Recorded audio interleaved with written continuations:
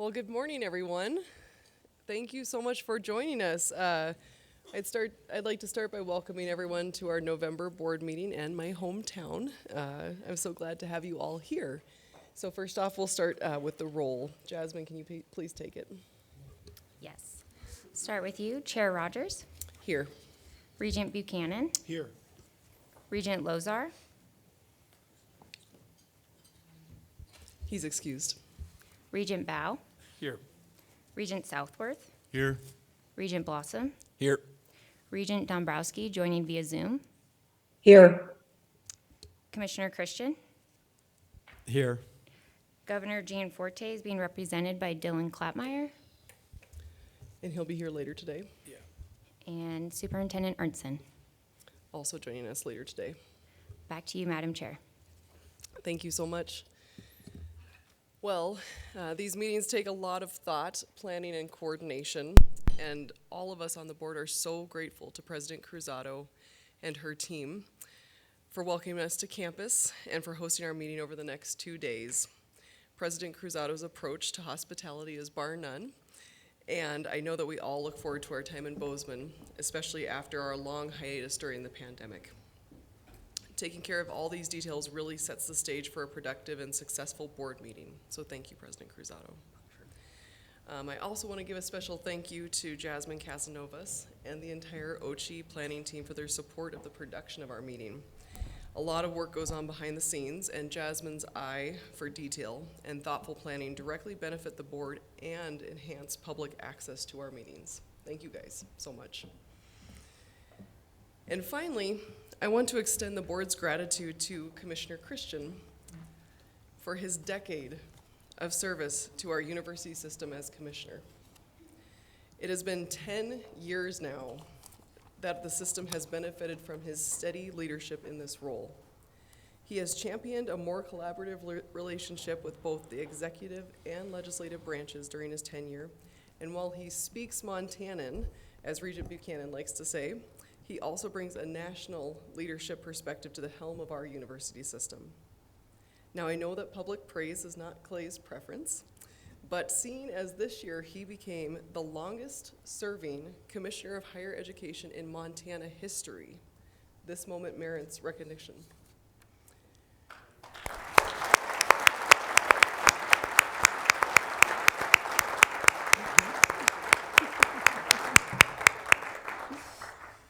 As former Commissioner Sheila Stearns shared, it is no small achievement. He serves in a position that has always been buffeted by hurricane force winds of change since the founding of the universities in 1893.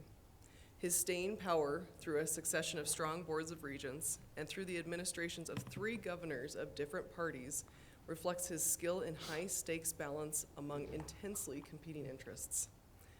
Congratulations, Commissioner Christian, and thank you for your service to the state of Montana. Now, while we're here to advance the work of the MUS, we're also here to connect with students, faculty, and staff to hear about your work, passions, and goals. Earlier this morning, we had the opportunity to share breakfast with leaders from the MUS Faculty Association, which represents the voice of faculty across the system.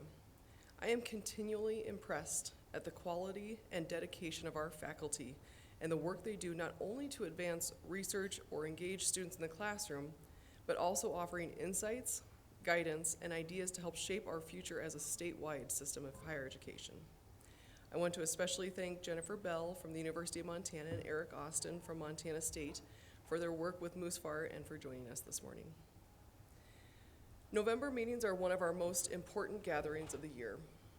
It's a time to continue the work of the MUS and make important decisions, celebrate success, consider ways to strengthen our efforts to meet the evolving needs of students in the state, and to enjoy the excitement surrounding the annual Cat Grizz Cat football game.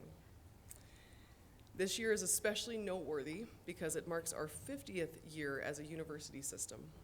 Over those past 50 years, the MUS has expanded opportunities for students across the state, streamlined vital services, strengthened policies and partnerships, and provided a greater range of programs and benefits than would otherwise have been possible.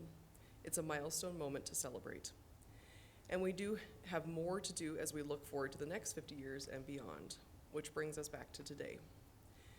We have a full agenda ahead of us, and I'm eager to dive in. In a moment, President Cruzado will kick things off with a campus update about what's happening here at MSU. We'll then get a report from Commissioner Christian, which will include a presentation from OCHI on 2022 fall enrollment numbers. We'll also hear from Amy Watson with the Department of Labor and Industry on the recently released Montana Post-Secondary Workforce Report. The report includes a wealth of information on state workforce needs and labor outcomes for post-secondary graduates. Superintendent Artson will also be here to provide an update from the Office of Public Instruction. And I do want to thank Dylan Klappmeyer and recognize him for joining us later today on behalf of the governor. We'll look forward to hearing from the governor on Friday. Later this morning, we'll hear from the Budget Administration and Audit Committee, which will include an update from Deputy Commissioner Tyler Trevor on the governor's executive budget that was released on Tuesday. For lunch, the regents will join student representatives from across the MUS. The board greatly looks forward to these lunch opportunities at each of our meetings to connect with our students and hear about their challenges and enthusiasm alike. This afternoon, during the Academic Research and Student Affairs Committee meeting, OCHI staff will share more information about how our Montana 10 effort is in providing greater access and more opportunities for more Montana students across the MUS. And we'll also hear about the Hilleman Scholars Program here at MSU, which has had outstanding success. Hilleman Scholars are selected for their commitment to academic success and, importantly, for their commitment to service. Participating students receive individualized mentorship, support, and it helps them to achieve their goals at MSU. The program is aptly named after MSU's own Maurice Hilleman, who after graduating from MSU became one of the world's leading vaccinologists. When we reconvene tomorrow morning, we'll hear from the 2-year and community college committee and receive reports on developmental education, work-based learning, and sprint degrees. And after our meeting concludes tomorrow, we'll then join the Board of Public Education for a meeting of the Board of Education. It's a packed agenda and really demonstrates the breadth and scale of work happening across the MUS in support of both our statewide higher education objectives and strategies and Montana's economy. And with that, I'll turn it over to President Cruzado and look forward to hearing more about what's happening at MSU. Thank you. Thank you so much. Chair Rogers, members of the board, commissioner, members of the Montana University system, we're delighted to have you here. Welcome to your university, Montana State. It's hard to believe, but it was 3 years ago that we last met here for a Board of Regents. So we have been missing you. So what has been happening at Montana State University? It's very exciting. This last fall, we welcome our second largest incoming class in our history, 3,752 freshmen. We could not be any happier nor prouder. So this is more or less what the student enrollment looks like in terms of headcount for the last 12 years. We have grown by 23%. But that's not the only important metric. Actually, for us, a more fascinating metric is that whereas we have grown headcount by 23% in that time, take a look at what has happened with full-time equivalent enrollment. We have grown by 31%. That means that students are taking more credits every semester, and that accelerates their path to graduation. Behind this effort, the secret to success has been our Freshman 15 program. If you remember, that was a program that we launched in 2011. It was a campaign that we wanted to encourage students that starting with their first year to start thinking about not only the additional pounds that they will put around their waistline, but additional rigor in their class schedule by enrolling every semester in at least 15 credits, paying for 12, and graduate on time. Is it working? You saw the growth in FTE. Take a look what that has happened in terms of graduation rates in that time. At the top of the chart, you have the 6-year graduation rate, which is what our federal government requires us to report. So you will see a growth from 47% to 56.6%, which is great. But for me, the most encouraging one is the one at the bottom. Take a look at the acceleration in 4-year degrees, right? From 19.8% to 35.5%. That's 16 points that we have grown in terms of 4 years. I always, when I welcome the freshman class with their parents there in attendance at the field house, I tell them that we already love each and every one of them, but we want to make sure that they graduate, that they walk across the stage 4 years from now. And, you know, I always receive a standing ovation from the parents when I say that. These are extraordinary students. We have this year we have been informed about 2 additional Goldwater scholars, Brooklyn Hunt and Shannon Hamp. Brooklyn and Shannon, now these are our 83 and 84 Goldwater scholars. This year, Montana State University is tied for position number 8 in the nation. So think about it. Out of 4,500 colleges and universities, your university is tied in position number 8 in terms of Goldwater scholars. After us, there are some other universities that you might have heard, like Yale and Cornell and MIT. We have an amazing, 2 amazing UDL scholars in Cassandra Baker and Atticus Cummings, incredible student leaders. And we have a finalist for the Gates Cambridge Scholarship, Brooklyn Hunt, who has already been admitted to Cambridge. We could not be any happier. Regent Rogers mentioned our Hilleman Scholars.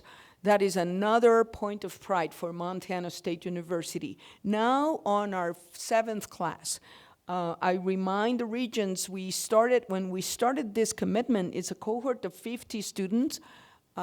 They are funded by university funds and also by private donors. And this last year, our deans decided to take some of their economies in their accounts, in their private donation accounts, and we were able to fund 8 additional Hilleman scholars. You will hear from them later today, and we have invited a panel of Hilleman scholars for the regions. These are the places where after 7 years, we have been able to recruit from every corner in the state of Montana, and I want to recognize the amazing contribution of our MSU Extension program in helping us identify those students, many of whom do not know that they too can be successful in college and come into Montana State. Speaking about student leaders, we have an outstanding crop of student leaders, and they are always looking for innovation. Their latest contribution is that on their own, they were able to identify and promote and establish a new MSU off-campus living office. It's important for us to provide as much support to our students who live in campus and who live off campus. Irrespective of their place of housing or residence, it's important that this office will be reaching out to all our students. Another very important program that we're very proud of is our suicide prevention at MSU. Craig Ogilvie, Betsy Asserson, Brian Kazar, and Marcy Torres are just extraordinary leaders. And this last year, with the help of our faculty member from the College of Arts and Architecture, we were able to participate in a competition hosted by one of the state agencies, and one of our posters from our students is delivering the good news about Montana Night 88. It's a hotline for students, for individuals who feel that they are having suicidal thoughts, so that they can reach out to this important lifeline. So another very important part of our mission, in addition to education and teaching and learning, is of course the great efforts that go behind in terms of creativity, scholarship, and research. This year is a banner year. This year, Montana State University crossed an important mark exceeding $200 million in research expenditures. This has been the growth in annual research expenditures at Montana State University, tracked from 1986, when President Bill Teets set us on the path of becoming a research institution. Take a look, from $15 million back in 1986 to $215 million this year. We're very proud of our faculty members. And our faculty members are being led now in that important endeavor by Allison Harmon, our Vice President for Research and Economic Development. Many of you know Allison because she was for years our Dean of the College of Education, Health, and Human Performance, and now she's providing leadership in our research endeavor. And it's working. Our faculty are being recognized nationally and internationally. This last year, we received an incredible boost when we learned that 4 of our faculty members were elected to the National Academies.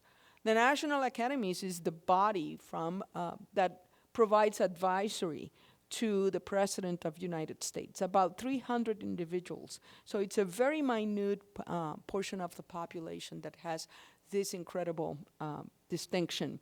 Joan Broderick was elected to the National Academy of Science. Joan's area of research is the biochemical reactions involving radical SAM enzymes, and SAM stands for adenosylmethionine. How's that? And it's a very important part of cell function. Dana Longcope was elected to the National Academy of Science because of his work with the solar physics and the sun's magnetic field. Dana, it's also the only solar physicist to be elected to the National Academy of Science. And he was sharing with us how when you're elected to the National Academies, you sign on this book that goes back to Albert Einstein's signature in it. And in the case of Dana, there's also a special distinction because his grandfather was also elected to the National Academies. So that's amazing. Alex Adams was elected to the National Academy of Medicine. She has been doing extraordinary work in community health in American Indian and rural communities.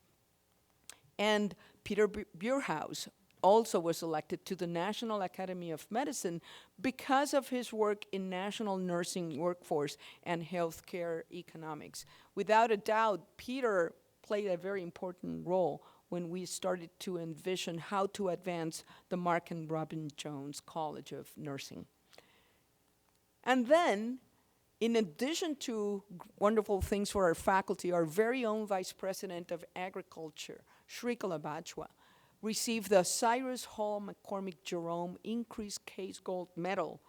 This is awarded by the American Society of Agricultural and Biological Engineers. Shrikala, it's an expert in precision agriculture, and we are very proud to have her. And she is now making sure that her expertise in precision agricultural technology is enhanced in the state of Montana. And we started by hosting the first ever boot camp on precision agriculture. Because of the incredible work of the College of Agriculture, we received recently a $10 million gift that will support programs in MSU College of Agriculture and also for the MSU Extension 4-H, specifically to make sure that we develop those young men and women in our communities. Extension continues to do extraordinary work. We are right now in the middle of this MSU Extension Reimagine Rural, where a survey is identifying how to strengthen small Montana communities and how to elevate them on the path to prosperity. That is an important part of what we do as a land-grant university. Of course, our commitment to our communities are expressed in different ways. We were talking before about the 50th anniversary of the establishment of the Board of Regents. It is also the 50th anniversary of MSU Shakespeare in the Parks, which takes the bark to every corner of this wonderful state and beyond. We also celebrated on March the 22nd, the 1972 Constitutional Convention with an amazing panel, great speakers, and 5 Montana Supreme Court justices were also in attendance. We were very honored to have that opportunity. Of course, it's not only about talking about the importance of community, it's also about getting out of Bozeman and reaching out to our communities, embracing them, learning more about what moves those economies. And that's why over the years we have been having our MSU annual bus tour. On the 7th bus tour, on the occasion of our 125th anniversary, we followed the arts and history of northeastern Montana. Next year, on the 8th annual bus tour, we followed the mountain and valleys economies in 2019. And then, of course, we had to stop because there was something called the pandemic. But this last year, we resumed our annual bus tours. We Follow the Water was our theme this year, and it took us all the way to Beaverhead. And one more time, I want to thank our colleagues from Western who welcome us on the field of their beautiful campus. So that means that after 10 years, we have covered almost the entire state of Montana. So this next year, we're going to go to the last 2 counties that are left, Toole and Liberty. So if you want to hop in that bus tour, just let us know. We'll be more than happy to have you with us. And speaking of communities, one of the most important ways in which Montana State University connects with our community is through our MSU Police Department. And just yesterday, we received a letter from the International Association of Campus Law Enforcement Administrators informing that Montana State University Police Department has received accreditation. It is the first University Police Department in Montana to receive that important distinction. And I just invited them to join us this morning so that the regions can, and the public can recognize the incredible work that they do on a daily basis. Would you please stand up and be recognized?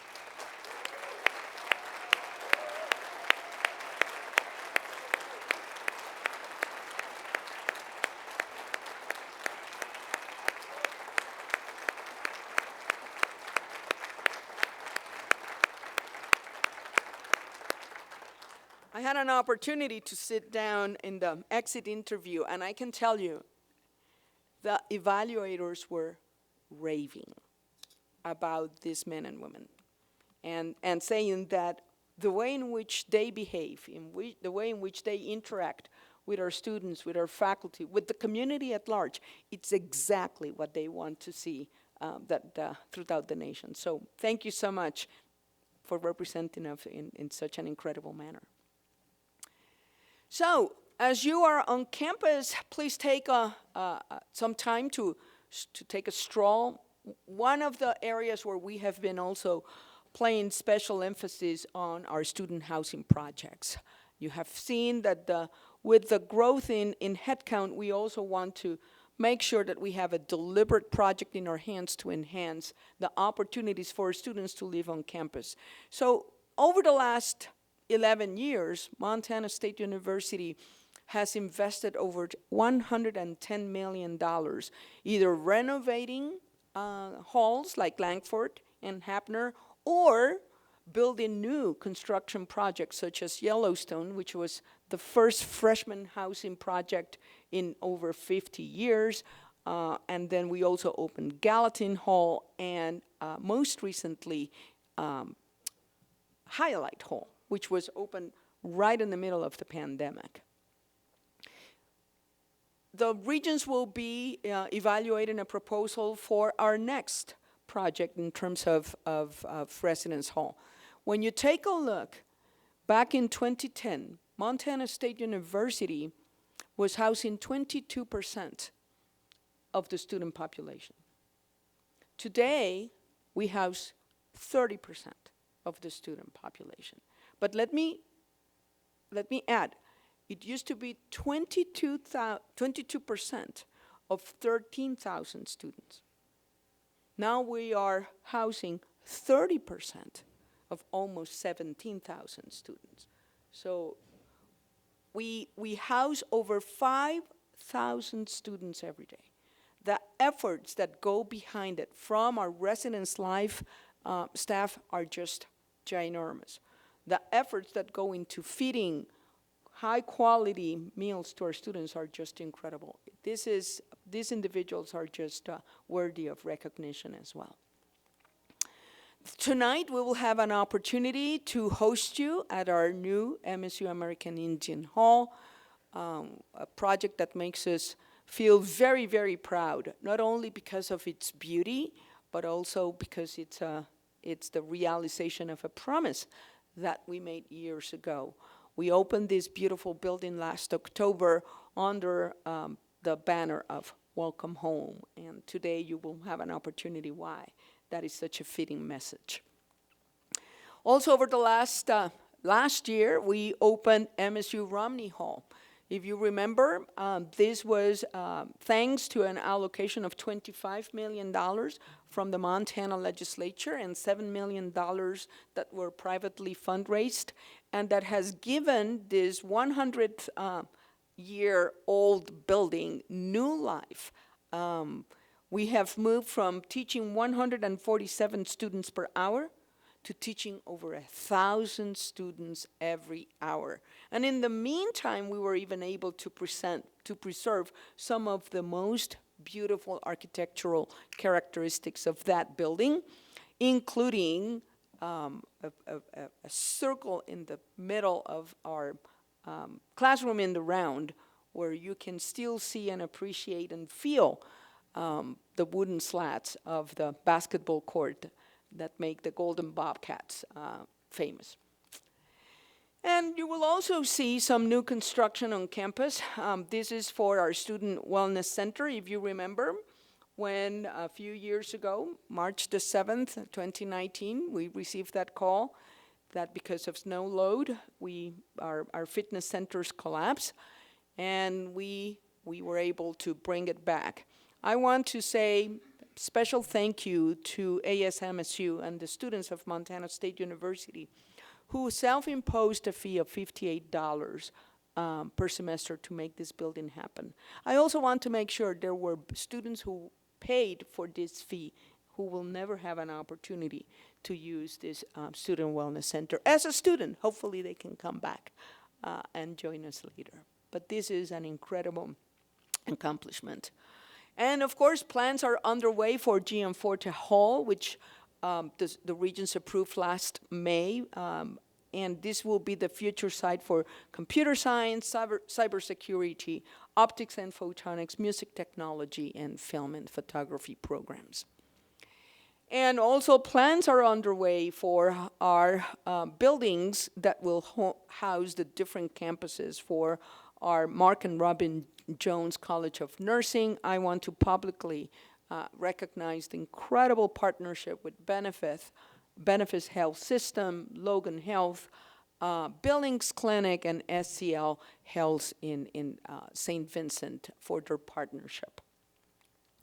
And speaking about the importance of rural health, the Regents have also approved and will receive an update about our efforts to obtain legislative support for the RIDE program. This is the Regional Initiatives in Dental Education program in partnership with the University of Washington.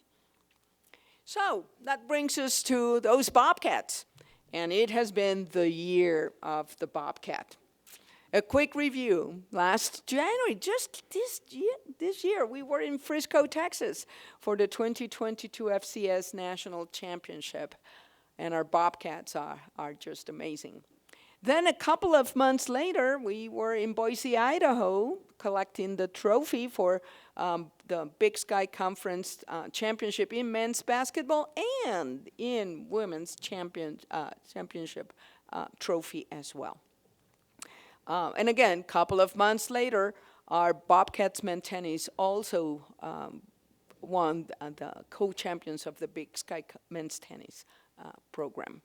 And needless to say, we're all looking forward to Saturday, and the energy was already off the charts. And then ESPN announced that Montana State University will host College Game Day. We look forward to seeing you at Bobcat Stadium and having a spectacular 121st Brawl of the Wild.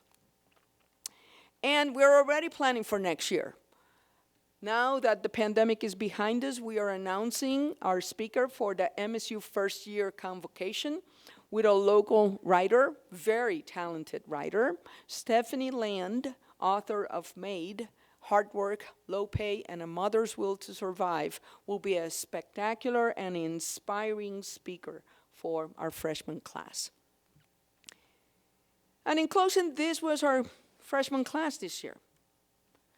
This is one of our most loved tradition, the M. And when I joined 3,752 freshmen on that field, I'm always in awe. And I think about all the conversations that took place at the kitchen table with their parents, with their families, right? Envisioning the future, thinking about how they're going to contribute to the state of Montana, how they're going to become engineers that can transform the world, who will address the problems here in our state or can go all the way to Kenya and provide potable water for those communities. Those Bobcat nurses that will go and do extraordinary things. Those scientists and future physicians and the teachers that will go and educate our rural students. And all of that happens thanks to you. Thanks to the incredible support that we receive from the Montana University system, from our colleagues. And this is just a heartfelt thank you from the bottom of my Bobcat heart to each of you. And with that, I will close with the TV ad.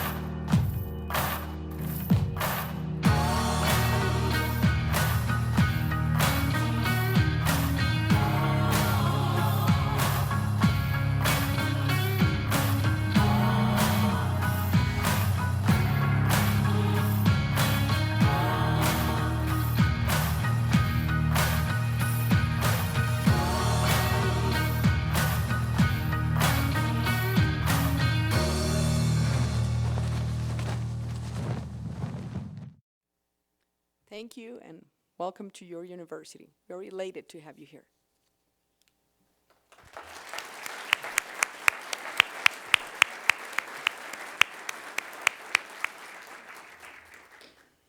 Thank you so much, President Cruzado. What a broad and impressive update for us. I just hope you know how much the board appreciates your steady leadership here at MSU Bozeman.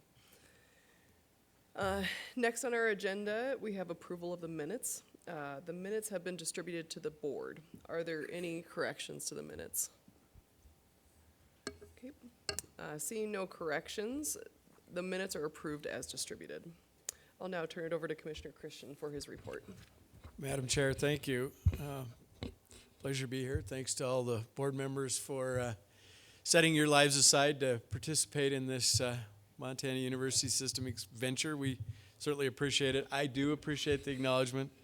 My good friend Regent Buchanan said if I would do this job a couple years, it would create a nice bridge, and that's the story I told my family, and a lot of people have been patient with me along the way, but it's been an incredibly rewarding period, and it's really come from a great group of people at Ochi that I get to work with every day, so I truly appreciate the work that we've been able to do over the last decade. Extend my congratulations to the MSU Police Department. Was not aware. That is a fantastic achievement. I saw law enforcement coming in the building. I thought probably Tyler had done something wrong again. But it was a relief to hear that it's just some great accolades, well-deserved accolades. President Cruzado, thank you for that introduction and your hospitality here. It's always great to be on campus. I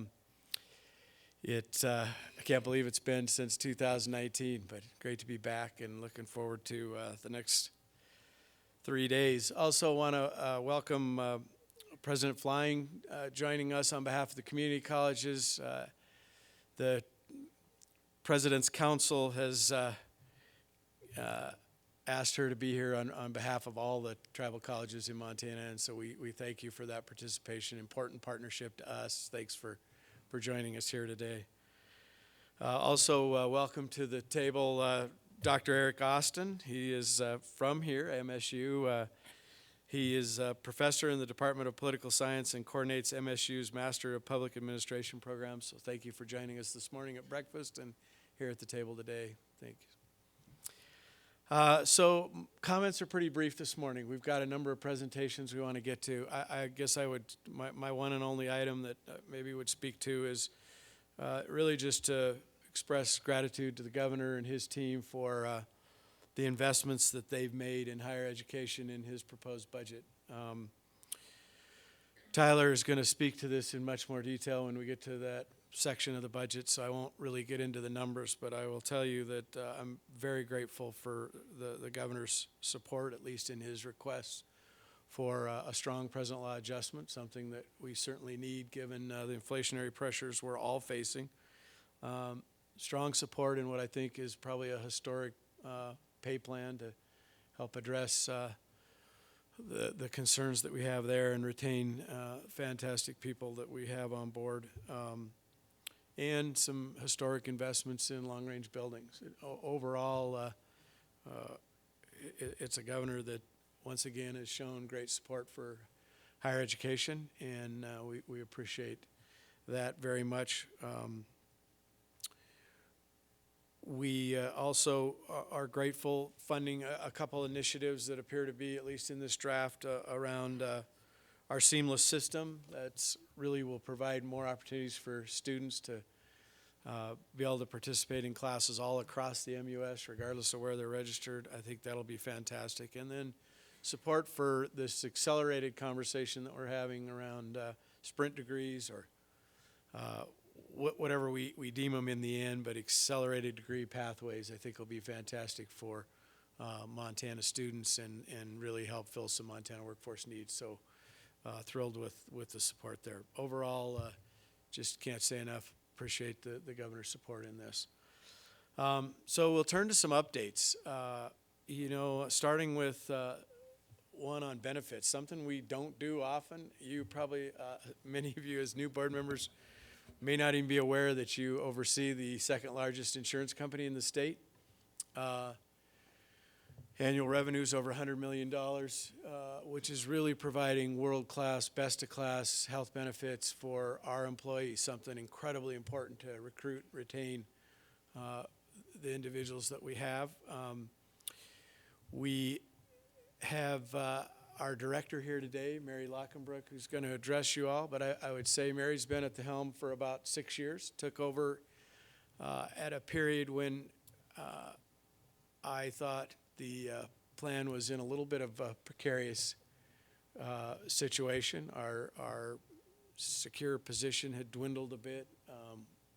There were changes made to the plan, and I'm just incredibly proud of the work that Mary's done. This is a plan now, in spite of pandemic and all things, that has improved its security position by over 7-fold, and it's done so while increasing benefits to the participants, and we have not seen an increase in premiums in 5.5 years. It's really kind of remarkable looking at today's environment and in healthcare. I know Regent Dombrowski's listening. I'm sure she's impressed with those numbers and wish that was the case all over the country. It's not. This is truly an outlier in terms of performance. So Director Lockenbrook is here and will talk to us a little bit about the ins and outs, but I just want to welcome her and acknowledge the great work of her team and frankly the Inter-Unit Benefits Committee, a group of 20 members that has people from all over the MUS, union partners all come together on a fairly frequent basis to help guide this plan and have done so magnificently. So Mary, please. Thank you so much, Commissioner Christian. It is truly an honor and a privilege to be here today and to have the opportunity to speak to you about our self-funded employee benefit plan. It is vitally important, I believe, to the success of our system overall. Much of the time we're focused on students and education, which obviously we should be. That's what our business is.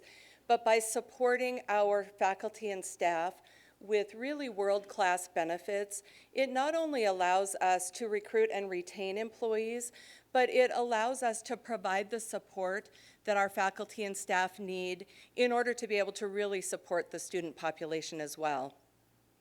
As Clay said, my name is Mary Lockenbrook, and I've been your Director of Insurance and Benefits since the spring of 2017. I served for a few months as the interim director and then was hired into the position on July 1st of 2017. I think it's important to first tell you that we have a comprehensive benefits offering that includes not only our self-funded health and pharmacy plan, but also self-funded dental and vision hardware benefits, fully insured life insurance, accidental death and dismemberment, long-term disability, flexible spending accounts, employee assistance, disease management, wellness programs, and mandatory and voluntary retirement plans. And while my focus today is on our self-funded health plan, I would be remiss, I believe, to not mention our core mandatory benefit of long-term disability. This has really come to the forefront over the last 3 years when we have seen young people, young faculty and staff, really in need of that long-term disability benefit. I had a conversation with a family probably about 6 to 8 months ago where they were really concerned about what would happen to one of our staff members who had been involved in a horrific, catastrophic situation, and the family was not aware that our long-term disability benefit is a core benefit, and all of our employees, all of our benefits eligible employees have that benefit.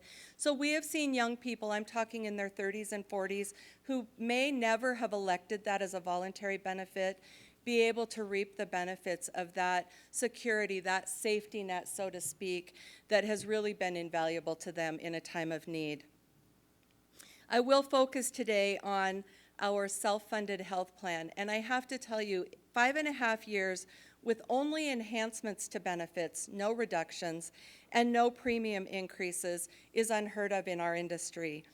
And it might beg the question, how could that happen in a plan like the Montana University Systems? And I think that Commissioner Christian kind of led you into that. We have a collaborative partnership, first of all, with our executive team at OCHI. I receive great support and guidance from Commissioner Christian and the whole executive team. Truly a collaborative relationship that has expanded from our attorneys to our Director of Budget and Accounting, and people really coming together to make things work and to make sure that we're doing the right things for people and that we're also in compliance with all of the important regulations. In October, the Kaiser Family Foundation released a study indicating the average out-of-pocket premium cost for a family on employer-sponsored health care was over $6,000 a month in 2022. Compare that to the university system's $1,300. Premiums have increased over the last 5 years on average at 28.2%. The Montana University System's increase is 0. I took a look just to see a local plan, and the Bozeman School District 7 has a plan. They actually have 3 options, but they have a plan with a $2,000 deductible. The university system has a $750 deductible.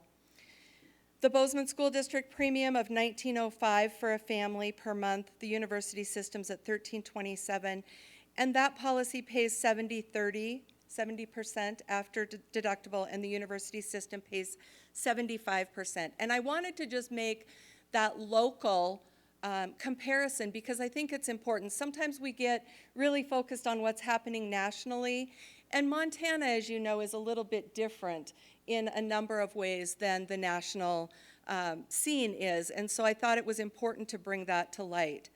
So when I took over as the Director of Insurance and Benefits, our first big undertaking was to get a centralized enrollment and eligibility system in place. And there were a number of reasons that that was really important, and we lovingly referred to it as our BEBA, or our Benefits Enrollment and Benefits Administration System. And that actually, we started in 2017, and it was live in March of 2019. It was a huge undertaking, heavy lifting, and it would not have happened without collaboration from our campuses, from our Inter-Unit Benefits Committee, and our OCHI IT Director, John Thunstrom, was a big, big help and really invaluable in bringing that to life. That has helped us in numerous ways in terms of some accounting requirements, in terms of compliance with state and federal legislation, and in being able to reconcile the premiums to the plan. It's helped us in responses to the legislative auditors, and I think has given them more confidence in the plan in terms of how we account for and how we process the enrollment. And then finally, I think I'd tell you, in terms of how we do this, I work with a dream team. And I say that with all sincerity. The knowledge, the experience, the skills, and above all, the care for people really make a difference in what we do. The engagement of IUBC and the guidance and support of Commissioner Christian and the executive team, of course, are invaluable to us. I wanted to dive in just a little bit because I can tell you that we have knowledge, skills, experience, but what does that mean when we get into the weeds and talk about day-to-day, what are we doing that is different than some other health plans might be doing? One of the things that we do very well is focus on risk management, both financial and clinical. We review on our plan every claim over $50,000 before it is paid. That's a huge endeavor because it allows us to catch some things before payment. Prepayment is the key to making sure that you can correct errors, that you can have a deeper dive into maybe a clinical review, because once the payment has been made, it's really difficult to engage the necessary parties to get what we need in terms of making sure that things are accurate and done appropriately from a clinical perspective. We receive weekly inpatient reports. That allows us to get ahead of the curve on some of the risk. It allows me to have communications with Commissioner Christian if there are big things, and I think that's been a key component in terms of bringing our plan to where it is today compared to where it was back in 2016, which was really some pretty shaky ground. We do some internal case management. We were case managing mental health and substance use cases long before mental health parity was at the forefront at the national level. That's really important because many of you probably are aware that in terms of mental health, access is very difficult. And so when we are able to work internally and help families navigate whether it's access to outpatient care or to appropriate inpatient or residential care, it really makes a difference both to the family dynamic and to the quality of care and the timely access of care the patient receives. I stay abreast of legislative activity at both the state and the federal level, and that's really important because sometimes we're required to make really quick changes. I always said, and I was proven wrong, I used to say that, tax law doesn't change overnight. There's not a lot that we have to pay attention to, right? Well, the pandemic proved that wrong. We found out that tax laws can change overnight, and they did. A good example of quick reaction was when the over-the-counter COVID tests became eligible for payment under health plans. And I think it's important to note that Health plans were given a 1-week time frame to turn that around and make it happen. And I will tell you, most group plans did not do that. In fact, Medicare had to put that coverage kind of on the back burner because they said it would take them 6 months to be able to process those claims. In that 1-week time frame, because we had been following that activity since long before it ever was signed into law, we were able to do that. It did require a manual procedure and process, but we were able to accommodate our faculty and staff and get payment as quickly as possible so that they were reimbursed in a timely fashion. And I think the biggest thing really is care for people. I always say, you have to recognize that when people are utilizing their benefits, they are typically under stress. That stress may be emotional, it might be physical, it might have to do with the stress in a family dynamic, or it might be financial, and sometimes it's all of those. And I think that care for people goes a long way in being able to help them navigate, help them understand, help them get to what they need in terms of family support, quality care, and the best decisions that can be made in terms of their physical health, their family members' physical health, and the financial means that they might need to pay for those services. It's important to note, I think, that we have worked on improving outcomes and supporting families and reducing spend in the plan without cost shifting. So that's where you see the benefit of, we've enhanced some benefits, we've added some value to the health plan, but we have not cost shifted in terms of increased deductibles or co-payments or out-of-pocket costs. I think we do all of this with flexibility, initiative, commitment, and perseverance. Many times it feels like we're pushing boulders uphill, but it's really important work, and so we stay behind it to make sure that we're successful. We're in year 3 with our one single third-party administrator for our medical services, which is Blue Cross Blue Shield of Montana. They do offer their nationwide coverage through the Blue Card program, which has been very good for our plan in terms of the discounts that we're able to obtain, as well as utilizing some of the quality providers out of state. In addition to that, they do provide coverage worldwide. And we have heard from faculty and staff that they really appreciate the out-of-state and the worldwide coverage when they have young people on their plan. So many college students are actually on their parents' plan because they can be covered until they turn 26. When I talk about the legislation and why it's important that I can constantly stay abreast of what's happening even before things become law, is that sometimes, even if it doesn't appear that something will affect our group health plan, we find out when we get deep down into it that it really does. And a good example of that is the recent Federal Inflation Reduction Act. And while it appears on the surface that that only applies to Medicare, actually we have to dig down into the weeds and recognize that we have to provide creditable coverage. So that means that we have to be in sync with Medicare in terms of things like the $35 copay for insulin. So those are things we have to examine, and they're conversations that we have regularly to make sure that we are prepared, even if something might be a 25 or 26 implementation, that we're prepared for that when the time comes. One of the things that we learned through the pandemic was that there is an interconnectedness between work and life, and I think that that has really played into how we view our employee benefits. There was a spotlight shown not only on mental health, but on the value of benefits. Employees, I think, started to reach out and ask questions more between March of 2020 and the current day than in all of the years prior. People really now are more concerned about what their benefits are and wanting to understand how they work for them and their families. I'll just give you a couple of studies. A Glassdoor survey looked at the top factors job seekers are looking for. Results showed salary at 67%, benefits at 63%, and location at 59%. In a study conducted by the Employee Benefit Research Institute, 60% ranked health insurance as the most important benefit to their workforce. So I think it just really kind of shines the light on the fact that employees are starting to understand the value of the benefits package in their employment relationship.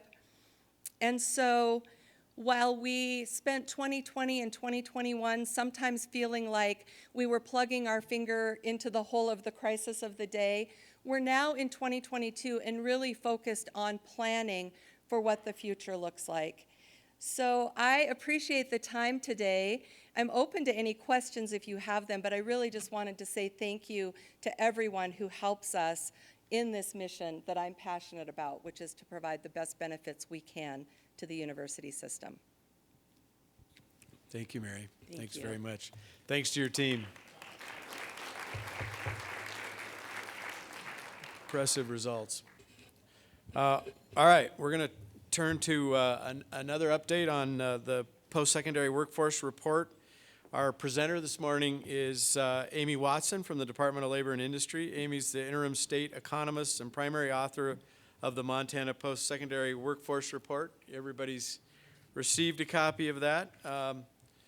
Report gives you a detailed look at state workforce needs. I found it particularly interesting and rewarding at the percentage of Montanans that go through our system, stay in Montana, and are employed immediately after and in the 10-year period following.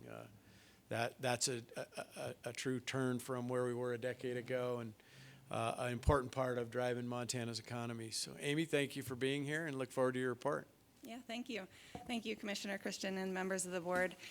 Again, my name is Amy Watson. I'm the state economist with the Montana Department of Labor and Industry, and I'm here today to present to you all the post-secondary workforce report, which was produced by the Department of Labor in conjunction with the Office of Commissioner of Higher Education. And the purpose of this report was really to analyze how well our post-secondary workforce system is able to meet the needs of the Montana economy. The initial report, this may sound a little bit familiar to you. The initial report was published back in 2017. At the time, we called it the Statewide College Report. We've rebranded it a little bit to reflect some updates that we've made to the report in our expansion of what we consider the post-secondary education system.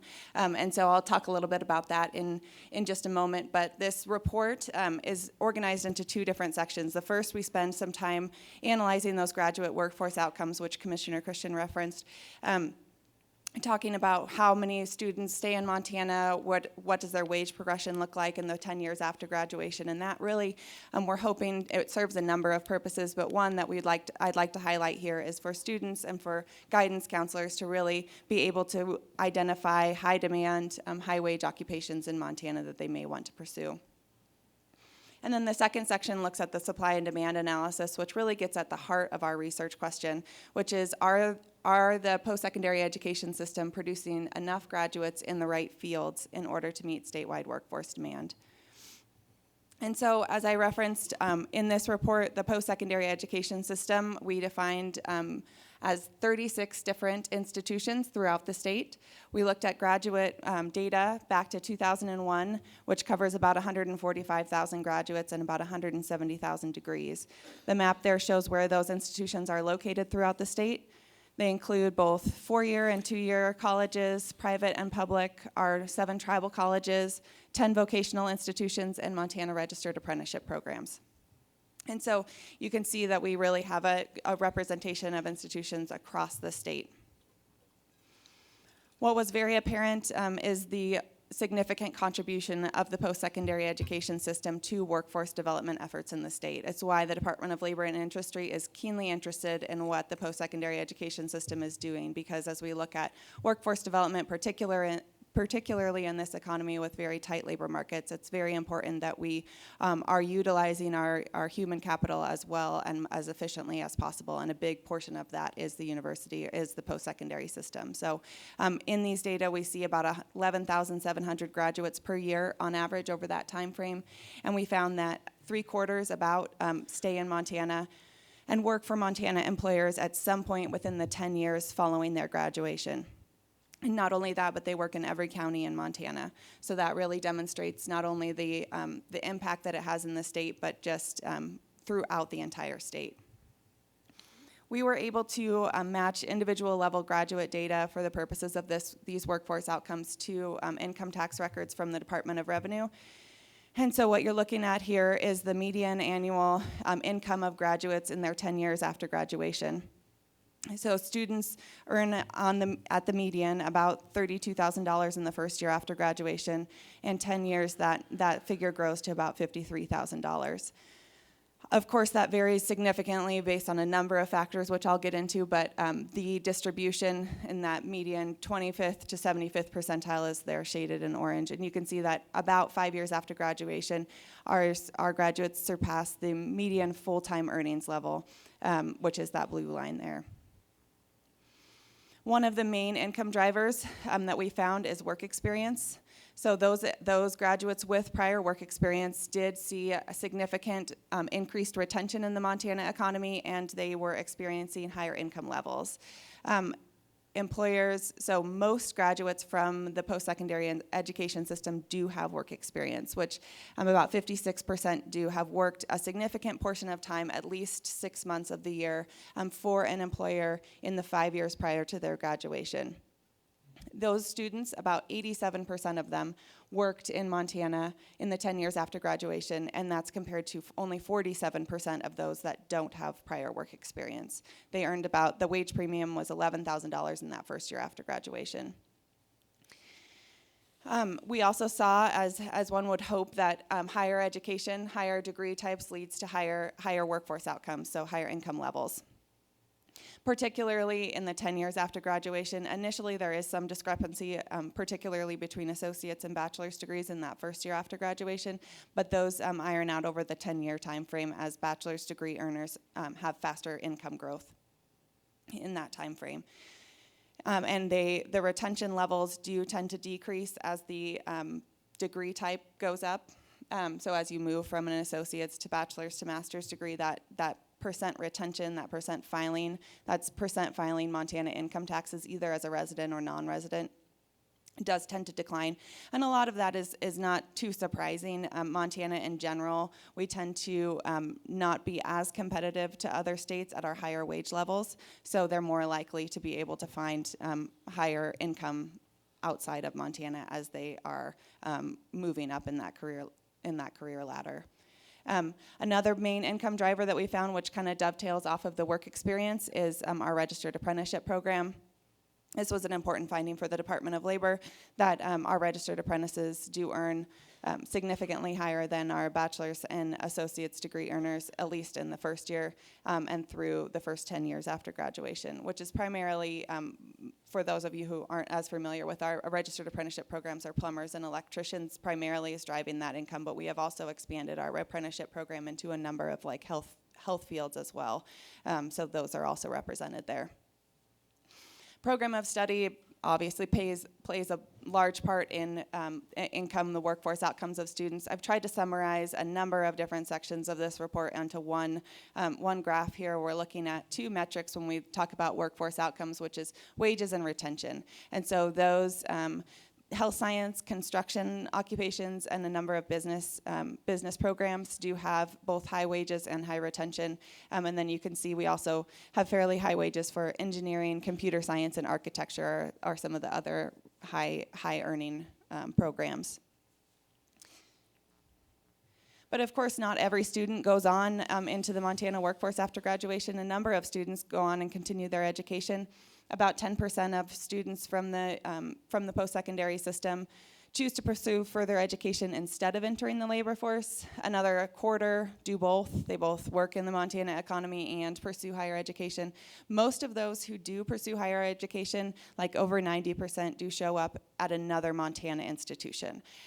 Those who do go out of state most commonly go to another western state. I think Colorado, Washington, and California are the top states for out of state, are the top states that students go to. In total, about 19% of our graduates are unaccounted for when we look at Montana employment and continuing education. These students may have graduated and they may not be in the labor force. Maybe they're at home taking care of family, or maybe they were able to find employment in another state.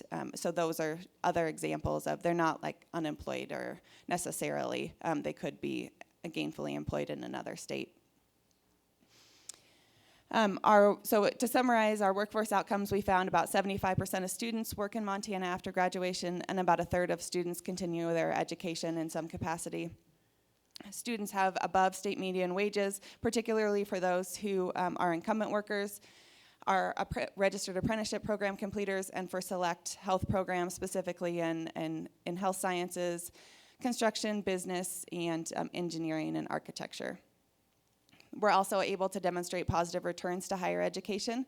This is an important piece when we think about asking students and our workers to continue to invest in their own human capital. We want to see that result in higher income levels for them as well. But then the question becomes, these students they have stellar workforce outcomes, but are there enough of them? And that really gets to the second section of this report, where we looked at the supply and demand of graduates. And so what we did, to measure the demand for workers, we used the Department of Labor and Industries employment projections that we produce over a 10-year time frame from 2020 to 2030. So this pie chart shows the percentage of those, the educational distribution of those job openings. And so the majority of our occupations, about 72.5%, don't actually require any college education. But we focus, for the purposes of this report, on the nearly 18,000 or 17,000 job openings that we will project annually over the next 10 years for at least some college education. So those occupations were the emphasis on this report. And then we use the supply from the post-secondary education system over the last 4 academic years, ending in 2020. And so what we found is in this analysis, we found about 62% of our high demand occupations that require some level of college education are undersupplied, specifically in areas of social work and mental health, construction, early childhood education, and healthcare professionals, particularly some at the certificate and associate's degree level, but primarily at the graduate level, we see a lot of that. So then the question is, so do we just need more graduates? I mean, 62%, that's a fairly high number. That's over half of the majority of our high demand occupations. And of course, as any economist would tell you, the answer is always, well, it depends. It depends on a number of different things. And I just wanted to highlight a few of these options. The first is that we simply just don't have enough graduates. And so in that case, yes, we would need to increase post-secondary capacity. But there are a number of other reasons that a job might be undersupplied, and I just wanted to touch on those briefly. One of them is that there are enough graduates from a particular program, but they are not pursuing that undersupplied occupation for reasons that are more market-driven, like that wage is not comparable to other occupations that they may be prepared to fill, that they may be prepared for from that program. Another option is that they are working in that undersupplied occupation, but they're just doing so in another state. This is particularly true for, as I mentioned, our higher wage occupations. Some of them aren't. Some students, once they graduate, can find higher income levels in other states. So it's not just about the sheer capacity at the university system or at the post-secondary education level. It's also about those market forces that are impacting whether or not or how students pursue their career after graduation. But all that said, there are a number of expansion candidates that we did identify in this report. We focused on undersupplied, high wage, and high demand occupations that require at least some post-secondary education. And what we found is those are listed in this table here on the left-hand side. So the electricians, plumbers, again, through our registered apprenticeship program, and then some high-level graduate professions and healthcare and software developers. Now, I also wanted to mention some of our occupations that showed up as undersupplied and very high demand, but weren't higher, what we would consider high wage, which is above $20 an hour for reference. So, and I wanted to mention these briefly because they do provide such critical infrastructure and support for our economy as a whole. Early childhood education, mental health counselors, social workers, and CNAs or nursing assistants were large needs in the Montana economy, and despite their low wages, I felt it necessary to mention that as well because of the critical role that they play. We also did this analysis by program, so looking at the 85 different programs that are offered at those 36 different institutions, we found about 52% of those programs are meeting or exceeding workforce demand. So of those programs that you're offering at the post-secondary system, the majority of them are meeting demand or exceeding demand for workers. Some of those programs that are undersupplied, there's about 48% of those programs are undersupplied, and I just wanted to highlight a few here. In nursing, in education, in construction, our computer and information science, and then some in our humanities programs. So social work and law, surprisingly, there are, according to the data, not enough lawyers in the state. So, Super surprising. yeah, that was shocking to me, but you know, the data doesn't lie, I guess. And so the regional, we did this analysis by region because as a large state with a very geographically dispersed population, it's not necessarily enough to say we have enough graduates, enough nurses, or enough computer scientists, but we need to make sure that those individuals are actually in the areas of the state where they're most needed.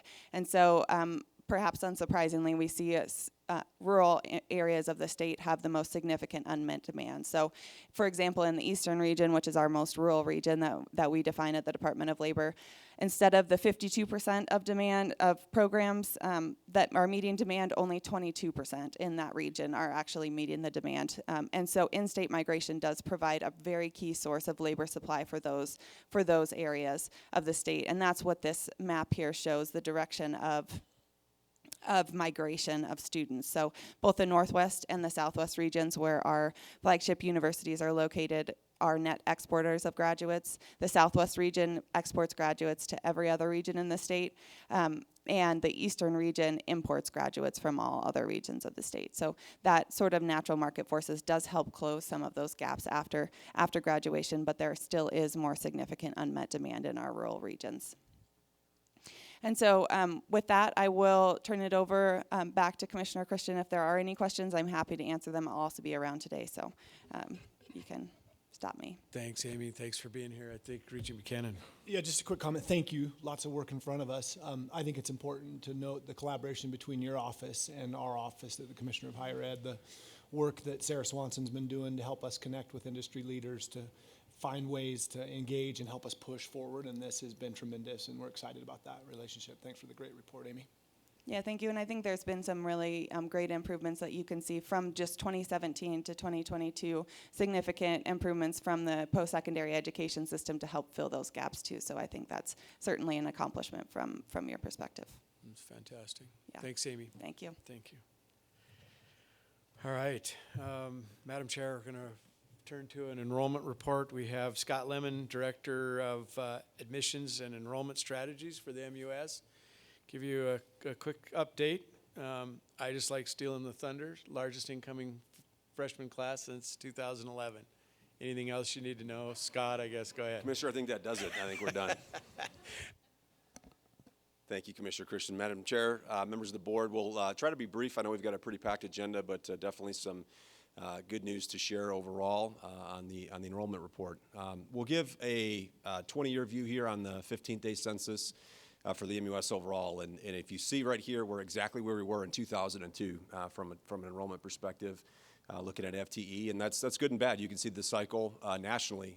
We're not unlike what's going on across the nation. So 20-year enrollment trend overall. And so you can see it peak in fall of 11 due to the Great Recession and those that are coming back to cross-train, retrain, re-engage in higher education as the economy improves and folks either graduate or find other ways to get back into the workforce. With more opportunities, we're seeing that steady decline from 2011, that steady drop overall. And so making a connection to the economy and where we're at today, we'll see how this ends up here in the next couple years, but we're seeing that trend in line with Montana, in line with the national averages for what's happening on an enrollment trend perspective. I get the question all the time. Folks in Montana think that only Montana is affected by enrollment declines, and that's not true. You know, from a national perspective, you can see the different classifications of institution across all sectors, from private, public, 2-year to 4-year, and every category but one is down in this period of time from 2018 to 2022. We want to show the slide quite a bit. This is clearinghouse data, so from a national perspective, you know, enrollment is down across the board. It's not just Montana. And we have these conversations on our campuses. We have this conversation across the state with key decision makers and communities, and they think it's really just that campus or that state that perhaps has seen that decline. That's not true. Nationally, all these institutions are affected in one way or another from an enrollment perspective. The entire system, as Deputy Commissioner Trevor likes to say, you don't have to memorize this. There's dashboards. John Thunstrom's here.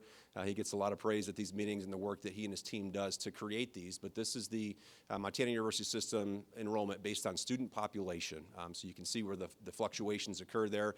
Resident undergrad is the number one, you know, point of distinction when you look at the decline in our number of resident undergraduate students engaging overall, and then the increase in the non-resident undergraduate population to the system as well.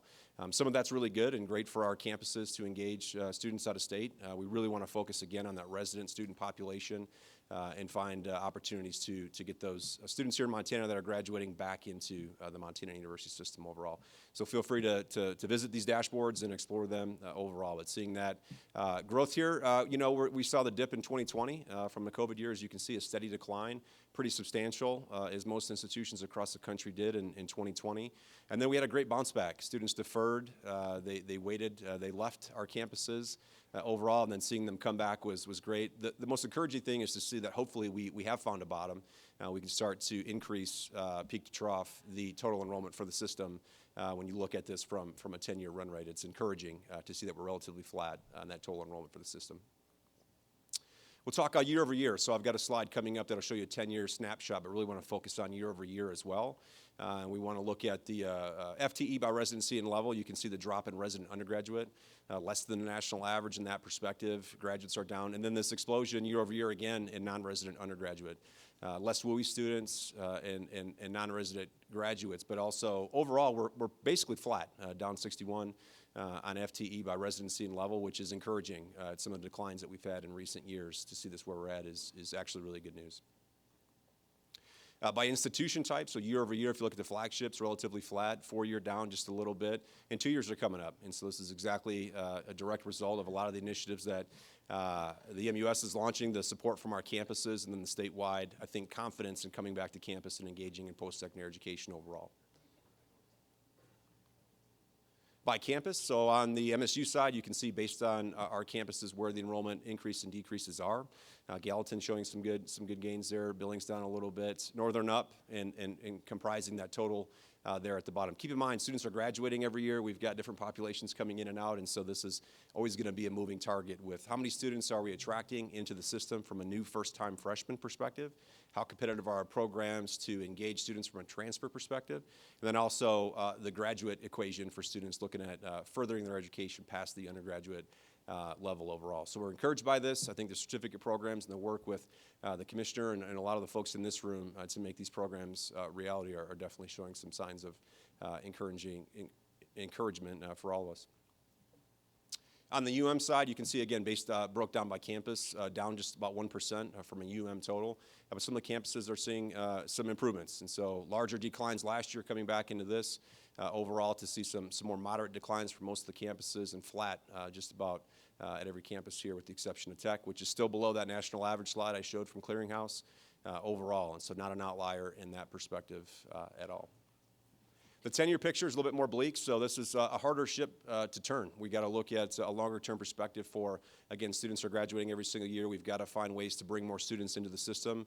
I'll talk about that here in a second from a new first-time freshman perspective. But you can see just from an MUS perspective what a 10-year comparison looks like, down 15% overall in that head count, broken out by campus, some substantial losses at our campus from overall FTE from a 10-year run rate, and that percentage and headcount difference, with the exception of MSU Bozeman and Gallatin, you're seeing some pretty substantial declines there that we're going to continue to work at improving, and hopefully in 10 years we're looking at this slide and we're seeing some really positive trend lines as well. But this paints a little bit bleaker of a picture. I wanted to provide this to the board to show that 10-year picture from an FTE perspective on our campuses. Some good news, as the commissioner said. I think I could have just maybe had this one slide up there and then walked off. But it's our highest number of entering freshmen in the MUS since the fall of 2011. So incredibly encouraging news. This is really where it begins in a lot of ways on the enrollment picture, because we've got to look at finding ways to get more freshmen into the system. We want them to graduate. We want them to succeed. We want them to take that credential into the workforce here in Montana, and making sure that we're able to do that. And so most encouraging is certainly seeing the increase in 21 from the COVID decline, but then to come back again here in fall 22 for first-time freshmen is incredibly positive news for the system, that we're on the right track, and hopefully, again, we're finding a bottom with our first-time freshmen overall, and we're going to be able to bring up these students to the MUS system moving forward. First-time resident freshmen, and seeing this growth here as well. You can see the campus is broken out down there from 2011 to 2022, but that increase again this year from the resident perspective is also incredibly encouraging. And so we know the non-resident students in our system provide diversity and add tremendous value to the work we're doing, but we are laser focused on our in-state population. We want to make this a focus. We will continue to make this a focus in all of our outreach efforts and work throughout the system on the campuses, all the way to the commissioner's office. And so seeing this again increasing overall is incredibly encouraging from my perspective and everyone that works in this space. This is a number that we're going to be monitoring closely and want to get back to those 2011 numbers as soon as possible.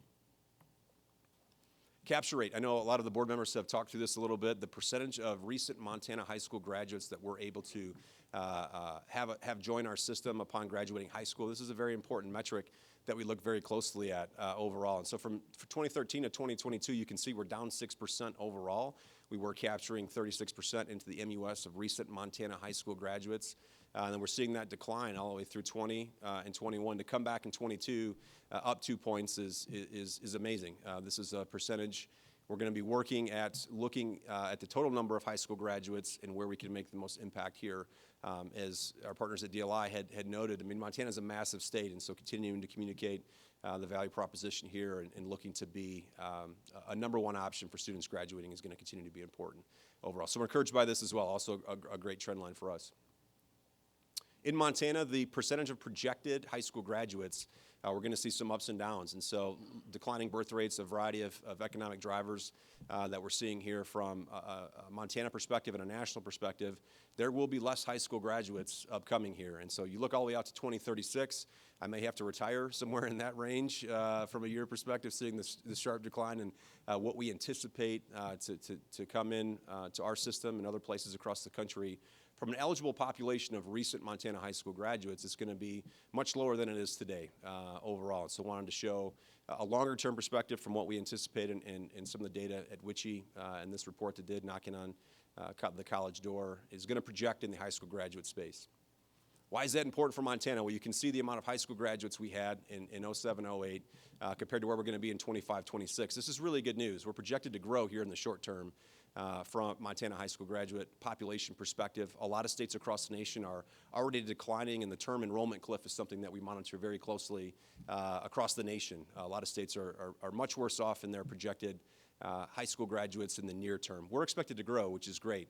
It also means we need to be prepared for other states to come into Montana and look to our high school graduates and entertain their programs out of state for our graduates too. And so we also need to be mindful of that, be prepared to play offense and defense, so to speak, with the amount that we're communicating to our populate high school graduating classes on staying in the MUS and graduating here in the MUS as well. So some encouraging news in the short term for the amount of high school graduates we anticipate, and we'll continue to monitor some moving forward. Very important for us to do what we can here in the short term and work with these graduating classes to continue to communicate that overall as well. So wanted to give a brief update here on enrollment, some great trend lines and things that we're excited to continue to report out overall, and happy to take any questions if the board has. Madam Chair, that concludes my presentation.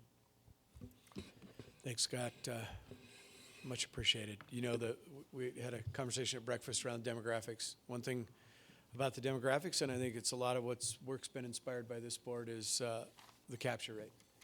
We're still capturing a thin slice of Montana students. I think as we improve that, the demographics are much less scary to meet our workforce needs.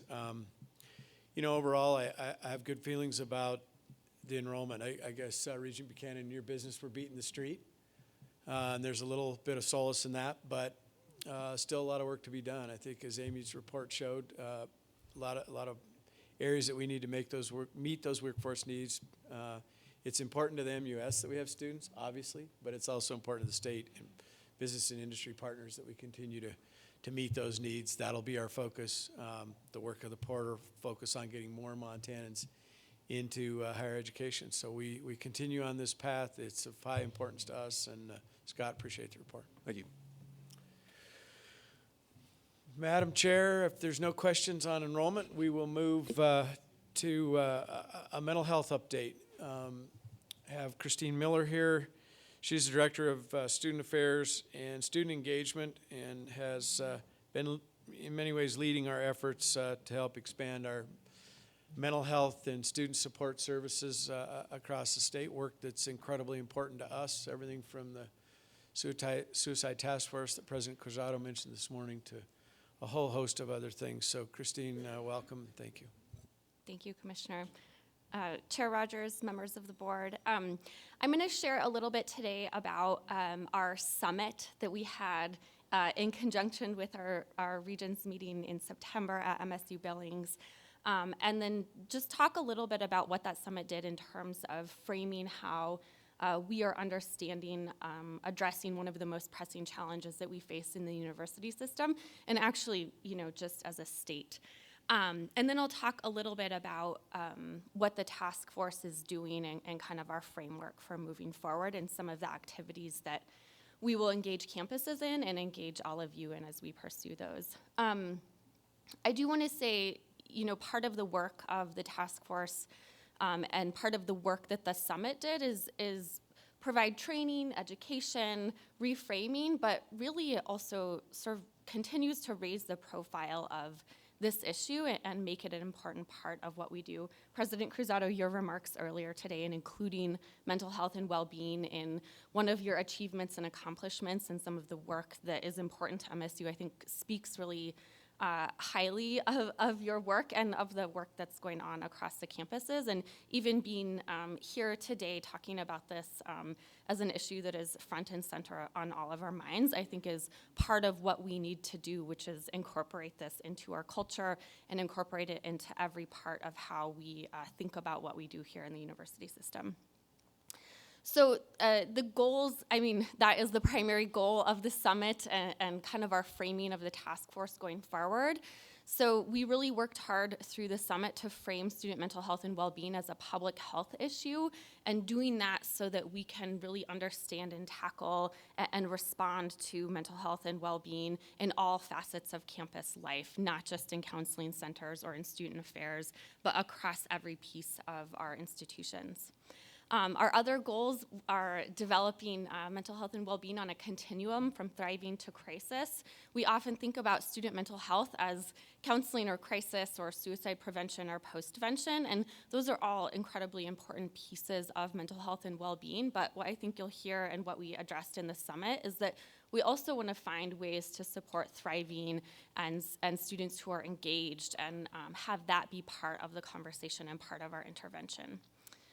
Importantly, we also used the summit to address and understand the mental health and well-being needs of students as it relates to our academic mission. We had Dr. Sasha Zhou from Wayne State University. She's a co-PI on the Healthy Mind Study.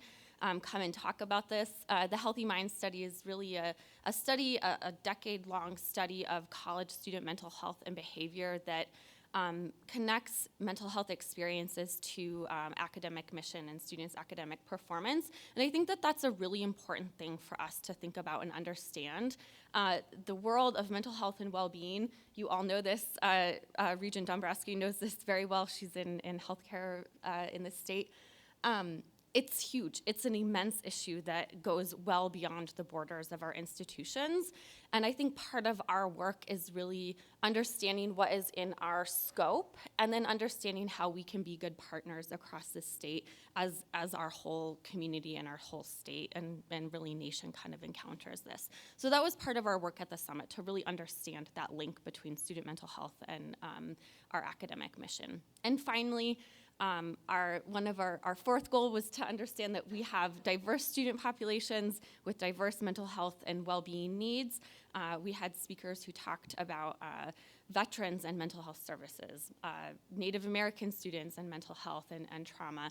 So we had a whole kind of range of sessions and information and training on the diverse needs of our student populations across the state.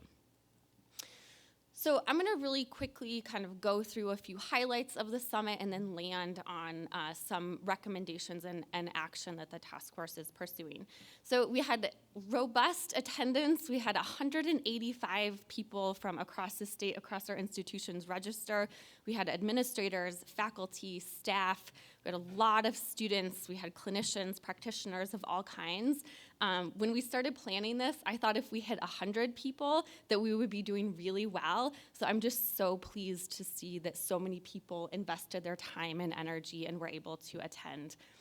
As part of the summit, we had a certified peer health educator training. We had 25 students attend that. I think we had 20 more staff members attend that from across institutions to learn about whether that was something they want to bring to their campuses.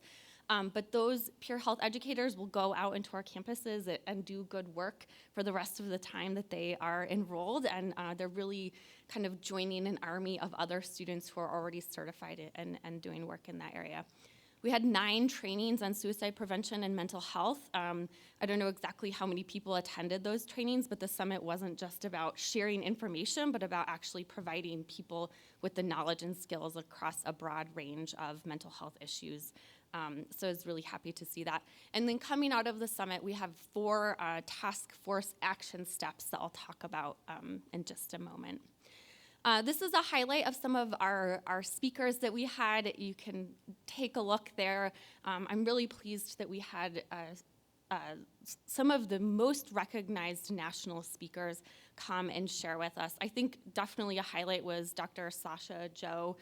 We will be administering the Healthy Minds study across every institution in the MUS. We're continuously working with her and Healthy Minds and are just really grateful to have that partnership. Dr. Annie Belcourt from UM talked about Native American students and trauma. We had David Arnold giving a talk about designing institutions for wellness. I don't know if any of you attended that, but it was quite a dynamic session.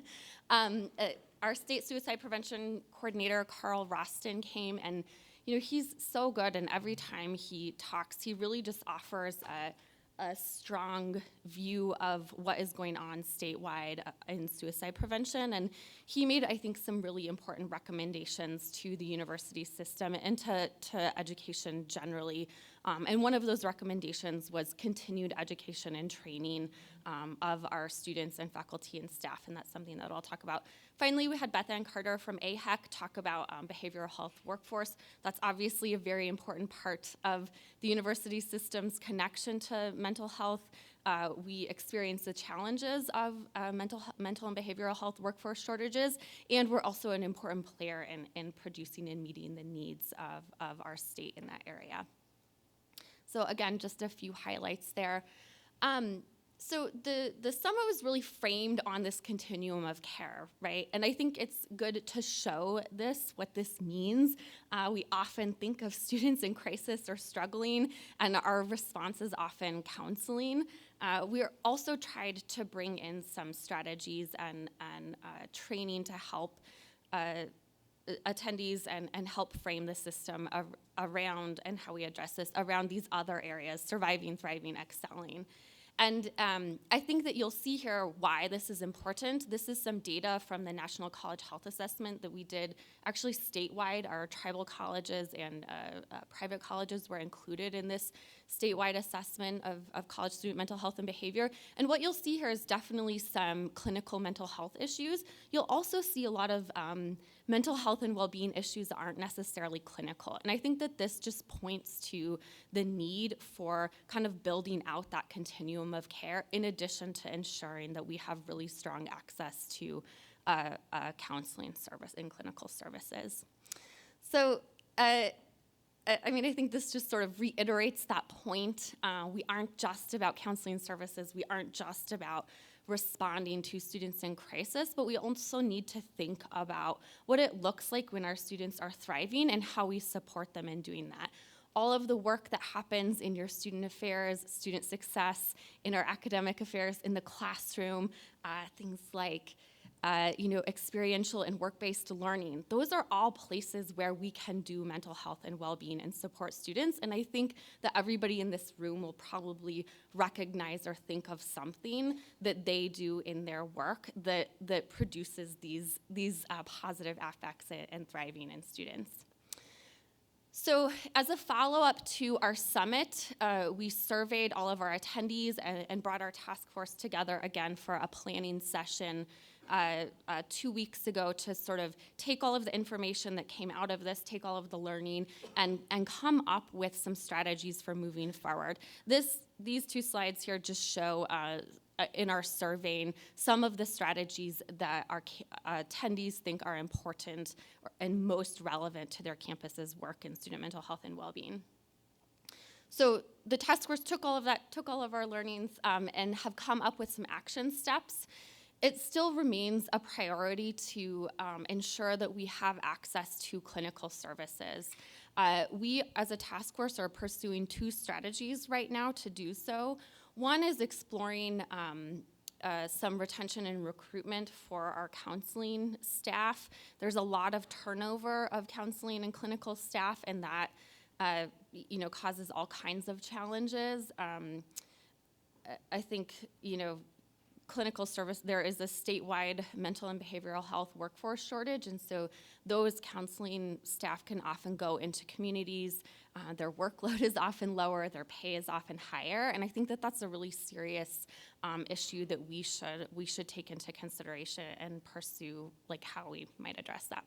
The second thing I think is really exciting. I've been talking with campuses across the system about potentially expanding their clinically supervised and sort of subclinical supervision or practicum for graduate students.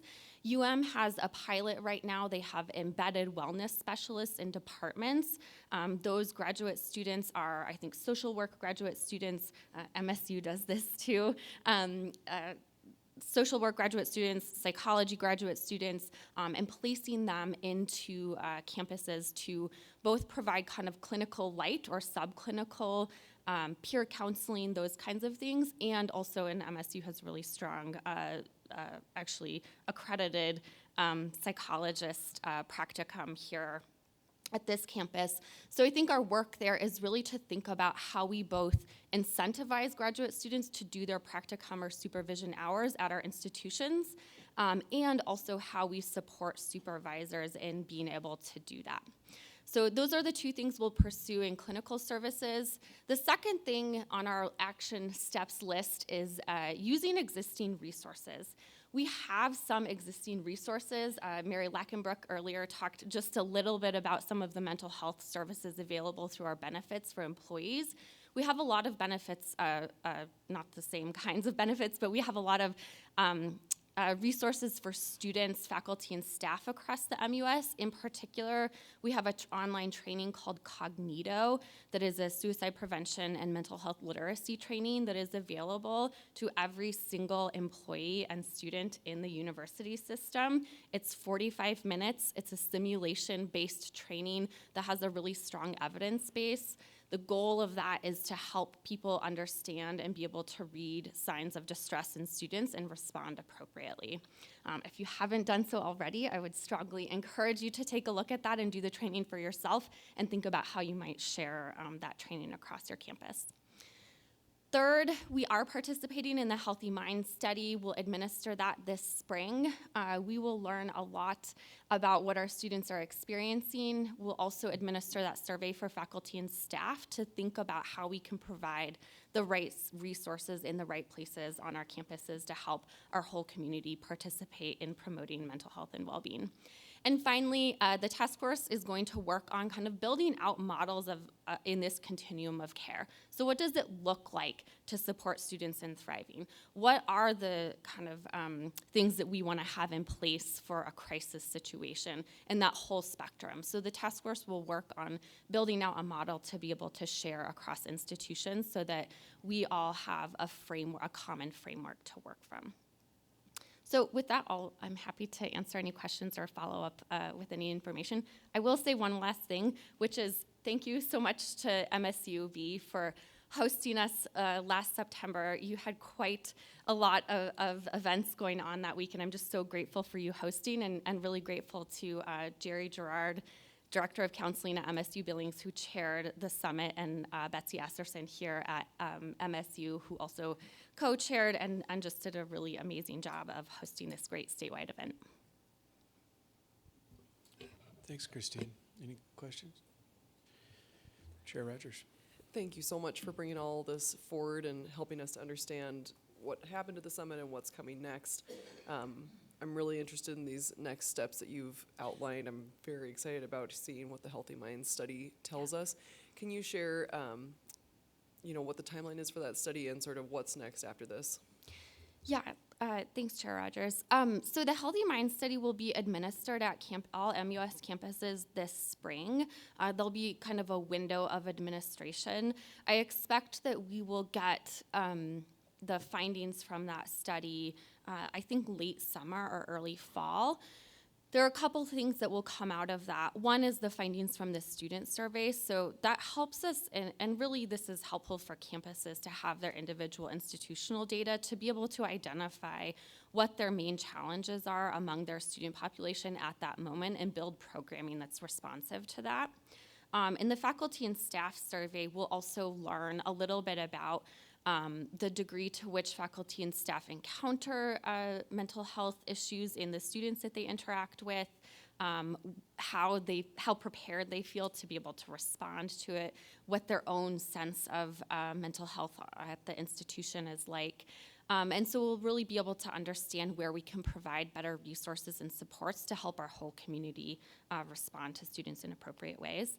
And then the third thing that is, I think, really exciting that will come out of the Healthy Mind Study is a return on investment analysis. So the Healthy Mind Study has built kind of this return on investment tool to understand how counseling services, wellness supports, what that means in terms of retention, and then what that means for institutions in terms of return on investment in those services. Thanks, Christine. Appreciate it. Appreciate you. the work there. Nothing more important to us than keeping our students safe and our faculty, staff healthy. So thank you. Thank you.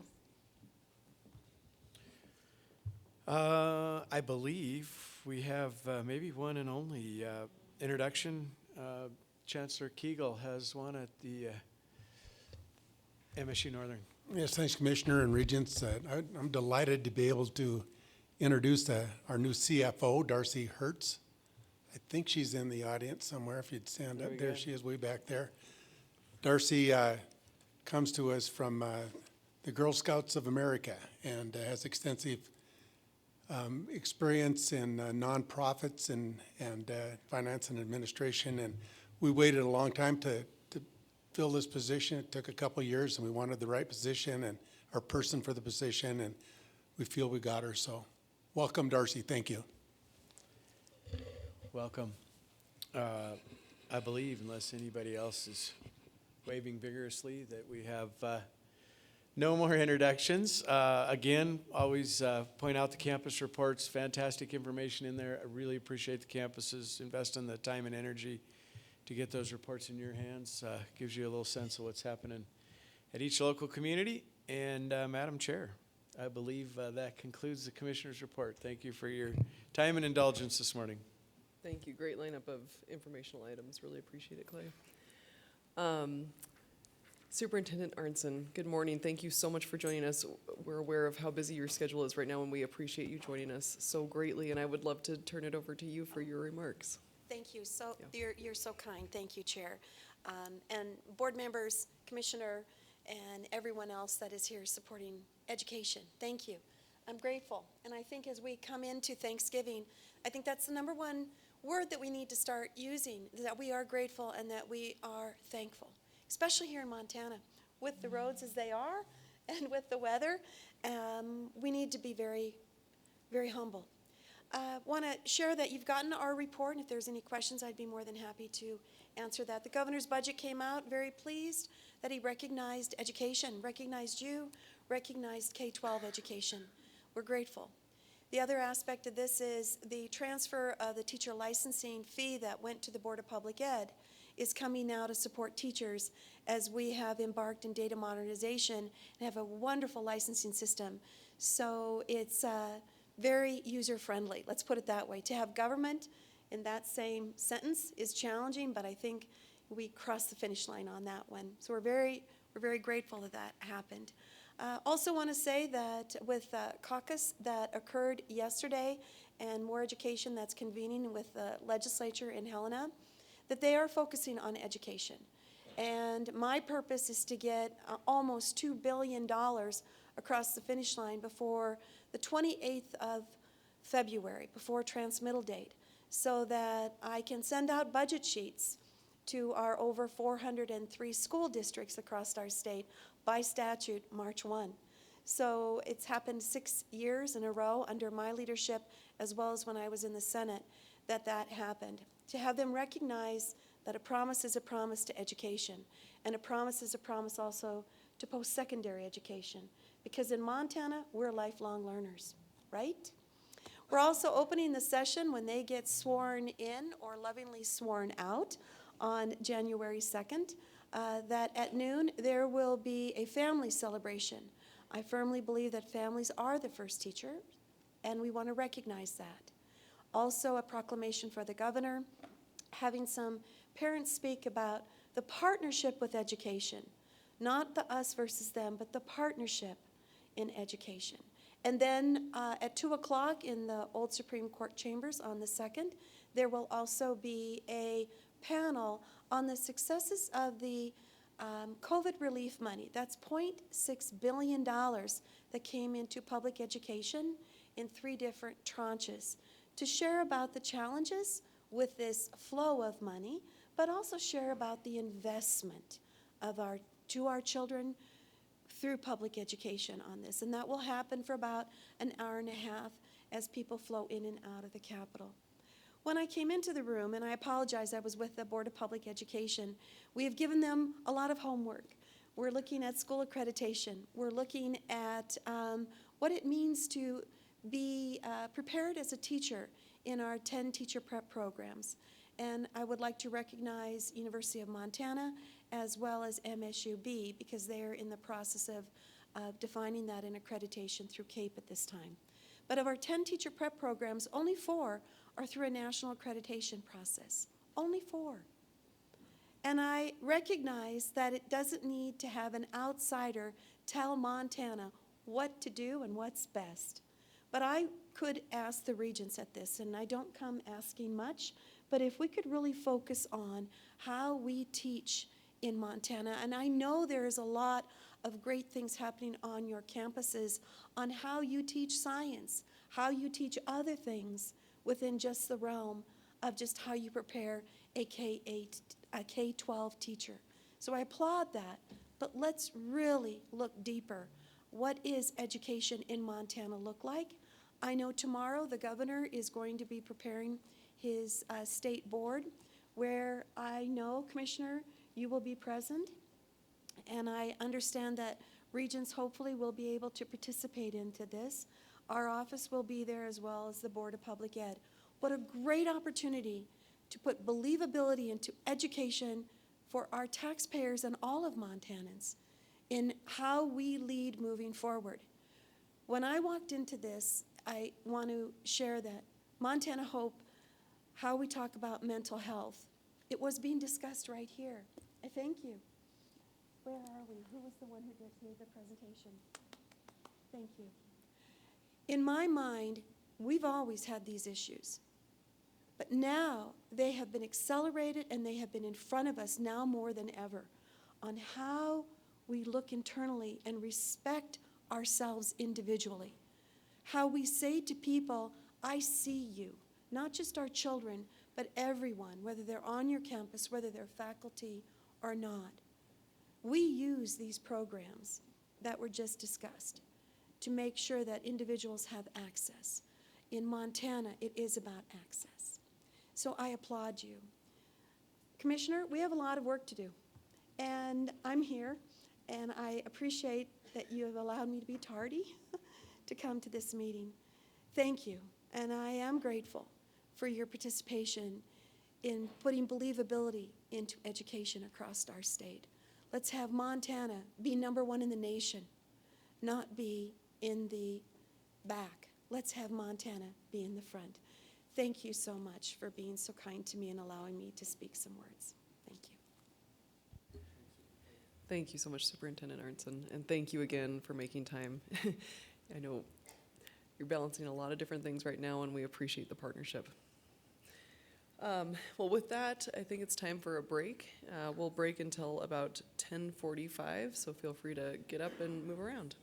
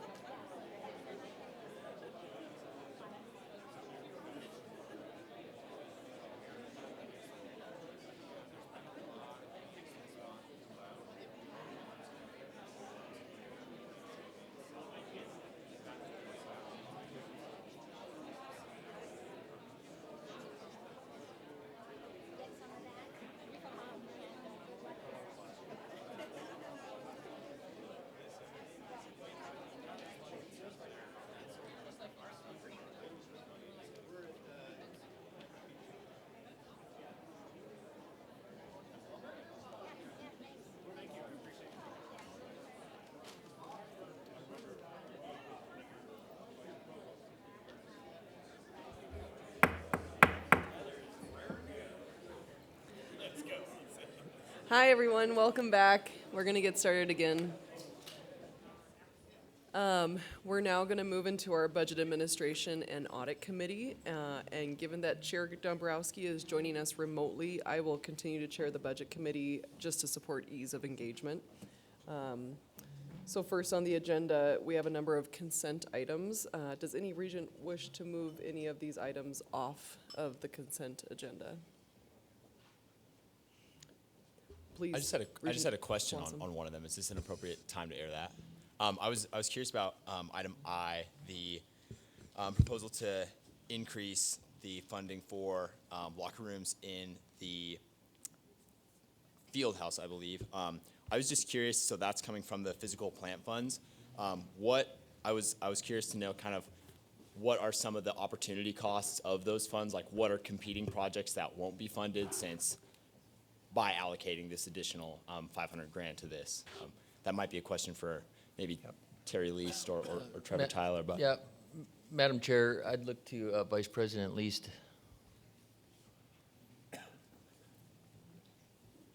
Good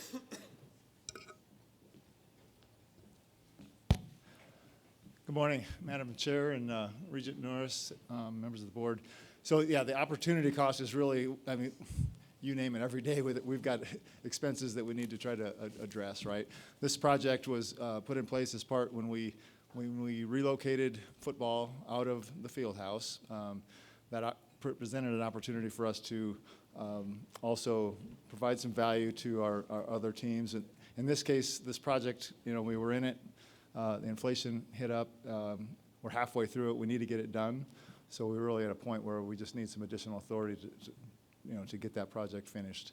So opportunity costs, I could point all over campus where we have expenses, but the truth of the matter is we've committed to this project earlier, and in order to finish it, we just need a little bit extra to help us get it done. got it. Thank you. You bet. Thank you. Thank you so much. Does that satisfy your question? You're feeling okay with it staying on consent? Absolutely. Yeah. Thank you. Wonderful. So following this, I'll just turn it over to Deputy Commissioner Trevor to move us through the rest of the agenda. Thank you, Madam Chair. We'll start with action item A, which is a request for authorization to plan, program, and design a new residence hall at the University of Montana. Ange, I might ask you to help me in blowing these up. I can't quite see the screen from here. So before I dive into the details of this plan, I think it's just beneficial for us to remind ourselves what authority the regions have to plan and design and eventually construct. Authority outside of the legislature, you know, the sole authority to make these decisions. And by statute, the regions have authority to plan and design for all things necessary. And so that's the statute that's referenced in these planning and design items.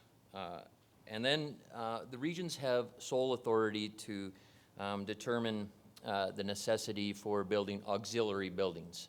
And often those buildings are funded with bonds where the revenue from the building that is built is used to finance the bonds.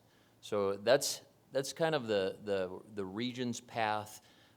You'll talk and we'll talk about other building projects today and authority that's granted by the legislature for academic buildings. And that's obviously something that the state has a large investment in and will continue to invest in. So just to keep it straight in people's minds here, what regions have authority for solely and what regions have authority for in partnership with the legislature. So this item is a request to plan and design up to $5.6 million, a new dorm on the UM campus. And we heard from Vice President Lassiter last meeting. He gave a presentation on the Student Life Master Plan. And really, this is the next step in line, which is to produce a modernized dorm. It follows on the heels of remodeling Knowles Hall and the new dining facility. I think does a good job of detailing the growing need for residence hall on campus. One of the data points that stood out to me is that their average age of their dorms is 66 years old. The approval allows to initiate an RFP process to hire an architect. So that's essentially what we're doing here. At a later date, they'll return to the regions with the plans, a much more honed cost, the size, the location, and all of the details for the regions to approve. The funding from this project comes from bond proceeds previously approved by the regions. And I believe, Madam Chair, that rounds out the details for this item. Be happy to answer any questions or look to Vice President Laster. Thank you so much. Any questions from the regents? Nope. Seeing none, let's go ahead to the next item. Okay, thank you. This next item is a similar item, but it's a request to plan, program, design new housing facility here at Montana State University. I guess the difference is, well, slight difference in dollar amount, request for authority up to $6 million. But the difference is that this is a little bit of a more broader look at student housing, a determination whether or not your traditional dorm or student residence life facility versus a student apartments on campus. The item provides, again, a great deal of detail. One of the data points there is that it's been a trend moving upward. Now up to 30% of the student population on the MSU campus resides in residence halls. This is funded by auxiliary housing revenue. And once again, MSU will bring a full request for the construction and financing of the project at a later date. Madam Chair, I'd stand for any questions or ask Vice President Least to assist. Thank you. Any questions from the regents? Great. I think this is an exciting opportunity to get a better, look about what's the opportunities here in Bozeman, especially where things are especially tight. So appreciate the thoughtfulness in this item. You bet. Okay, moving right along. Item C. Item C is a request for authorization to enter into a lease for Gallatin College MSU. I guess a couple notes here at the beginning. This is a short-term fix to consolidate space for 3 programs at Gallatin College: welding, HVAC, and carpentry. Vice President Lease can detail some of the struggles they've had at multiple facilities, trying to find a new facility to consolidate this in a rapidly moving market, a rental market that's super competitive. So this item does not specify a specific location, but rather lays out the parameters for which MSU will operate under, enabling them to move and react in a timely manner to the market. The parameters are approximately an 11,000 foot building, B, a lease rate up to $15 per square foot, and a term not to exceed 60 months. Before the lease is signed, MSU will work with OCHI to finalize those details. And the funding from this project comes from the Gallatin County ARPA funds as well as Gallatin County mill levy. Madam Chair, I'd stand for any questions. Thank you. Questions from the regents?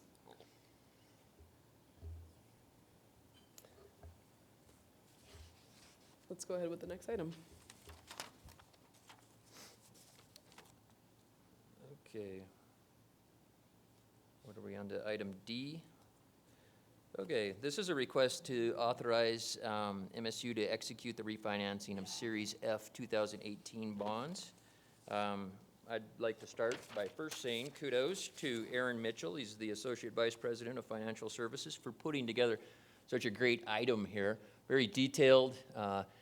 It takes a lot of expertise in order to be the guy on campus who's responsible for these bonds, and Aaron does an awesome job. I'm issuing such praise upon him because I know he's got my back here when Regent Buchanan asks me some tough questions.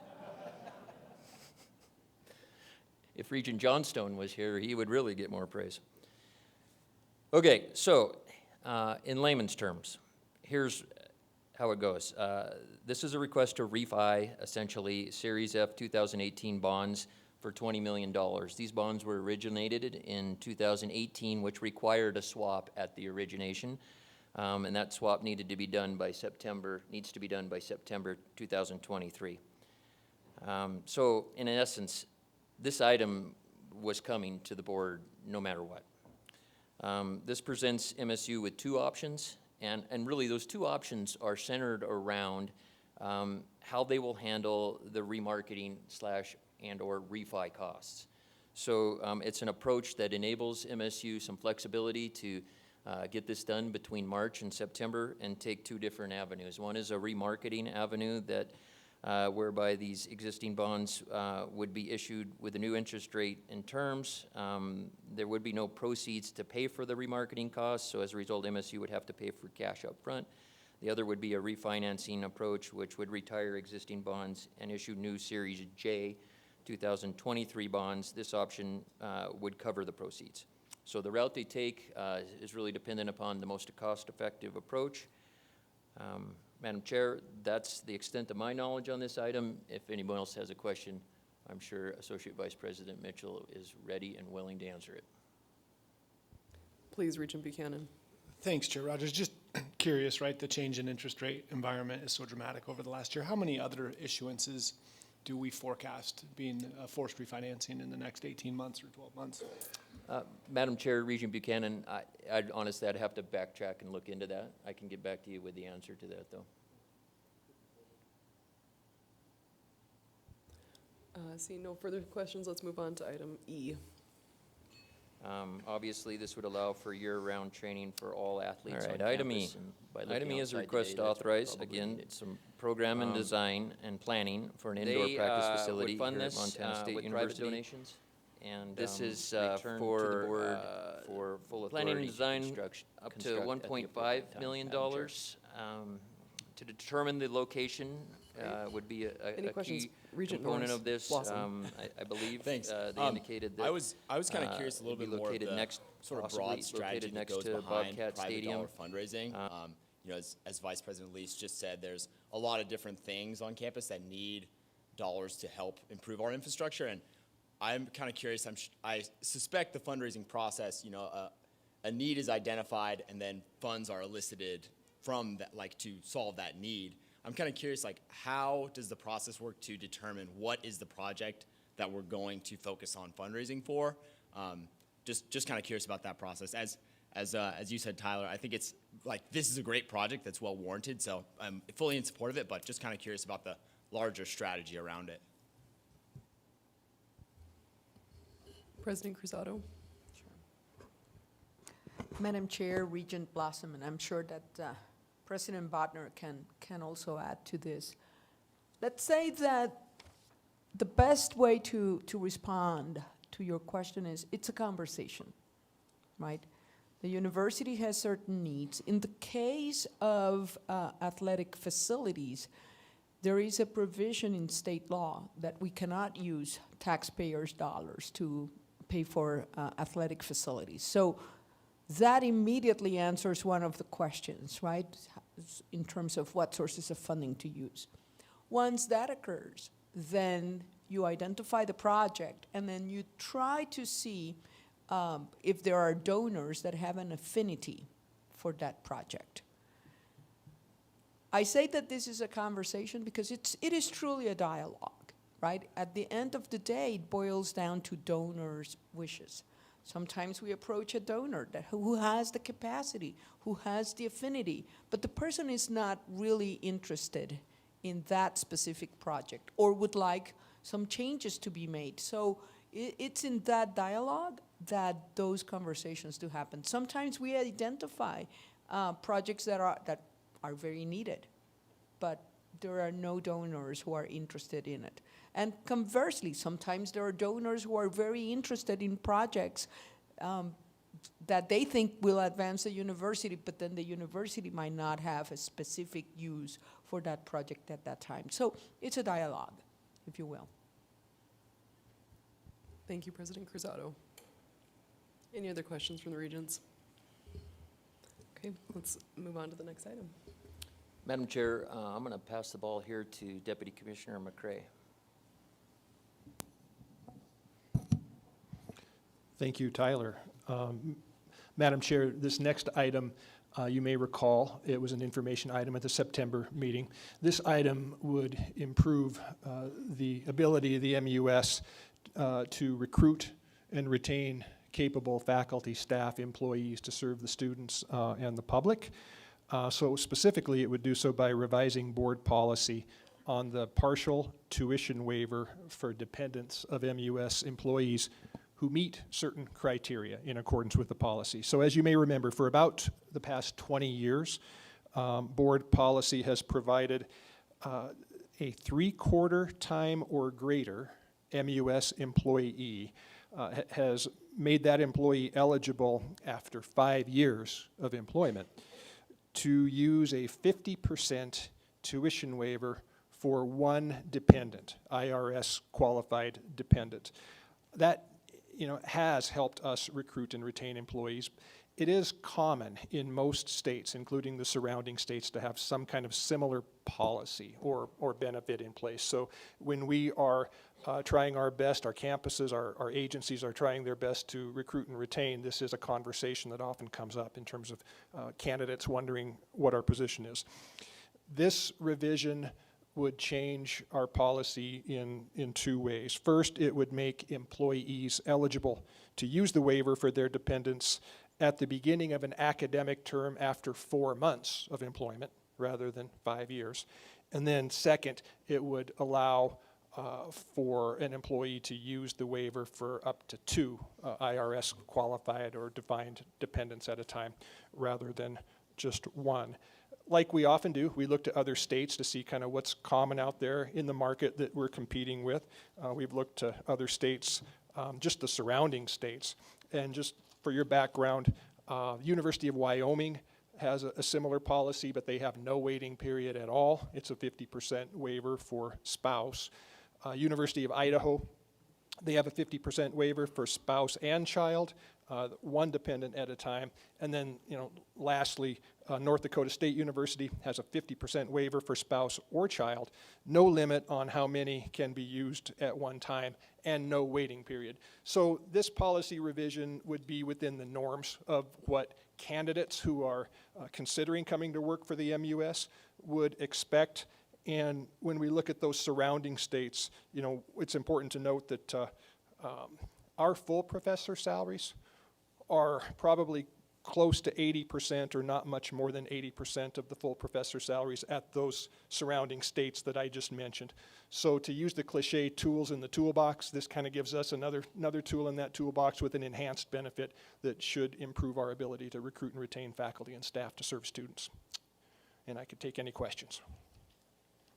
Thank you so much. Please, Chair Regent Buchanan. Thanks, Chair Rogers, and thanks, Deputy Commissioner McCray. Pretty good news from benefits today we're hearing, right? This is something that I think reflects that we're trying to be really creative. Can you speak to the participation rate? How many of our employees are taking advantage of this at any given time? Madam Chair, Regent Buchanan, one way of looking at it is our total all funds workforce is close to 9,000 full-time equivalent employees.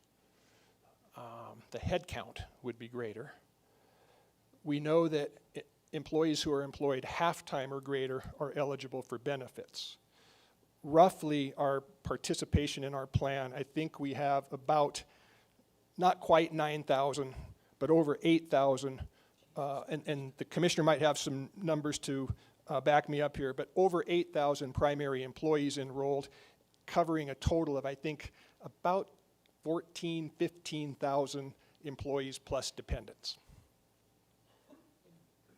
Thank you. And as far as the usage of this benefit, I think that again, the message I'm hearing is we're trying to be really creative to support the challenges we have in retaining employees. It'd just be, if it's something you can maybe follow up with, I would be interested in this semester. How many dependents within the system are taking advantage of this benefit? Again, I'm supportive of it. Madam Chair, Regent Buchanan, so over the last 6 years, the average is 300. It totals for approximately $600,000 of waived tuition. So I thought you were actually asking about the benefits question from the presentation this morning. Thank you very much.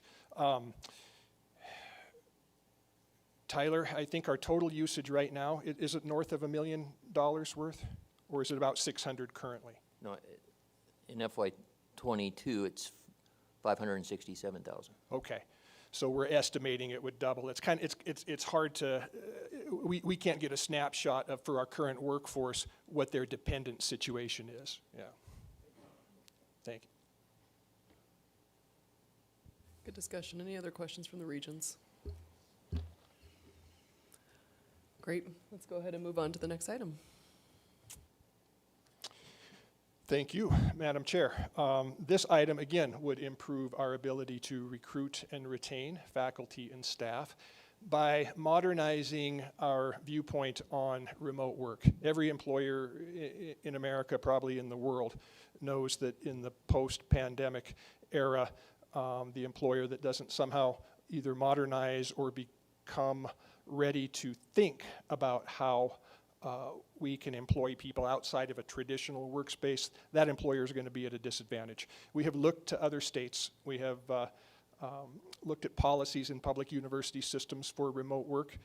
And if we open the item, but I won't drag people through the attachment, I'm sorry, open the attachment for the policy language, you know, you can see that it defines what a remote work situation is. It also defines kind of like 3 different tiers of temporary, hybrid, and full. But most importantly, it provides a number of accountability measures. It recognizes that we will strive to be a competitive employer to recruit and retain employees in areas where we can be flexible. But it also says that the services provided must be of equal or better value and quality in that remote environment, and there's accountability and efficiency considerations built into it. So that's primarily it. I'd be happy to answer any questions. Thank you so much. Regent Bell. Commissioner Rogers, Deputy Commissioner. You know, how do we, I think that, you know, COVID has given us an opportunity for everyone to work remotely and be effective, but how do we think this policy will be changed or adapted? It seems like partially it's a work retention, but also it's reflecting the reality of the workplace today. A lot of times we approve these things, then they never change again. You know, how will we analyze this going forward to make sure we're delivering on our accountability promises towards efficiency and productivity? And we haven't set any broad parameters about, is there too many people working offline? You know, that becomes an issue for us. I mean, how can we talk about those issues? I'm sorry, the question's kind of long-winded, but I think you see where I'm going. How do we make this a living document that reflects the realities that we face in this kind of post-COVID environment? Madam Chair, Regent Bao, thank you. I think that good question enters into another phase that this policy probably does not cover. That's almost a space utilization phase as well for efficiency within our facilities. Primarily what this policy does is we already have a pretty long-standing history where at the campus level there is remote work in situations where it makes sense. So this policy, but it's been handled campus by campus. This policy provides an overarching framework so there can be some consistent considerations and accountability considerations across all campuses. And then it also provides, probably for some of the smaller campuses that don't have a formal remote work policy, now a policy that will be useful and consistent. The commissioner, through his collaboration with the governor's team, has been, privy to some information about how our other partners in the rest of the executive branch are simultaneously developing remote work policies that are not unlike this policy, but then also studying the utilization of space and workspaces. And I kind of think that's the kind of the next phase that this policy doesn't address, where maybe at some point we circle back in our facilities and infrastructure planning. Do we look like we did 10 years ago or 5 years ago or last year in terms of the number of bodies that are on campus? But I'd ask the commissioner to weigh in on that too, perhaps. Madam Chair, Regent Bow, I think that's right. And I think to the point of your question is a number of the language in there, a number of pieces of it is that we also have the ability to say no. That's one of the important criteria, is that as jobs demand you to be on campus, or it's just not well suited for remote, or we don't feel like we have the accessibility, accountability, all those. In every bullet point, it gives us language that it may not be eligible for remote work. I think that's the living part of it in terms of your question. We're just going to have to monitor it. There are positions that are starting to become incredibly difficult to fill without this option, but I don't think this option's for every position, and that'll be sort of the ongoing dynamic of it, is to try to get it right where that serves us the best in terms of being able to recruit, retain people. But that balanced with student services and what we actually need on site. It's going to be a bit of a moving target.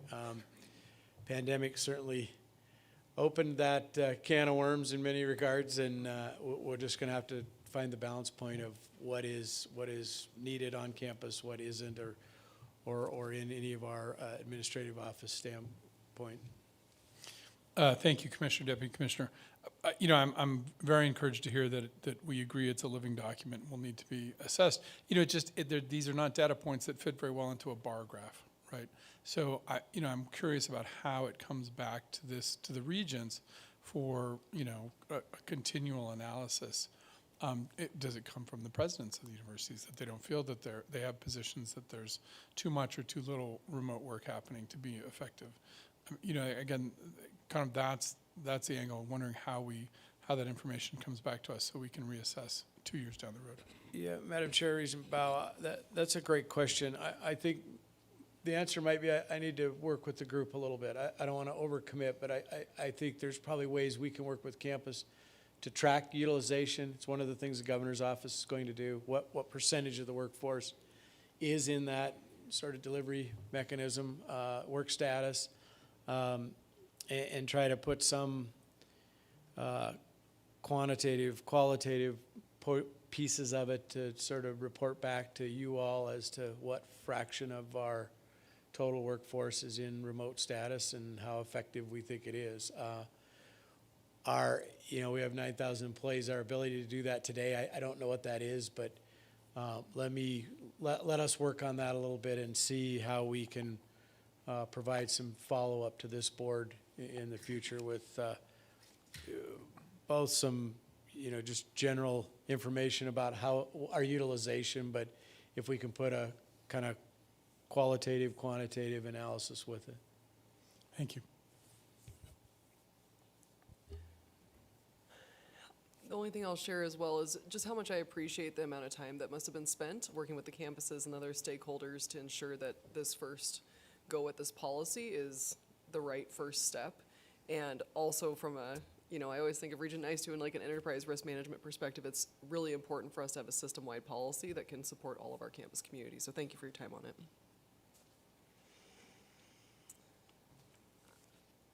Wonderful.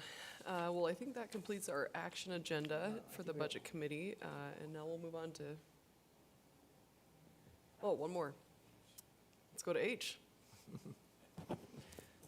Thank you, Madam Chair. This is a request for approval to revise Board Policy 1300.1, Security of Data and Information Technology Resources. So these changes were brought to you as an information item last meeting. They are a byproduct of a legislative audit that we received on information security across the university system and the role of the border regions, the role of OCHI, and the framework that we have established or thereby hadn't established at that time of the audit. So rather than take you through the mechanical portion of the policy, I'd ask if Ange would pull up attachment 2, which is a more picture-oriented description of what we're doing here, and then let me just talk to that a little bit on the 7 things that we did to this policy. So first off, we identified the roles and responsibilities of the campus CIOs, specifically the flagship CIOs at MSU and U of M. And so if we start at the bottom there, you see the affiliated campuses and their IT director slash CIOs reporting functionally in a dotted line. This is new. This is our new change. This is what the policy puts in place functionally to the flagship CIOs on each side, very similar to what we do with internal audit, and then administratively to campus management.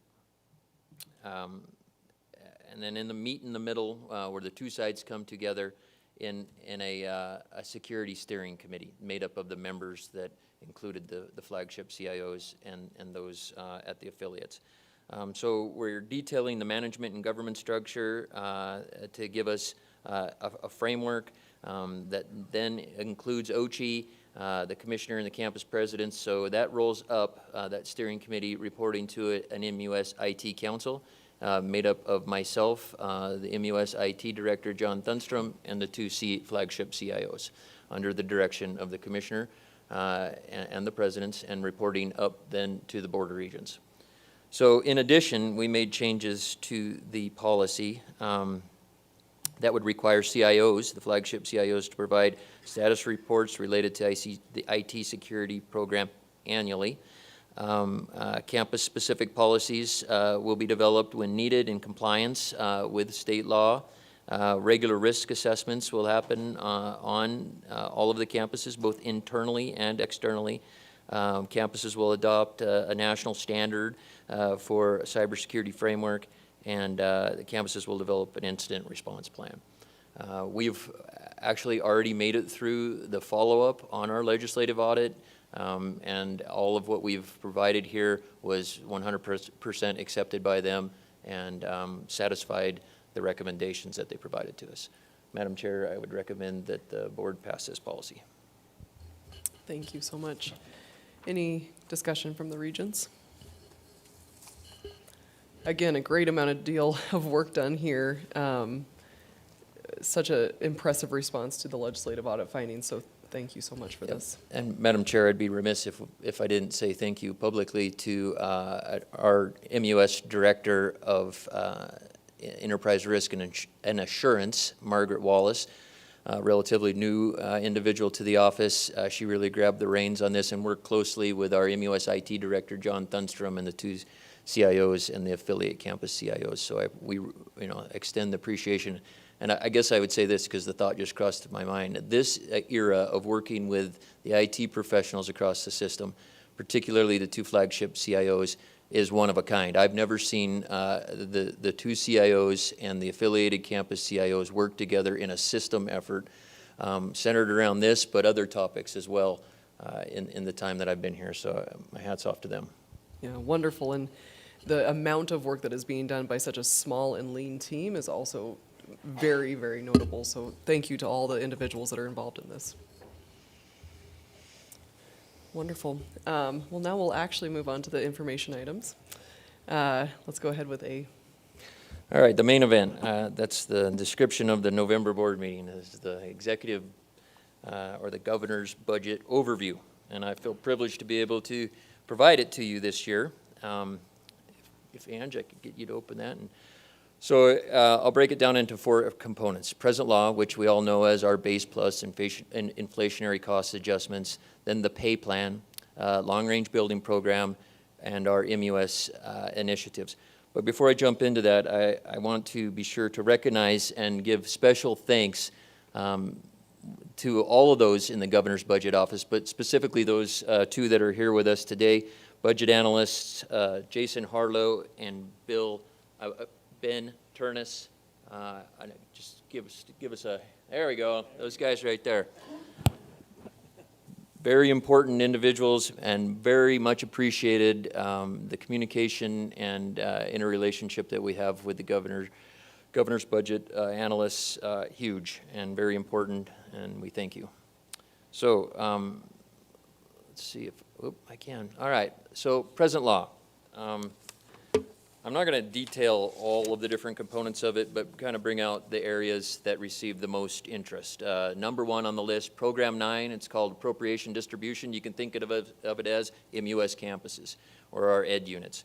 So to detail the present law adjustments, we received in the budget a 2.6% or a $5.7 million increase in each year of the biennium over the base. And so we all have to think a little bit different when we enter into a legislative session. Campuses in particular are used to going year over year over year. In a legislative session, we'll take the first year of the next biennium, which would be FY24, and compare it to the base year, which is FY23. Then we go to the second year of the biennium, FY25, and compare it to the base year, which is FY23. So when I say we have $5.7 million increase in both years of the biennium, it's $5.7 million and then $5.7 million. Not doubled in the second year, but actually the same amount. So 2.6 in each year of the biennium as base. But in addition to that, similar to last session when we had an insurance holiday for our benefits program, so campuses took a holiday from paying into the benefits program for 2 months, which then offset the need for additional present law adjustment. The same is going to occur this session, hopefully, in another bill, which would provide a holiday for both years of the biennium from payments into risk management and tort defense insurance, which covers general liability, property, auto, cybersecurity, and that amounts to about $8.5 million per year. So it's a long way of getting to the sentence that says we received full funding for our present law request of $14 million approximately per year, which is a very healthy present law inflationary cost adjustment in an era with increasing inflation like we've not seen in a while. So thank you. Program 10, which are our agencies, and give me a chance to challenge myself publicly to say what agencies those are. Agencies are the Ag Experiment Station here at MSU, the Extension Office here at MSU, Fire Service Training School at MSU, Bureau of Mines at Montana Tech, and Forestry and Conservation Experiment Station at the University of Montana. I've been practicing. They also received the same level of present law, so it's a 6.5% increase in the first year, approximately 7% in the second year, and are sitting very well off. Student assistance is Program 2.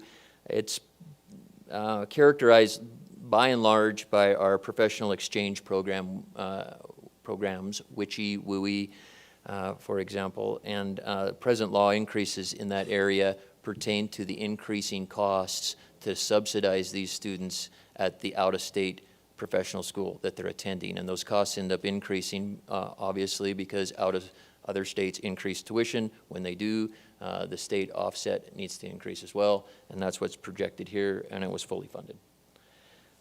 Program 4, the community colleges, a little bit different approach here. They are formula funded, and a new formula, it takes into account enrollment projections. They're looking good in there with a 10% increase in the first year for $1.4 million and a 15% in the second year at 2.1. So that's the highlights of present law adjustments. We have other areas, smaller programs, but these are the biggies.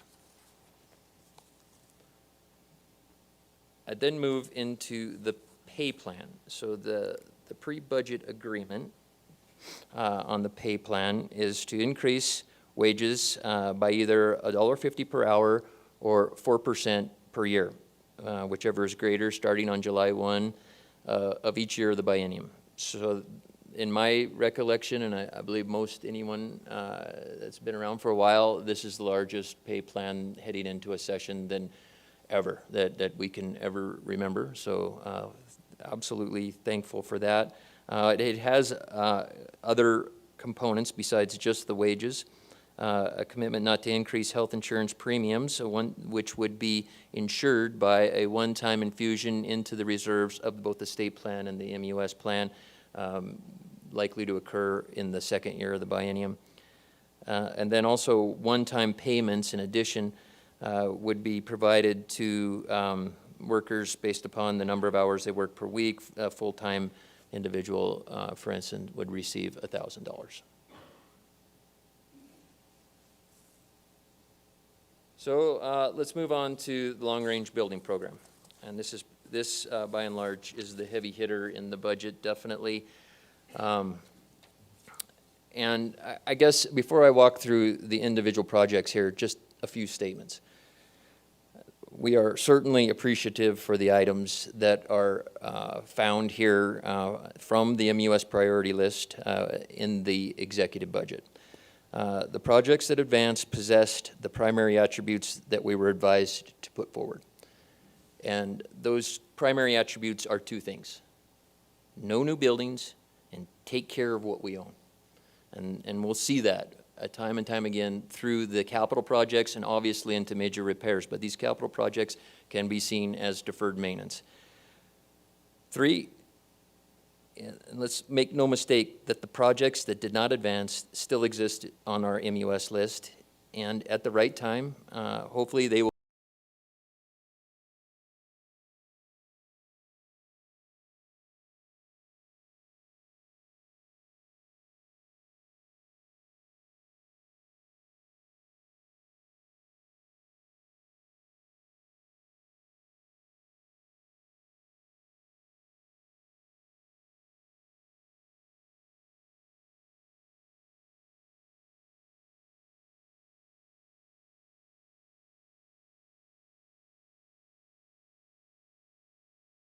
move and advance forward as well.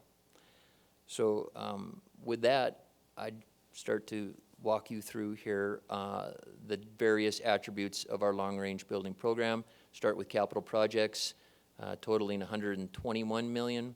The first one is the Clapp building renovation on the UM campus. That's to update the plumbing and electrical systems.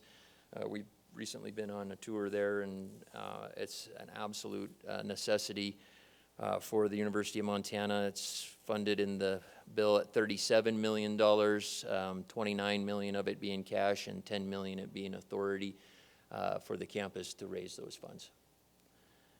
Lewis Hall here at the MSU campus, very much the same. At $31.5 million with $23 million cash and $8 million of authority.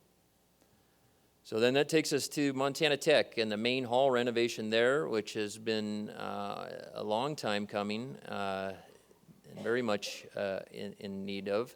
A $30 million project that is fully funded there. And then we have BART Farm, which is the Bozeman Ag and Research and Teaching Farm from the Montana Ag Experiment Station here on the MSU campus just across 19th Street. To take care of those facilities, update and modernize them. Engineering Hall at Montana Tech, and there's a $8 million infusion to renovate the interior. And then we have a campus storage and warehouse building on the campus of Montana Western for $1.25 million, and Helena College for $3.6 million to purchase and improve the aviation hangar that they currently occupy. So let's go on to the other attributes of the long-range building. Major repairs. This can also be thought of as deferred maintenance. And we talk about risks in the university system. Deferred maintenance has topped our list with an astounding list of the need to address deferred maintenance over the how many years that we've been at this. And this is a major improvement from the state of Montana to address deferred maintenance. This is a $40 million infusion into our major repairs.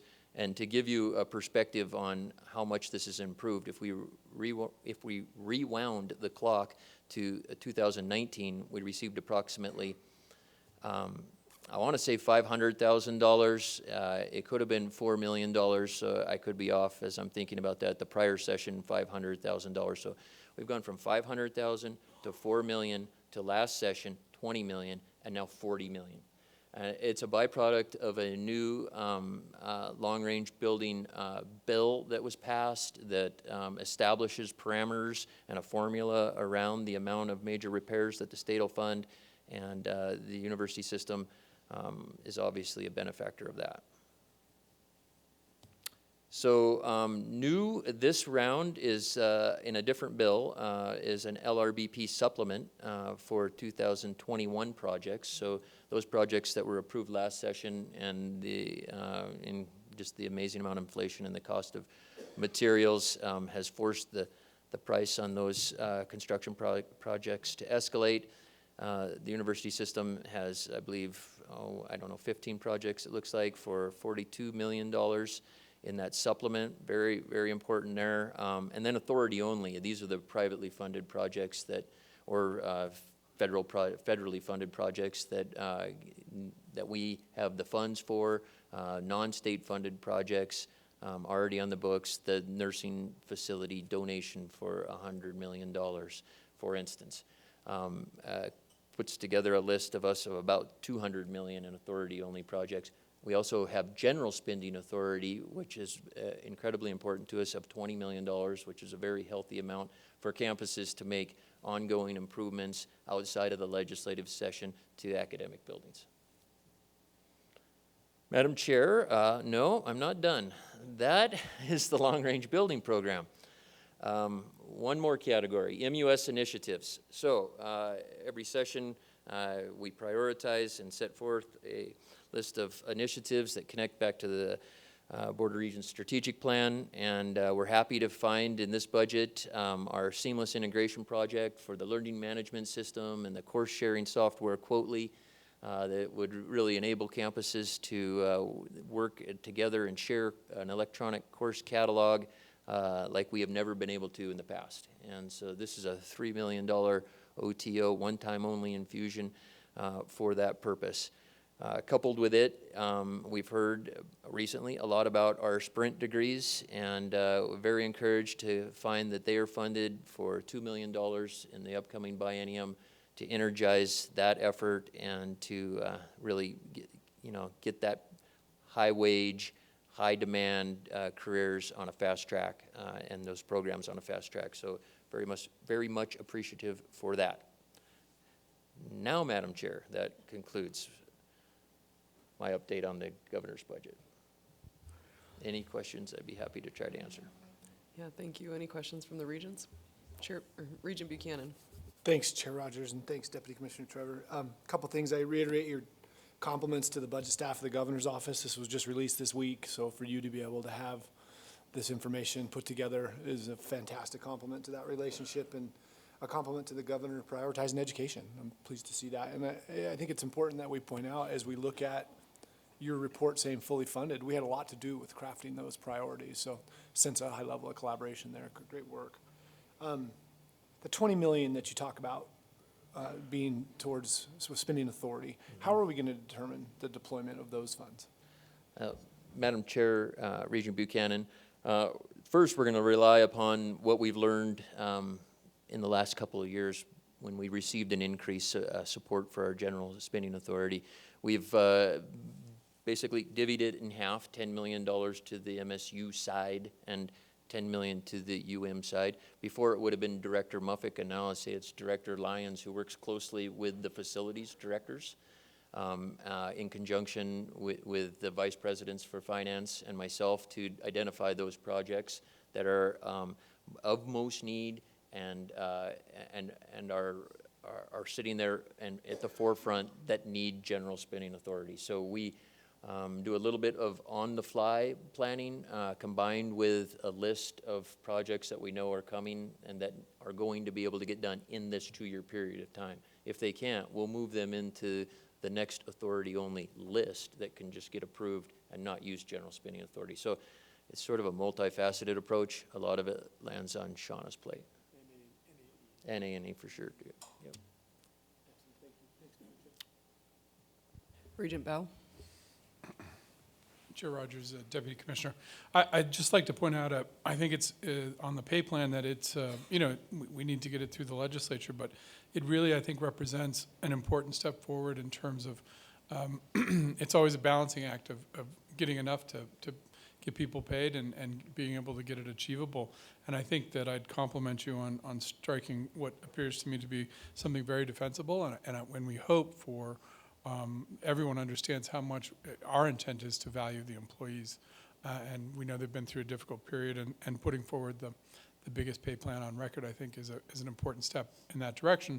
And it's been nicely balanced between wages, benefits, and one-time payments. And so I think this is encouraging in terms of something we can really get everyone behind to make it a reality.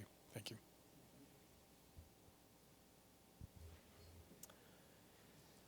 Seeing no other comments from the regents, thank you so much for that presentation, and I'll echo Regent Buchanan's note. I mean, the turnaround time that you've accomplished in being able to present this to us this same week, which I think is so important for all of us to be able to share in together, just real kudos.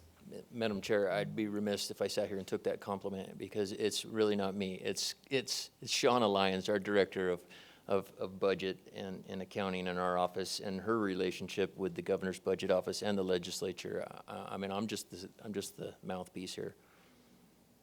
Well done, Shauna. Thank you.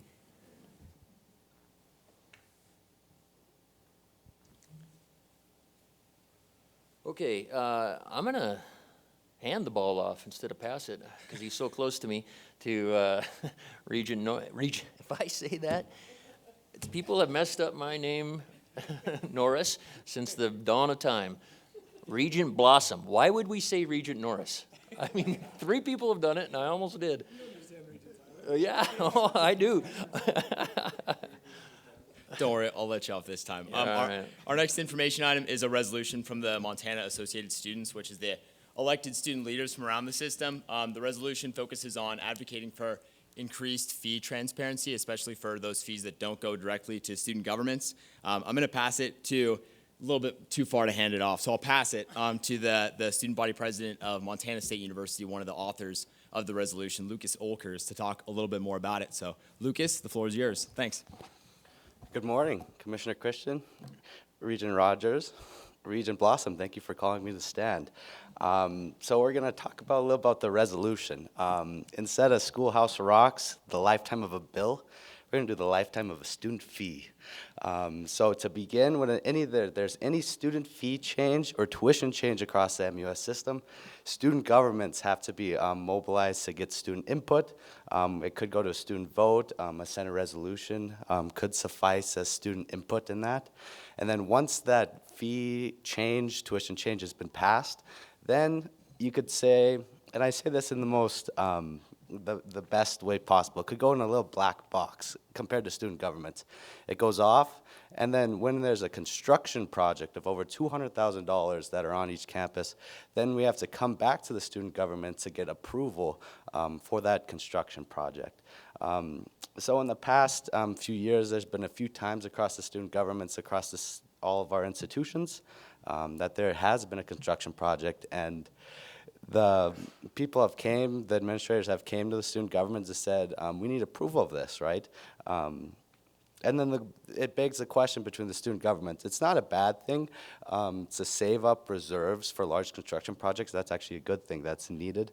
But when student governments have the lack of information of knowing that those projects are around, that they're being planned, or being involved in picking what projects that are those large projects that affect students that are across our campuses, that middle ground between after a student fee has been passed to asking for student governments for approval, the students from across the state of Montana have asked that there be some sort of institutional framework with the Board of Regents for 2 things. One, for a reporting system of the expenditures of those fees, so then student governments know what's kind of going on in those budget line items for those student fees, and to be informed when an administrator comes and says, we need $1 million for approval of a construction project across campus.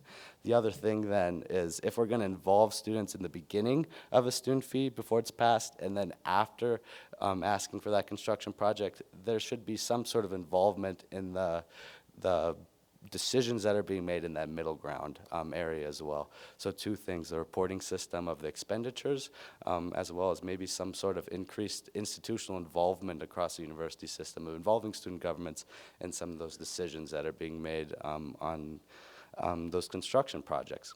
We picked the construction projects for the specific for the specific building fees because it's a very clear, there's already Board of Regents policy that calls for student involvement before and after. So it's a very clear pinpoint that we could say that this is already being happening. We should bridge the gaps. But I think that there could be a broader conversation being had about non-building student fees as well, programmatic fees. There's already there's other fees across campus that once they're passed, that students have to be involved in the allocation of those fees. Those include the computer fees and the equipment fees that are on campus. Students, there's a committee with administrators and students that decide where those fees are being allocated to. So I could provide any more comments. Regent Blossom can add more information, and then I can also field questions as well. Thank you for your time. Lucas, thank you so much for being here, and thanks to all the authors of that resolution putting that together. And I know a lot of work went into communicating between student governments and all the different campus administration to kind of understand the situation here. And so I'm really looking forward to seeing what we can do to better bridge communication between those two groups to make sure that everyone's excited about how we're gathering and spending and organizing all of our student fees. So thanks for being here.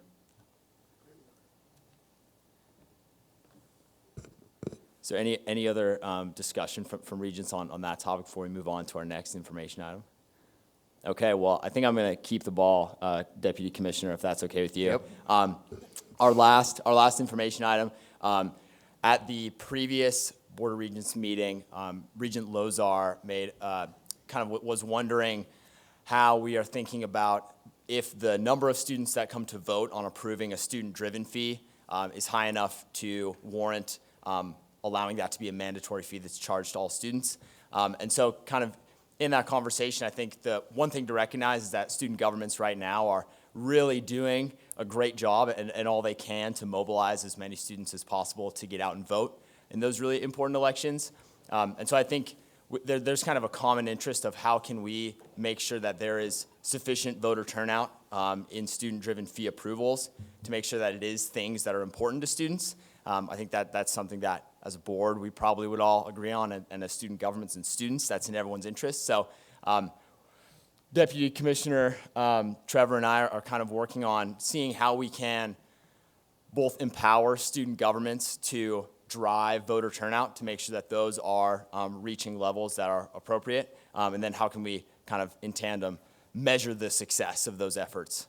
So that's just something that we're working on, and if there's any comments or people interested in that process, we'd be happy to involve you, but don't really have any empirical data or anything to fill you in on at this point, but just a quick update. So I think that rounds out my stuff for information. So back to you, Chair Rogers.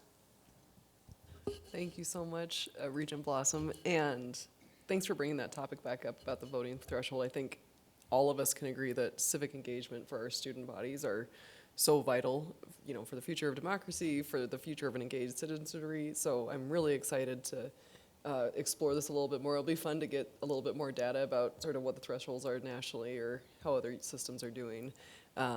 I'm looking forward to continuing to discuss that for sure. Thank you so much for joining us. I'm going to turn it over now to Chair Buchanan to chair our ARC committee. Thanks, Chair Rogers, and welcome to the Academic Research and Student Affairs Committee. As usual, a tremendous amount of work on behalf of each of the campuses has been put in today's agenda, and we're grateful for that. And look forward to not only reviewing what's been put to work, but surfacing any discussion among this group as we go through another hefty agenda. We get to start with our host today, Madam President Cruzado, if you'd like to take us into the first item of honorary doctorate.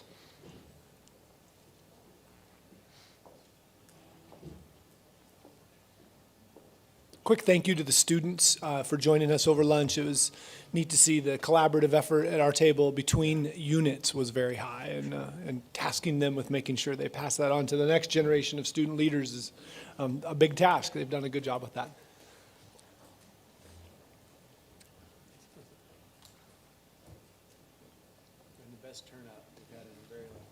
Yeah, it sounds like they were able to get football tickets to go as a group. They're excited about that. Yeah.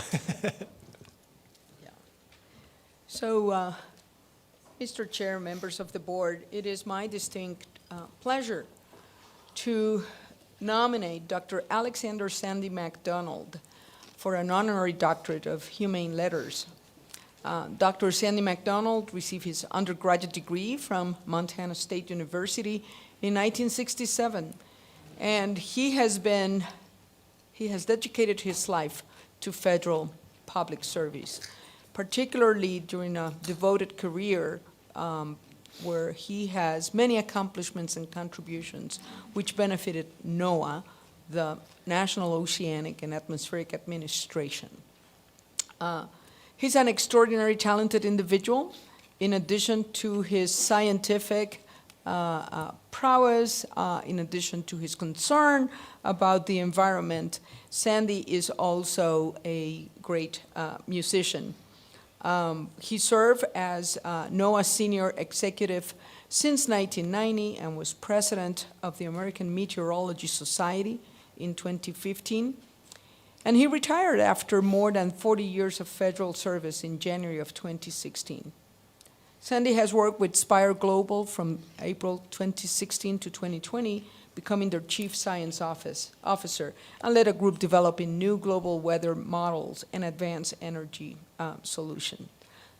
I would like to share the high recommendation of one of his nominators, if that's okay with the Regents. Quote, Sandy has worked very creatively in improving scientific modeling capabilities, in developing a really fascinating approach to communicating the science of the Earth system and the human role in changing the environment, and in making clear how a high-voltage direct current network could greatly improve the likelihood of really cutting U.S. and international emissions and moderating human-induced climate change. Any of these accomplishments would be a highlight of a normal scientific career. Sandy has done them all, and this is not to mention all the rest of the accomplishments of those while he was the leader of NOAA's environmental research laboratories and what he did earlier in his career. We cannot think of a more fitting candidate at a better time than Sandy MacDonald to be recognized with the highest commendation from the Board of Regents. Thank you, Madam President. Excellent introduction. Any comments or questions or additions from members of the board? The accompanying information on his nomination and the letters from the breadth of leaders across the state was pretty exciting. Thank you very much, Dr. Cruzado. Moving to item B, again, as a quick nod to the work behind these, what looks like a small line item on an agenda. Everybody that has put, this is a broad list of request to plan proposals, and under Deputy Commissioner Tessman's leadership and the collaborative nature in which this group works, I thought we had a really productive committee meeting and look forward to surfacing some of those positive findings. With that, Mr. Tessman, we'll pass it to you. Thanks, Mr. Chair, members of the board, and I'll have Provost Makwa come to the podium to talk about the proposals from MSU Bozeman. Just to echo your thoughts, these request to plans reflect a lot of internal discussions on each of our campuses. Certainly they're but one step in the process toward program approval. So just because these are the moments where the programs are kind of highlighted in front of you all as a full board, no, it's kind of a tip of the iceberg moment. And we'll have the provosts present all of the items. They'll be the first to tell you that there are deans, directors, faculty, lots of folks involved on their campuses in making these proposals such high quality by the time you see them. Provost Makwa, I'll have you introduce the first request to plan, if you will. Yeah, thank you, Deputy Commissioner Tessman, Chair Buchanan, and Regents. Montana State, this proposal originates in the Montana State University's Department or College of Education, Health, and Human Development. This college has two departments, a Department of Education and a Department of Health and Human Development. The proposal in front of us today is to request your approval to move forward with reorganizing the Department of Health and Human Development. This is a large department, one of the second largest department at Montana State University. We currently have 1,106 students in this department, 26 degree programs, slightly over 50 faculty full-time equivalents. It's a large department. It has a diverse collection of academic programs, all under the theme of enriching human well-being, which is the theme of that department. When we conducted a program review, which is part of the 7-year review process that we submit to the Board of Regents, the external committee recommended strongly, the external review committee recommended strongly that we pursue investigating a restructuring of the department. The faculty embraced that. I've been supportive of that. The work began with our former dean of the college, Allison Harmon, working with faculty to come up with a plan that would give them a solid foundation for future growth, and most importantly, to provide clarity to students when they're selecting and interested in pursuing a degree program in one of the major meta areas or theme areas within the department. So we're proposing three departments: Department of Food Systems, Nutrition, and Kinesiology, Department of Human Development and Community Health, and Department of Counseling. The faculty in the department and in the college have been working 2 years, and they've refined this model to a point where it makes great logical sense, and it provides meets that #1 goal of providing clarity to students who are interested in pursuing one of these programs. This proposal has gone through the department, the college. It's been vetted by the academic deans and academic council, which includes faculty senate chair and also other faculty leaders. It's gone through the president's executive council, which also includes faculty senate chair. With your approval tomorrow, we would then move forward with a full proposal, a level 2 proposal. Our plan is to bring that in early spring with a goal of making the business components of this reorganization in time for the next fiscal year. So I stand for questions.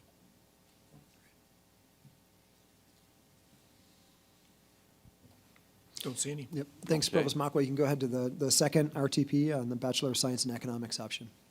So the second, this request to plan is for an option in environmental economics and policy. It would be an option within our Bachelor's of Science in Economics. This is a very rapidly growing field. Lots of interest in the energy sector, in environmental policy, environmental regulations. Our faculty in the Department of Ecology have been working with several other departments at Montana State University who offer courses in this area of environmental economics and policy. For instance, land resources and environmental science, environmental engineering, ecology, natural resources, and ranch ecology. All of them offer a course or two that would fit under this umbrella of environmental economic policy. So this program would still retain the core economics courses, the foundational courses within the program, and then it would provide students a clear pathway if they were interested in pursuing a career in this field. It would combine courses in multiple programs and departments across the university.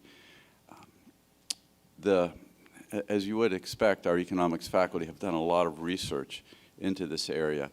It is arguably the fastest growing field in economics.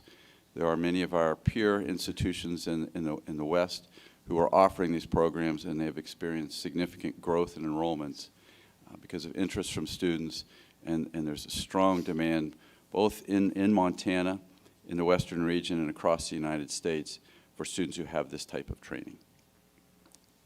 So that's my summary. Again, stand for questions. Thank you, Provost Makwa. Any questions or insights from members of the board?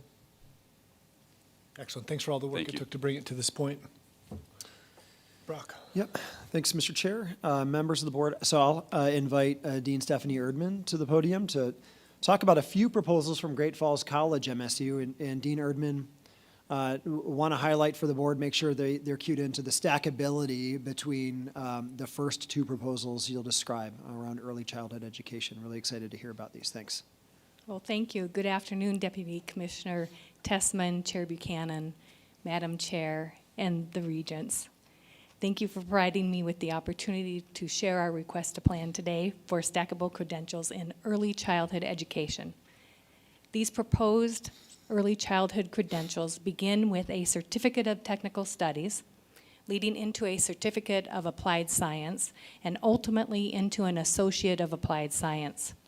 Additionally, the curriculum is designed to articulate into the Bachelor of Science in Teaching and Learning in Early Childhood offered at UM Western. There is certainly support in the community and the region to offer educational opportunities in early childhood education, and we are looking forward to fulfilling this high need in our community. A survey conducted by the United Way of Cascade County identified access to quality childcare as high need in Great Falls and the surrounding communities.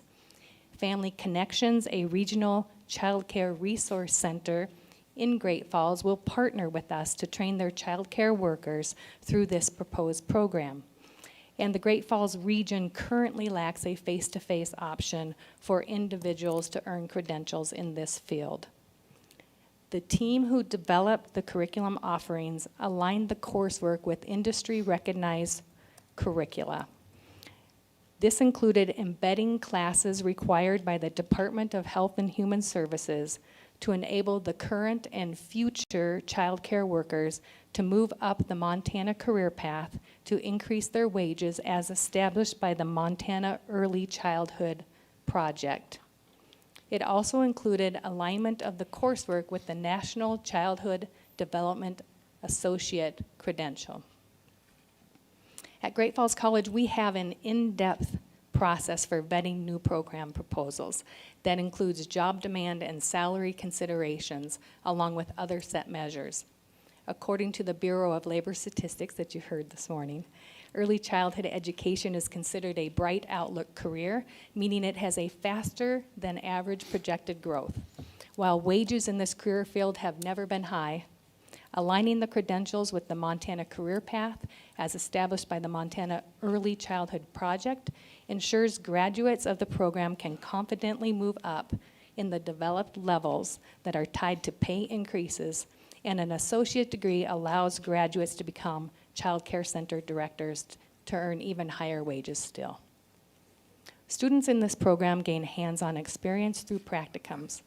We have established partnerships with numerous stakeholders who want our future students to fulfill practicums at their locations. Partners include Great Falls Public Schools, Malmstrom Air Force Base, and the college's own on-site daycare center. I'd like to thank UM Western for their assistance and support in helping us develop the proposed program. We also considered Dawson and Flathead Valley Community College's curricula in designing ours, and conscious efforts were made to align curriculum where possible. We are looking forward to meeting the community demand for an in-person offering in Great Falls, providing access and opportunity to work and advance in this field. I'd be more than happy to respond to any questions you may have about this request to plan. Thank you. Thank you, Dean Erdman, and pointing out the collaborative work between units sure is inspiring to us that we're working as a system. Thank you for that. Any questions or comments as it relates to this plan for proposal? Great. Please tell your team thank you for the hard work. I will. Am I still up? Oh, yeah, my bad. Okay, We just have checking. A third proposal, also a really interesting proposal around an Associates of Applied Science in Technical Studies. Dean Erdman. Thank you. Madam Chair, Regents, Deputy Commissioner Tessman, thank you for giving me the opportunity to share Great Falls College's next request to plan. This request is for an Associate of Applied Science degree in Technical Studies. The technical studies is a 60-credit applied science degree that can be customized to fit students' career goals and be completed in 2 years. This is a customized program for students who are able to articulate a specific career goal, who would benefit from the combination of associate degree courses from 2 or more technical discipline areas, and who are seeking academic credit for prior work experience or other experience related to their specified career field. So in this customized degree option, students who enroll in technical studies program will take a minimum of 12 credit hours in general education courses, a minimum of 24 credit hours in a specific technical skill area, and an additional 24 credit hours relevant to the student's career goal.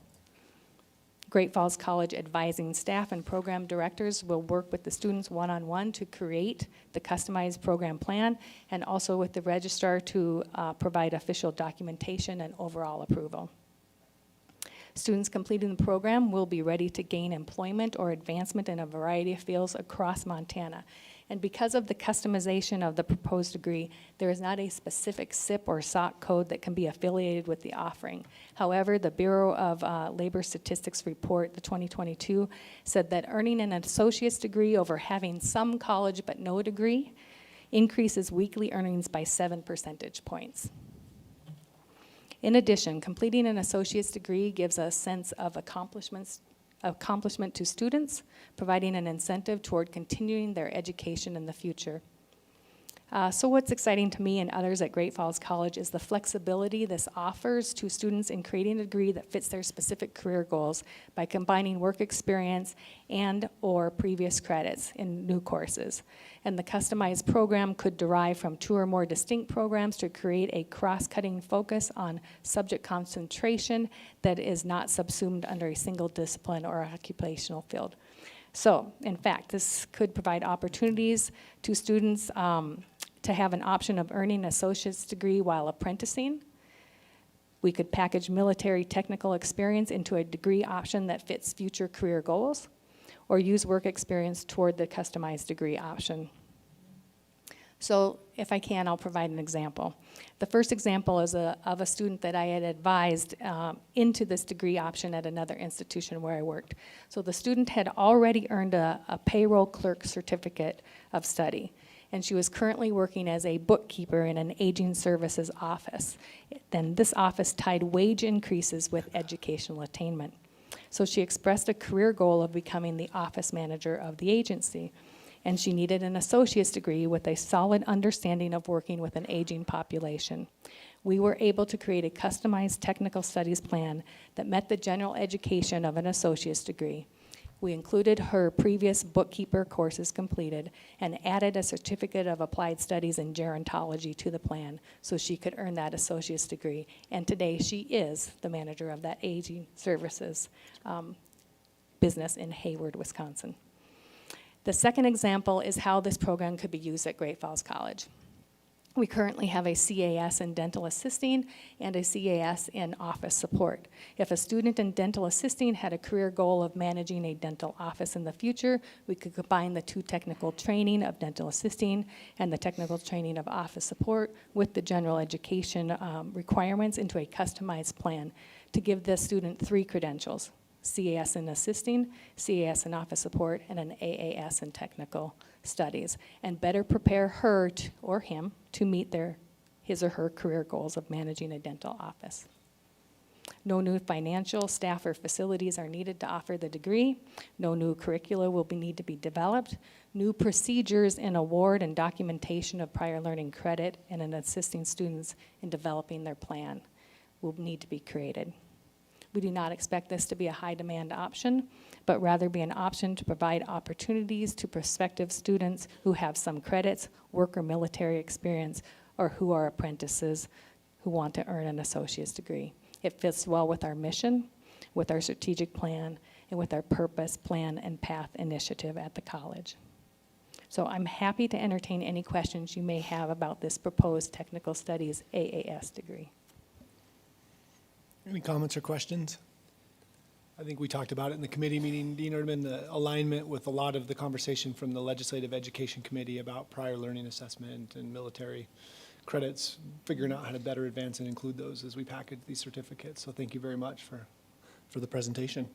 Well, thank you for listening. I appreciate it. Yeah.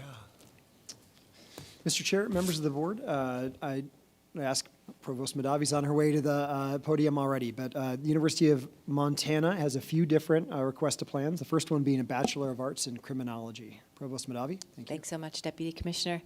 Colleagues, chairpersons, members of the board, thank you so much for your time and attention today. We do have 6 RTPs to present for you all today, and you will see some interconnected themes running throughout all 6 of these RTPs.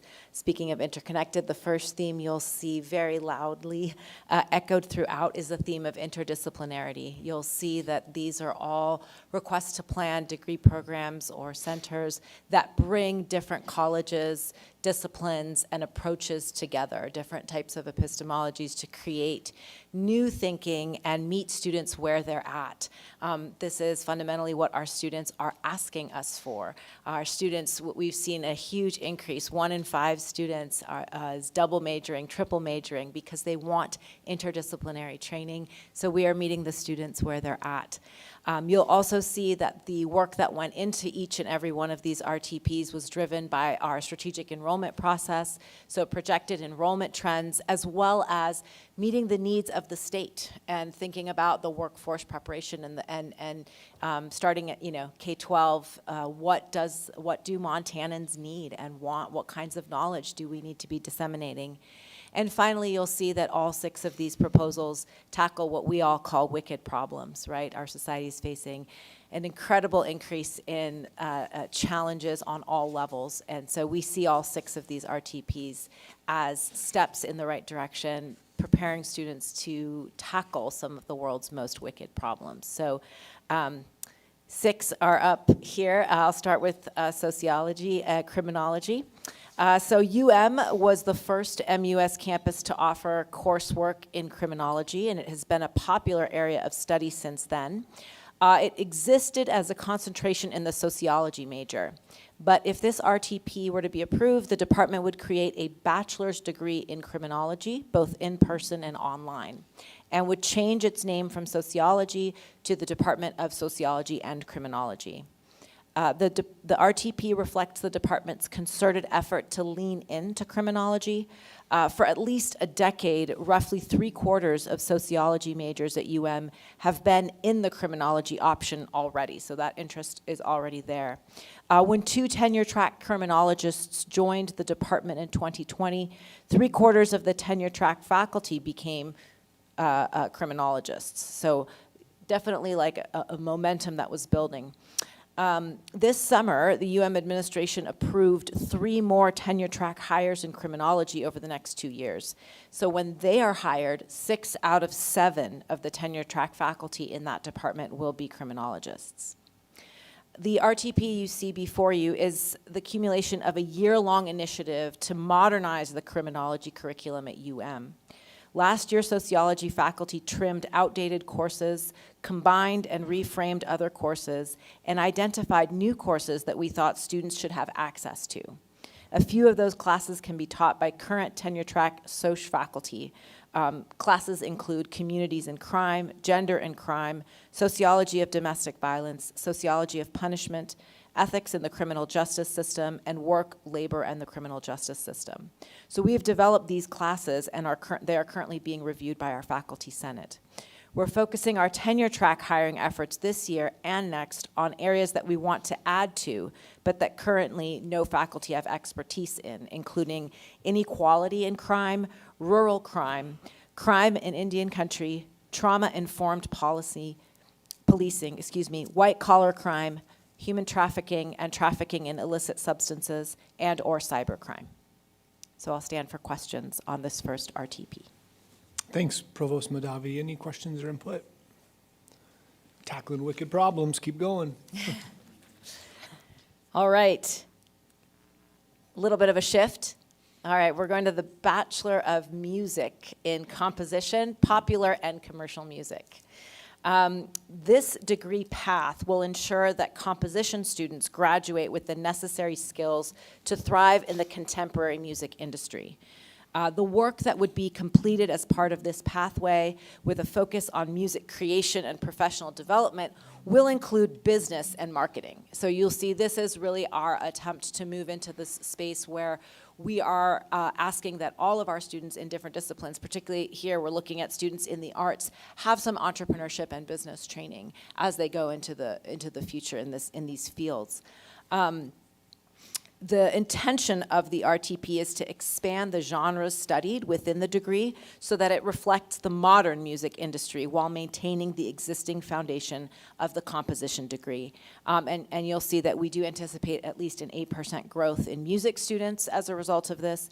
And our College of Arts and Media is actually even higher in numbers of students who double and triple major. So we believe that this is a very strong example of an interdisciplinary degree that would at least meet students where they're at so that they aren't required to do double, triple majors that can slow them down and affect retention. Thank you, Provost Mahdavi. Any questions or input from the group? Excellent. Let's keep moving on. Thank you. Great. So we will next move to a very exciting one for those of us who are sports fans, myself included, a minor in sports psychology. So this is a collaborative effort between the School of Integrative Physiology and Athletic Training, or IPAT, and the Department of Psychology. If it were to be approved, it would be the only sports psychology minor program in the MUS system. There are also no majors or grad programs in this discipline across MUS, but we see this as a step in that direction. We do obviously know that there's great appetite for studying sports psychology. Sports psychology is a fast-growing field with much student interest, and this minor would better position those students wishing to pursue graduate-level training in this area. We're already seeing considerable student interest in the minor during the spring planning phase, and during spring semester 2023 advising, we've already seen a number of students raise their hand asking to minor in sports psychology. So I'll stand for questions on this one. Exciting. Thank you. Any input or thoughts to be shared? Good job. Should I keep going? Let's All keep right. rolling. Thanks. Let's move. Let's continue on. All right, back to some of our wicked problems. The Center for Cybersecurity Workforce Innovation and Rural Policy is up next. The vision for this is to create a home for cybersecurity outreach programs, for non-credit workforce education, and education resources to share across the state. So this is back to kind of some of the needs of the state. Just to give you all a feel for what some of the programs in development for this center, some examples would include the National Security Agency Center for Excellence in Cyber Defense at Missoula College, working on the Montana Cyber Range, which is an open education resource available to all high school and college students currently across the state. And K through 12 outreach programs, which include early college, high school offerings, and middle school STEM programs in cyber. So as a parent of a middle schooler who's interested in STEM, I'm particularly excited that this is a direction that many of our Montanans could go in. So I'll stand for any questions there. Any questions or thoughts to be shared? Looks like a pretty good career path. Those starting salaries above $100,000. Yep. Thanks, Provost Mahdavi. Let's keep going. We're going to keep it going. All right. The next up, we have our multidisciplinary BA in Entrepreneurial Arts, Media, and Design.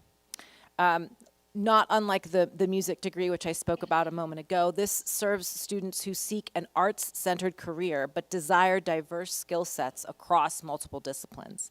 It meets the growing entrepreneurial nature of employment in the arts and culture marketplace, and it fosters critical, collaborative, and interdisciplinary thinking to prepare students for adaptive futures. So very much in the same vein as the music, popular culture, and composition degree that I presented earlier, an interdisciplinary approach that prepares our students in the arts for business, entrepreneurship, and management skills and experience.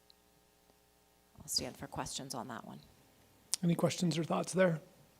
If you would thank Vice Provost McKay for getting back to me with the inquiry about projections She's on in the that. back. Thank you so much to Thanks, Vice Provost Kara. McKay for for getting us the detailed information on that one. Appreciate it. Excellent, keep moving. All right. If you're not sick of me, we'll go with one more. This is the health enhancement option within the School of Integrative Physiology and Athletic Training. Like all of the other 6, this is a collaborative effort. This one is a collaborative effort between the School of Integrative Physiology and Athletic Training and the College of Education, the teaching and learning program. These students would be qualified to teach physical education and health within K through 12 school districts. At the present time, the MUS graduates only about 25 health enhancement students per year, but a recent analysis of job openings in the state of Montana found at least 75 open health enhancement positions. So likewise here, we're already seeing student interest in the option, even though it has yet to be approved. And also likewise here, we see this as a way for us to meet the needs of the state. I will stand for questions. Constant themes in there, meeting the workforce needs of the state. We appreciate that. Any questions or comments for the series of proposals from the University of Montana? Again, Provost Madabi, thank you to your team for Thank you the so much. tremendous amount of work that goes into this. We Thanks for your appreciate time and attention. Appreciate it. Great. Director Tessman. Yeah, thanks, Provost Madavi. I think that brings us to our last campus. I want to invite Provost Johnny McLean from UM Western up to talk about a Bachelor's of Science in Natural Resource Science. Johnny. Thank you. Thank you, Chair Buchanan, Deputy Commissioner Tessman, and board members. I am excited to request a plan, a Bachelor of Science degree in Natural Resource Science. To give a little history, University of Montana Western was the first the first environmental science department in the state. We currently have 2 Bachelor of Science degrees in that department, Bachelor of Science in Environmental Science and a Bachelor of Science in Environmental Sustainability.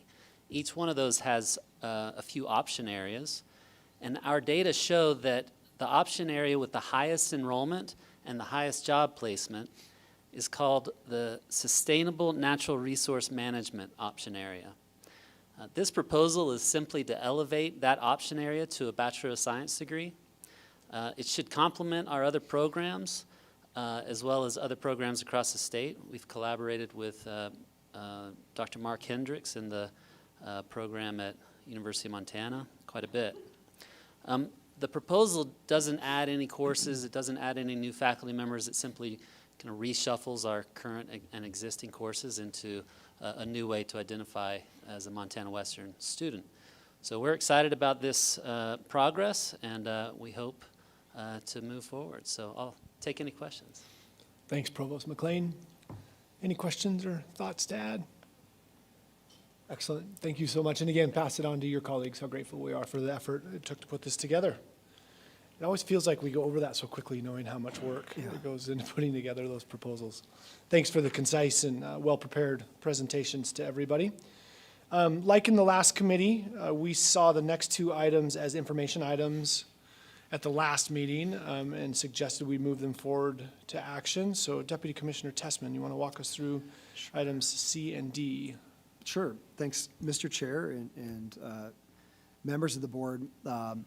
These are policy changes that you've seen before, not only as information items, we've had the chance to talk about them on various committee calls, and I think had really good discussion with stakeholders on our campuses related to board policy on academic probation and suspension. I mentioned campuses. It's important to note that this was, in most respects, a grassroots effort. A lot of work took place on MUS campuses, perhaps most notably at MSU Bozeman right here. And I want to thank Provost Makwa and your team for putting so much early thought into these suggested changes and then working with other campuses along the way. So what we have is really a shift in board policy that would align our policies on probation and suspension to better match this kind of spirit and philosophy of supporting student success. I guess in very broad terms, it may have been the case that some of our policies would look at students or treat students who were undergoing some academic difficulty and in fact make life more difficult for them in terms of getting back on track and ultimately completing their degree. These policies, 3018 and 3019, do a few things. One, language shift. So under the old language of being on academic probation. Certainly was a typical term used across the country, but one could imagine that there are connotations of the criminal justice system for a number of our students, and certainly I think that can have some damaging effects, and we don't want to equate those two things. There's some mild debate around the country regarding best terminology, but I think this move to academic warning is actually a kind of national best practice at this point in time.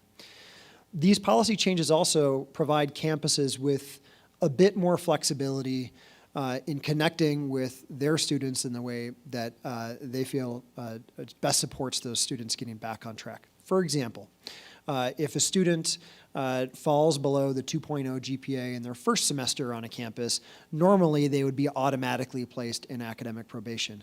We know that for students, that first semester can be a difficult transition time. Oftentimes, we'll have students experience some academic difficulty at that point, and then they get on track with various supports that are available to them. Rather than automatically placing them in academic probation status, this allows campuses the flexibility to kind of proactively and in a supporting way work with those students. Similarly, in 3019, if students under previous policy were placed in academic suspension, so, consecutive semesters under a 2.0 GPA, they would have to stop out for a period of time. And we know from looking at data that it's very unlikely those students would ever return to campus and complete their degree. So you have to question, what support is that really offering our students? And so these policies, again, allow campuses to create exceptions and work with their students and support them through tutoring, through advising, and other supports. So we think these are very productive changes. We had some discussion, a mild level of discussion around student debt. And we want to be sure that the board's not creating policies that kind of trap students or prolong their study and have them accumulate more debt without giving them a reasonable chance to succeed. And these policies and our campuses certainly do not do that. They're working with students in a sustainable way, in an effective way, so that as those students continue their studies, they're doing so in a way that will give them an opportunity to reach that degree finish line. And I think that that's the really important point here, is that these policies will be restructured to support student completion.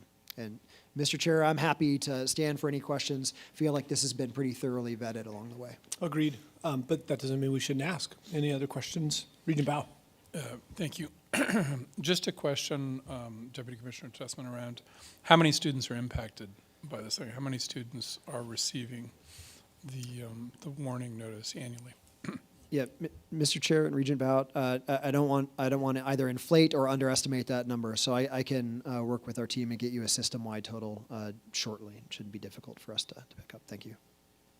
Thanks for the question. Regent Rogers, Chair Rogers. Thank you, Chair Buchanan.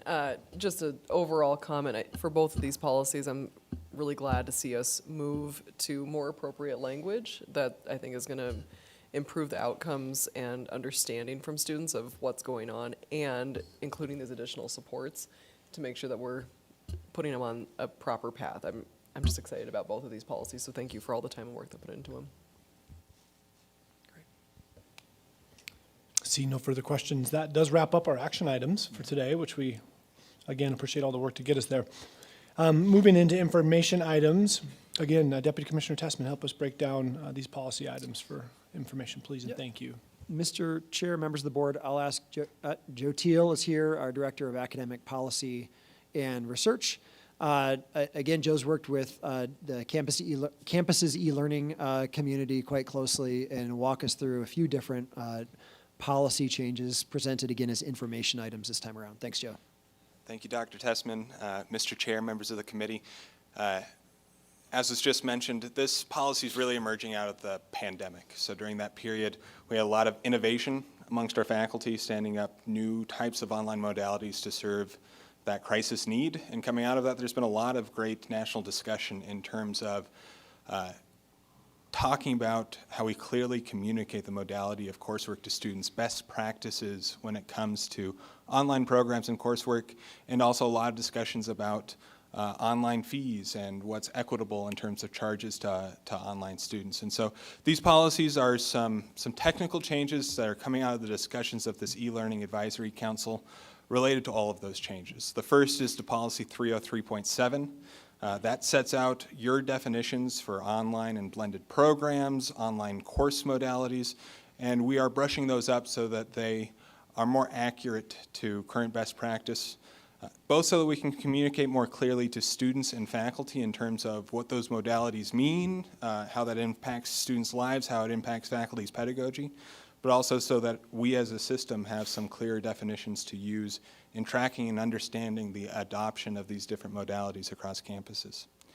The second change is really split apart policy 940.20, which is on online tuition and fees for e-learning. That policy has two components. One is remaining unchanged. That gives your campuses some flexibility in terms of what they charge non-resident students in fully online programs. That will remain largely the same. The second change pulls out from that policy authority for campuses to waive certain mandatory fees for students who are fully online. It moves that section to our mandatory fee policy where it just seems to more sensibly fit. And then it clarifies a few points, making it more clear who is eligible for such a waiver, giving campuses more latitude when understanding what fees to waive and giving them guidance on that front.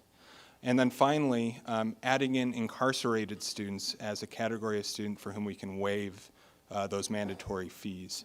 That's to serve the Second Chance Pell Program, which you heard about at your last meeting and which we expect to expand due to recent changes in federal policy. These proposals have been vetted, as I mentioned, by the e-learning advisory committee. They've also been distributed to your registrars, your chief academic officers, your chief financial officers. We have already gathered some great feedback from them and will continue to do so between now and when we hopefully bring a final item in the spring. I'll open for any questions. Any questions for Director Teal on this? Well done. And I think I'm staying up here. I believe. Yeah. Joe, go ahead. You can stay up at the podium. Thanks. Excellent. Well, I'm very excited. In fact, I will invite a cast of characters to come up as well. Allison Harmon, the Vice President for Research here at Montana State University, Jackie Haynes from the Rocky Mountain Economic Development District, Dr. Lee Spangler, Director of MSU's Energy Research Institute. This team is going to tell you about an exciting project that they have collaborated on, but their project requires some framing, and that framing is about some really large changes that we've talked to you over time, but that are really hitting the ground now in terms of the entire approach that the federal government is taking to science and innovation policy. You know, we've had a long history of the federal government funding basic science, and that is continuing and in fact increasing.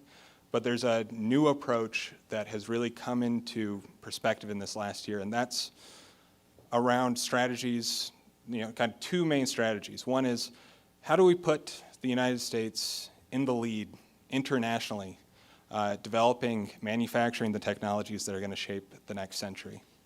And a second component that's really important for us is an explicit focus in making it so that those technologies aren't developed, researched, manufactured in kind of the established knowledge hubs in Boston or San Francisco or Seattle, but instead that they are increasingly developed, researched, manufactured in new places, in places like our region, like Montana.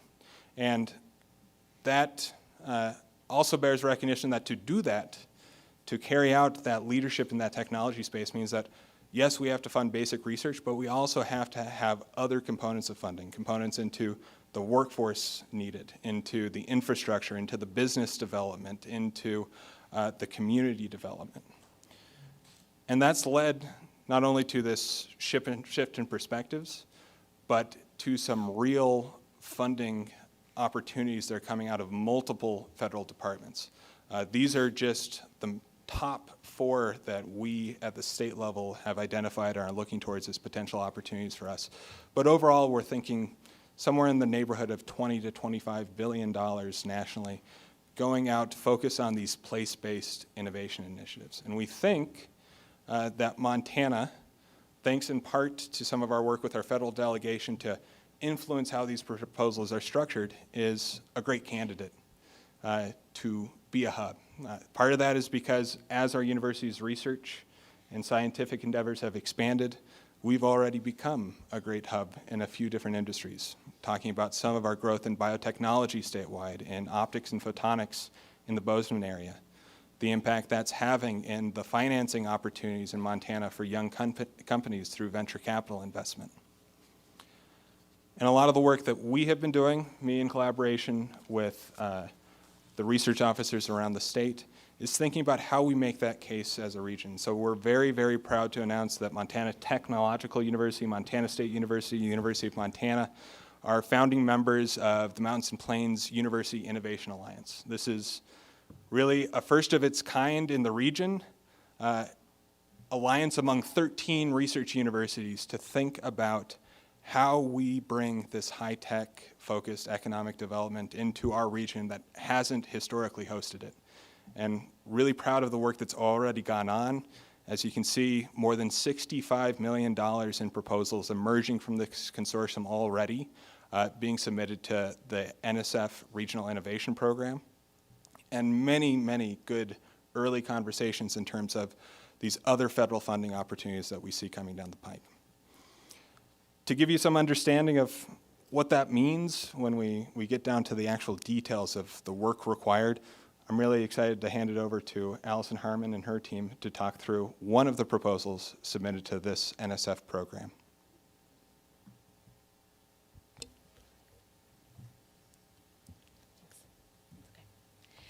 Thanks, Joe. So the NSF Regional Engines is an initiative launched by the new NSF Directorate for Technology, Innovation, and Partnerships to expand the U.S.'s innovation capacity for leveraging the resources, creativity, and ingenuity that exists across all geographic regions of the country. So as Joe said, this is place-based and user-inspired innovation policy, and rural states will not be left behind. The Engines grants will advance critical technologies, address national societal challenges, foster partnerships across industry, academia, government, nonprofits, civil society, and communities of practice, promote and stimulate economic growth and job creation, and spur regional innovation and talent. So we've chosen quantum information science as the focus of our NSF Engines proposal because this is a research and economic development strength at MSU and in our local economy. And by partnering across the 5 rural states in our region, we have the potential to make a significant contribution to quantum science nationally and globally. Quantum information science is difficult for most of us to understand. And so I'm going to paraphrase the World Economic Forum and say that it's a subset of quantum technologies which refer to a range of industrial applications that are based on our growing ability to see and control reality at a subatomic or quantum level. With these applications, we have the opportunity to develop an entirely new form of computing and communication. So simply put, quantum information science will revolutionize the way we send secure communications. This diagram shows the main components and partners on our Quantum Core proposal. We will seek to build a quantum technology ecosystem that includes research and development, collaboration with industries to translate innovations into practice, and workforce development to support the growth in that industry. We have submitted what is called a Type 1 proposal for $1 million over 2 years to help us prepare the coalition necessary to submit a Type 2 proposal, which would be $160 million over 10 years. The coalition, which will include the partners you see around that core, will take us some time to put together. So I'm going to turn it over to Jackie to talk about the economic implications of the project, and then to Lee to share some highlights from our proposal. So why the quantum industry? Global investment is high, currently estimated at $35.5 billion. This is comprised of approximately $30 billion in public investment and $5.5 billion in private investment. As you can see, China is outpacing the rest of the world in public investments in quantum, clocking just over $15 billion compared to the EU at 7.2 and the US at $1.9 billion. China also has the most patents in quantum technology, setting up their markets for great success as this technology is increasingly commercialized. The future impacts and disruptions of the developing quantum industry that is projected cannot be understated. The Boston Consulting Group estimates that quantum technology advancements could create an economic value of up to $850 billion in the next 30 years, with up to $10 billion of this economic value being generated in the next 5. Private investments in 2021 doubled compared to 2020, and we're also seeing private investment shift from venture capitalism to IPO, signaling the maturing of these markets and the industry. The U.S. has been increasing our focus on quantum, founding the National Quantum Initiative Act in 2019, along with the Quantum Economic Development Consortium, known as QEDC. As you may know, in 2021, the U.S. passed USICA, the U.S. Innovation and Competition Act, investing $250 billion in technology advancement and naming the quantum industry as one of these focuses. We're also seeing increasing public-private partnership around the quantum industry, with several universities partnering with IBM to establish a Discover Acceleration Partnership that has attracted over $1 billion of investment.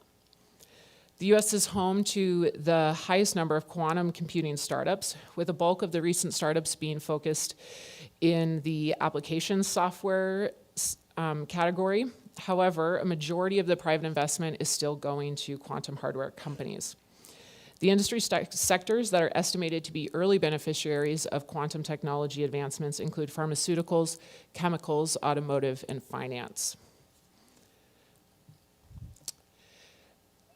Our Quantum Core group is poised to be a player in the hardware and component spaces and is also a contributor to developing the quantum smart workforce. Our Quantum Core sees our regional market advantage being in these spaces and wants to collaborate to further develop the quantum supply chain in Montana in these areas.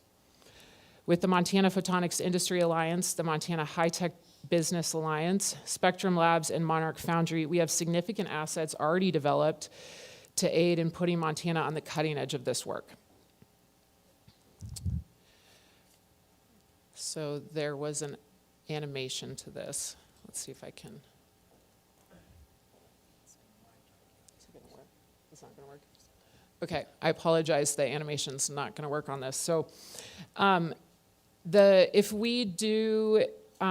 why Montana? One of the most motivating reasons to continue developing high-paying jobs in Montana is when we look at an occupational analysis using BLS data from May 2021. If we do a high-level analysis comparing Montana to the US, it yields a few interesting results. First, which is the black circles, you can see that Montana has a lower mean hourly wage than the US, with the gap falling to just under $5 an hour. Second, if we look at the top 6 highest paying occupations in the nation, Montana falls right in line with the nationwide trends. These occupations include management, business finance, computer and mathematical, architecture and engineering, and legal and healthcare practitioners. Third, when we look at the bottom 6 lowest paying occupations, there's somewhat of an overlap with Montana and US trends. The lowest paying industries in Montana include healthcare support, food preparation and serving, building and grounds, cleaning and maintenance, and personal care service.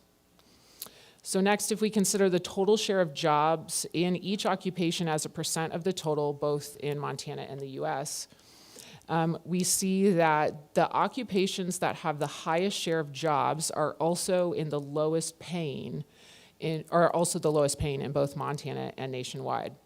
To exacerbate these effects, occupations that have the highest share of jobs and the highest wages in Montana, the occupations that have the lowest share of jobs and the highest wages in Montana and in the US. Investment in the quantum industry will help us develop higher paying jobs in these occupations that have the lowest share and help to reverse this trend. To reverse this trend, we need to invest in the quantum workforce. Currently, the talent gap for educated workers is large. For every 3 positions that are listed in the quantum industry, there's 1 graduate in quantum technologies. Globally, there's only 29 universities that offer master's degrees in quantum technologies. And to develop further, the quantum workforce will need support in 3 areas: workforce availability and education, policies and regulations, and standardization of practices. So I'm going to pass it on to Lee to talk about the details of what our Quantum Core is doing.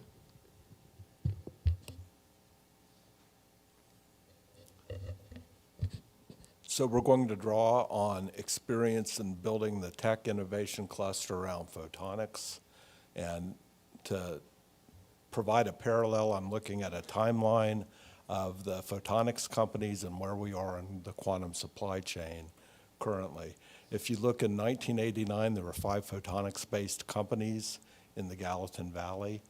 4 faculty, Rufus Cohn, John Carlston, Fred Cady, and myself wrote a proposal to get funding to provide equipment for collaboration with 3 local companies. In 1995, based on that, Optech was formed. We saw a steady growth of photonics companies. 2013, the Montana Photonics Industry Alliance was formed, and today there's about 35 companies employing over 800 people in the Gallatin Valley, and about half of the technologies that those companies are based on spun out of MSU research.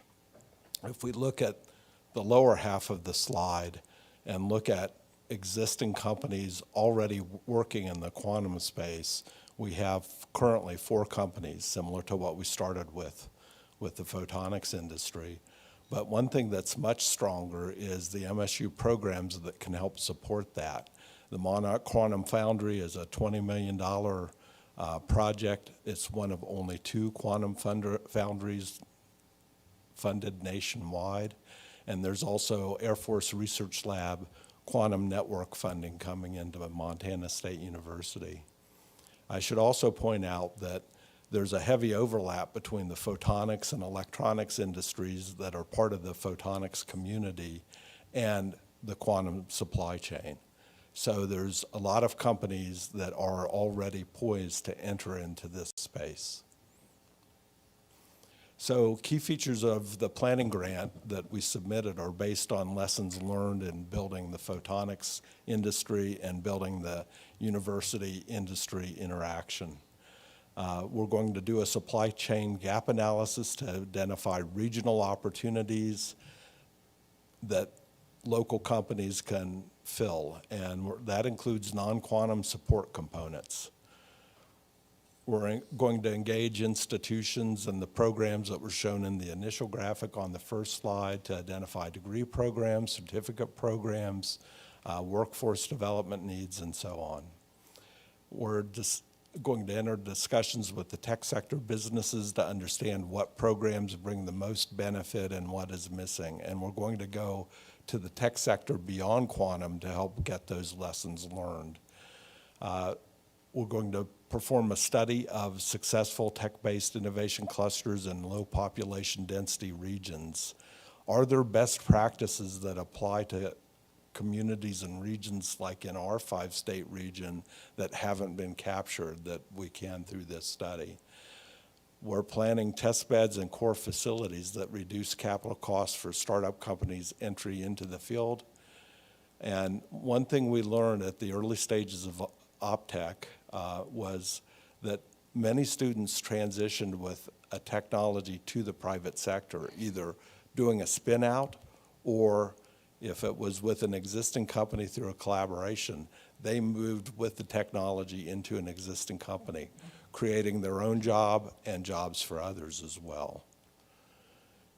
So the animation on this slide would have made it a little clearer, but this is the well-known Valley of Death slide. And if you look at the solid lines in the slide, the issue is resources available between the applied research stage and the commercialization stage. And a lot of technologies die in that space. And the question is how do you change that? And we have some lessons learned from the photonics industry, and that I think are very applicable. One is if you do co-development. So if you have company involvement at the early stages of technologies, it can help tremendously. A faculty member might know you need a widget to perform this function, but the faculty member is unlikely to know that it has to operate in this environment at this temperature with this maximum power draw, with this stability. And having company input at that early stage means those factors can be taken into account, and when you're ready to transition to technology, there's tremendously less re-engineering that's required and less expense.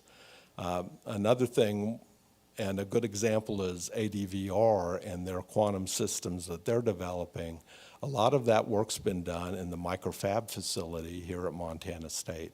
So having core facilities and test beds raises the resource floor, and that's the dotted purple line, that makes that valley of death more shallow. So these lessons we learned both narrow and shallow the valley of death, and that's the strategy we plan to pursue in the quantum supply chain and through the quantum core.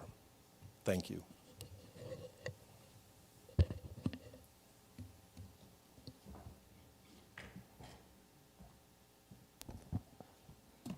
So I think this is one example, and there are several, including coming out of the University of Montana and our other partner universities in the region, of ideas of where we're well positioned to participate in really being a host for some of these important technologies for the next 50 years. We'll be excited to come back with, I think, some more updates about that 5-state collaboration, but how we're trying to approach our state partners, our state government, to advocate for some of these larger pools of resources to make some of these ideas a reality. And we think that the chances are good, and excited to keep you up to date as we move forward. We'll open for any questions. Mr. Chair, if I may, and members of the board, jump in and just even zoom out a bit further from what Joe just outlined. First of all, I want to thank Allison, Jackie, Lee, for all of you for a really well-crafted presentation and just such a good case study. But two things. One, I think this really highlights how the research and economic development enterprises in Montana are inextricably linked. We've had some success in the past highlighting that, but I think really in the last couple of years, we've been able to show how research is not only basic research, but also it is new technologies, new businesses, new jobs, and really new opportunities for a wide range of actors in the state of Montana. Second, I think I've heard from this board in my time in this role a desire to be looking at the horizon and thinking about how we go from this really terrific place we're at right now, 2 Research One universities, a growing research enterprise in terms of dollar amounts, and how we become an even stronger player in the field. And one is a strategic philosophy, hence the shallowing and narrowing of the valley of death. I mean, just a really well thought out philosophy of translating more of our research into economic impact. Second, Joe, you kind of glossed over it a bit, but this Mountain and Plains University Innovation Alliance is a huge step forward, a 5-state consortium with Montana, I dare say, at the center as the leading actor in that consortium. That consortium is going to open up, potentially hundreds of millions of dollars, maybe upwards of $1 billion in the next decade or so of funding for Montana. There's been some joking around a $500 million research enterprise or more. This kind of thinking, in my opinion, is what is required in order to get us to that level. So just so pleased. Thank you for the presentation, and Joe, thanks for the work you've put in here. I think you've really accomplished a lot in a short period of time. Thanks, Mr. Chair, for giving me that moment. It's fantastic context. And to your point about the efforts of this board to highlight the breadth, and you start to talk about quantum computing, and I realized the depth that we can explore the variety of projects that we're garnering attention on and having success in reaching R1 status at 2 campuses is just mind-boggling. And so I echo your thanks to Allison, Jackie, and Lee on that. And Joe, it's not lost on us the leadership role you're playing in this regional consortium, and we'll just be so excited to see how we can continue to support you as you provide that leadership and move that dial. Any other members of the board have questions? Regent Bao. Thank you. Just a, Deputy Commissioner, quick question around, when we've seen successes in Montana with research and venture capital and like photonics and LiDAR, there's been a partnership phase where there's been private equity investment alongside, or venture investment alongside this research. Do we have evidence of that yet in the quantum space? Are there actual, quantum companies being formed, or are we still in the pure research phase? I think I'll probably turn it over to Lee, who interacts with the companies in the Gallatin Valley. I think in this quantum supply chain space, some of the equipment needed for quantum, the answer is yes. There are companies that are active and known here. Montana Instruments builds cryogenic systems to operate at the cold temperatures required. They were recently bought by an international company, but their activities and center is going to remain in the Bozeman area. So that's a large investment from a larger company that is investing in this space. So the answer is yes. We're seeing this even at this very early stage. That venture capital investment in the photonics area didn't happen in the first few years. It took some time for these companies to build to get to that point, and we're already seeing it in the quantum space. Thank you.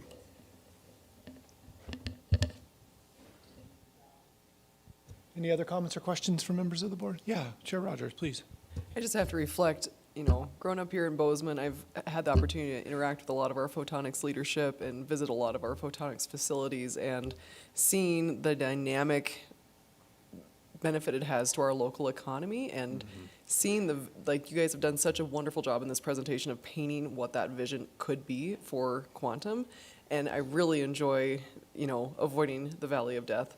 And these innovative ideas to bring forward the lessons that are learned through all that has been done with the photonics industry from its infancy to today, and be able to bring that into a new phase for, the future of Montana's economy. There's a huge opportunity to be a part of, and I would love to express my gratitude to all of you for taking the time to bring this forward to us, for all the work that you're doing, and for continuing to innovate in that space. Thank you, great reflections. Any other comments or questions from members of the board? Again, thank you so much for the work you do on a daily basis and bringing it to us in such a succinct way to summarize and share with us. We appreciate your commitment to it. Thank you. Thanks, Director Teal. So moving on, good job, everyone, working through, again, a packed agenda. I'm betting it's Director McLean is going to bring us an update on educator updates. Angela, thanks for joining us. Thank you so much, Mr. Chair, members of the board. Very good to be here with you this afternoon. I'll be joined momentarily by Dr. Tricia Seifert, who is the Dean of the College of Education and Health and Human Development here at Montana State University. Before I move into our agenda item, though, it dawned on me as I was walking up to the podium that today would be the last time that I would have the opportunity to operate on this side of the podium with Dr. Tessman sitting where he is. And my heart is heavy. And I think I speak for all of us in the ARSA division when I say that you are going to be sorely missed. Everyone should be so lucky to get to come to work and to feel that their work is valued and appreciated. And they're sure getting a good one in Michigan, and we're going to be rooting for you every single day. It's been a true blessing to have the opportunity to get to work for you. So with that, Mr. Chair, members of the board, Madam President, thank you so much for having us and for the wonderful treats that you provided us all with. And Mr. President, always good to see you. Things are going well down at Bitterroot College. We have an agenda item before us, and it really speaks volumes about your educator prep programs in the Montana University system. And we heard from the Superintendent of Public Instruction this morning referencing the important and good work that they do every single day on behalf of the students that they serve on our campuses in the Montana University system, and the great product that they put out into the classrooms across the state. You've heard a lot today about meeting workforce needs, and this conversation is about that. it is also about our educator prep programs answering the call of your Montana legislature. So let's get right to it. Last May in Havre, you heard a great report about Montana's Grow Your Own Educator initiative, and at that time we had 35 students in the program with our 3 Montana Grow Your Own Educator programs. We had a kickoff event in Great Falls at Great Falls College on November 1st of this year, and I want to signal my deep appreciation to Dr. Stephanie Erdman and her team there for hosting us. And it was a wonderful sight to see when we had so many students and their families there that we had to bring in extra tables. And so our numbers won't be finalized until spring, but I look forward to bringing a presentation to you that is every bit as good and as strong in data as what you heard last May. We are answering the call every single day when it comes to workforce development in the area of educator prep. The next item that you see here is another signal of the great work that our campuses are doing in answering the call. This call came from the Office of Public Instruction last February. And the superintendent reached out to us at OCHE. She reached out to our campuses and said, I'd like folks to come to the table and visit with us about an idea that we have. And it was this educator workforce redesign, and it would lead to the establishment of Montana's first ever educator residency program. And to understand the nimbleness that our educator prep programs showed in participating in this, you need to know that they placed their student teachers well in advance of the following semester.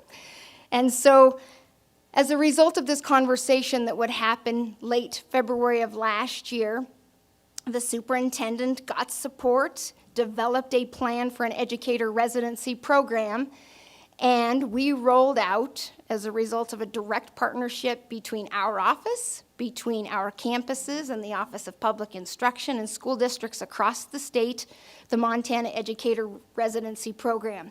The University of Montana Western placed 16 residents, and the University of Montana placed 2 residents. The Montana University System residents who work in Montana schools as a result of this, they'll be provided an instructional mentor, they'll be provided stipends, a partial tuition waiver, and housing, and they're coming back to the table to evaluate what worked, what didn't work, and how do we grow the program. And I can tell you for sure that our MUS EPPs will be at the table, taking what we've learned from this year's rollout and applying it to an even better educator residency program next year.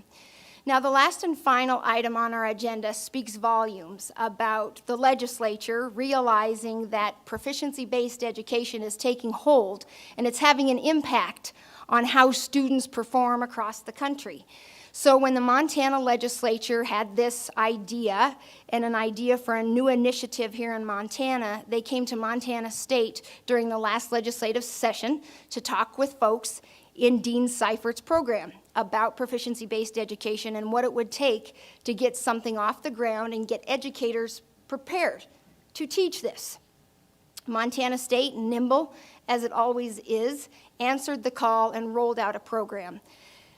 And this program was rolled out directly as a result of startup funding designed to enhance proficiency-based education approaches to teaching, and it was a $1 million appropriation for one time only. Regent Buchanan, I think on the committee call, you indicated that we're not hearing the last of proficiency-based education with this one-time only funding. And I think what you're about to hear should excite you, because I think that we are prepared to answer future calls in this regard. And as Dr. Seifert delivers her presentation about proficiency-based education and what they did right here on this campus to prepare educators, I think what is important for us to begin to think about in higher education is what does it mean for us to admit a student who has been prepared in this new education way. So with that, it is my pleasure to introduce you to my friend and my colleague, Dean Tricia Seifert. Thank you so much, Dr. McLean, thank you, Mr. Chair and Regents, for this opportunity to share a little bit about how MSU has been stewarding the state of Montana legislature's appropriation through House Bill 2 during the 2021 legislative session of $1 million. This was a funding initiative that expressly said to strengthen educator preparation in proficiency-based education. And the MSU Department of Education and our faculty saw this as an opportunity to really look at that phrase, educator preparation, and examine the entire ecosystem of our educators. And so that includes those who are presently enrolled in our educator preparation programs. We call them pre-service teachers. There are those current teachers, which we call in-service teachers, in classrooms across Montana. And there are the school leaders, the principals and superintendents, who are around the state. And so we really believe that if we're going to move the dial on what proficiency-based learning and proficiency-based education is, the entire ecosystem needs to understand what is that phrase, what does it mean, and where are those opportunities.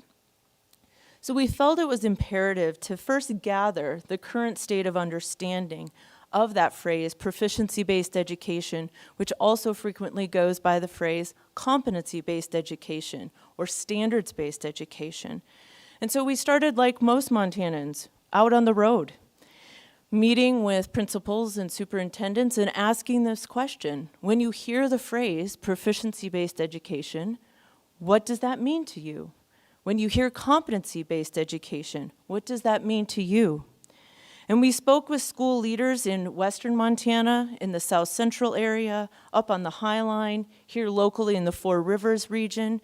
These are the mass regions of school administrators of Montana. And we met with the Montana Council of Deans of Education, all asking the same questions. What is your current state of understanding of what this phrase means?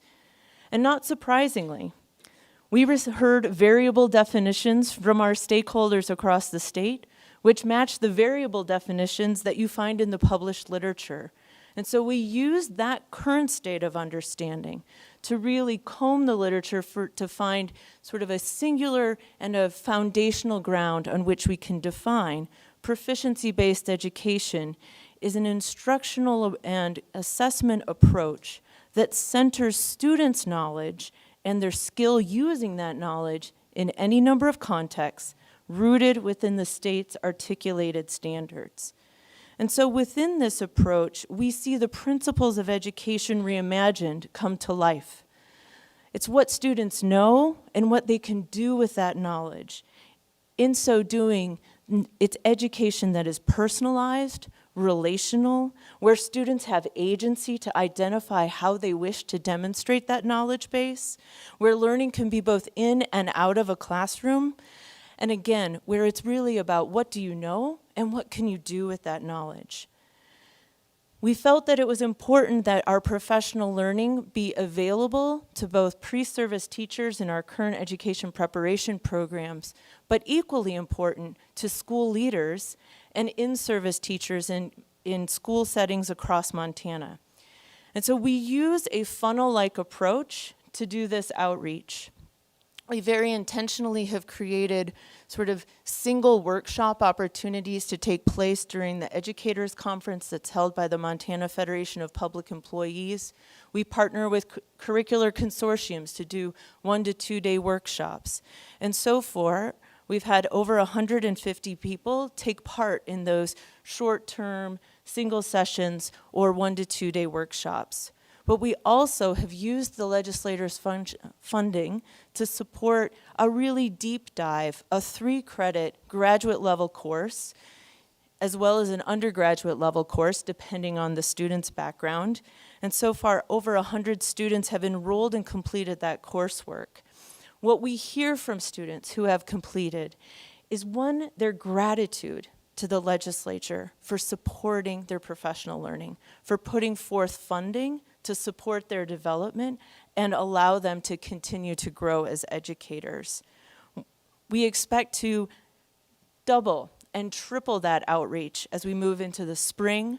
summer of '23, which we will also be hosting the Proficiency-Based Education Symposium right back in this room. You are all invited to attend June 16th through the 18th. You can save the date now.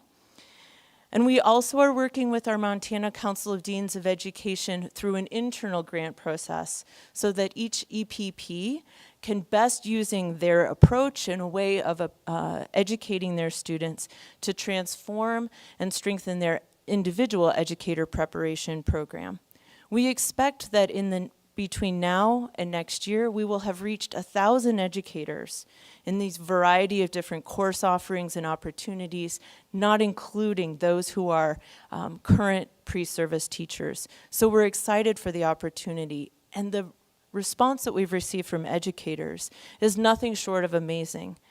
They go on and on in their course evaluation forms, one, thanking the legislature for supporting their professional learning, and two, for saying this is an ecosystem approach. And as an educator, I have to know that my school leader supports this, that our board supports this, that our parents support proficiency-based education, because education does not exist in a single silo, but across that ecosystem. And so as we move to, as a state, to thinking about proficiency-based education, we'll also need to think about the messaging. What does it mean if we don't have percentage grades? What will that mean for our post-secondary system? What will that mean for our students who are applying for scholarships nationally?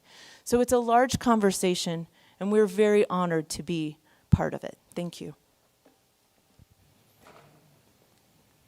Thank you so very much, Dr. Seifert. Mr. Chair, members of the board, will stand for any questions that you may have. Thank you, Dr. McLean and Dean Seifert. What a direct response to our legislative partner's request for delivering on prior learning. That's very encouraging. Any questions or thoughts from members of the board on this? Well, as you said, Dr. McLean, this is just the start. We're going to keep going. So thank you. So thanks so much for joining us, Dean Seifert. We'll look forward to having you in front of us again, and thanks for the great work. Thank you. Excellent. Seeing as it's 3-ish, let's take a quick break. How about we plan to meet back here at 10 after 3, and until we're adjourned until then. Thanks so much.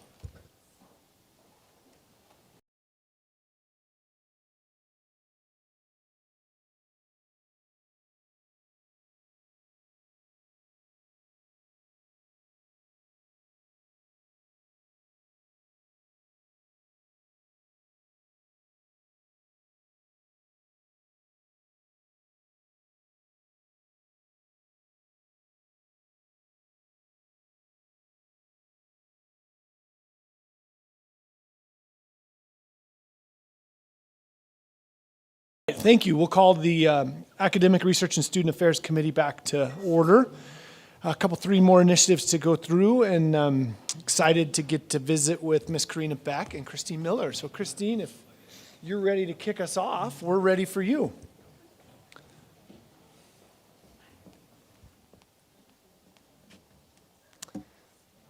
Chair Buchanan, members of the committee, hello everyone. I'm going to talk a little bit about Montana 10 today, and I'm just going to dive right in here. Usually I start with the program and what's going on in students, and today I'm going to start with our outcomes that we are seeing. Last time I shared that we had doubled our on-time graduation rates for two-year students. I'm giving a little bit of an update about our ongoing cohorts who are still enrolled in Montana 10. This is our retention for our cohort who started in fall 2020. We had 160 students start at the University of Montana in fall 2020. Our first fall retention was 17 percentage points higher than their Pell student group, and a few points higher than the general population who also entered in fall 2020. Second fall 2022, we're still holding that those gains over the Pell group, and we have effectively closed the gap between Pell student outcomes and their non-Pell peers.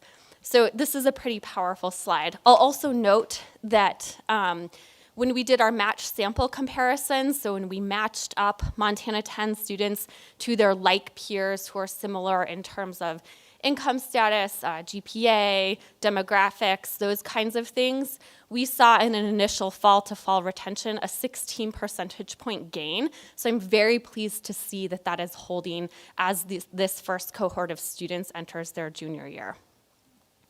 I don't get much of a chance to talk about it very often, but I'm very pleased to show retention gains for our Helena College cohort. Helena College this year launched their third cohort of Montana 10 scholars. What you see here is retention outcomes from their second cohort. We have an 18 percentage point gain of our Montana 10 students at Helena College over their Pell peers, and also gains over their non-Pell peers who entered that same fall. I'm really excited to see how this cohort continues to persist as we move along here.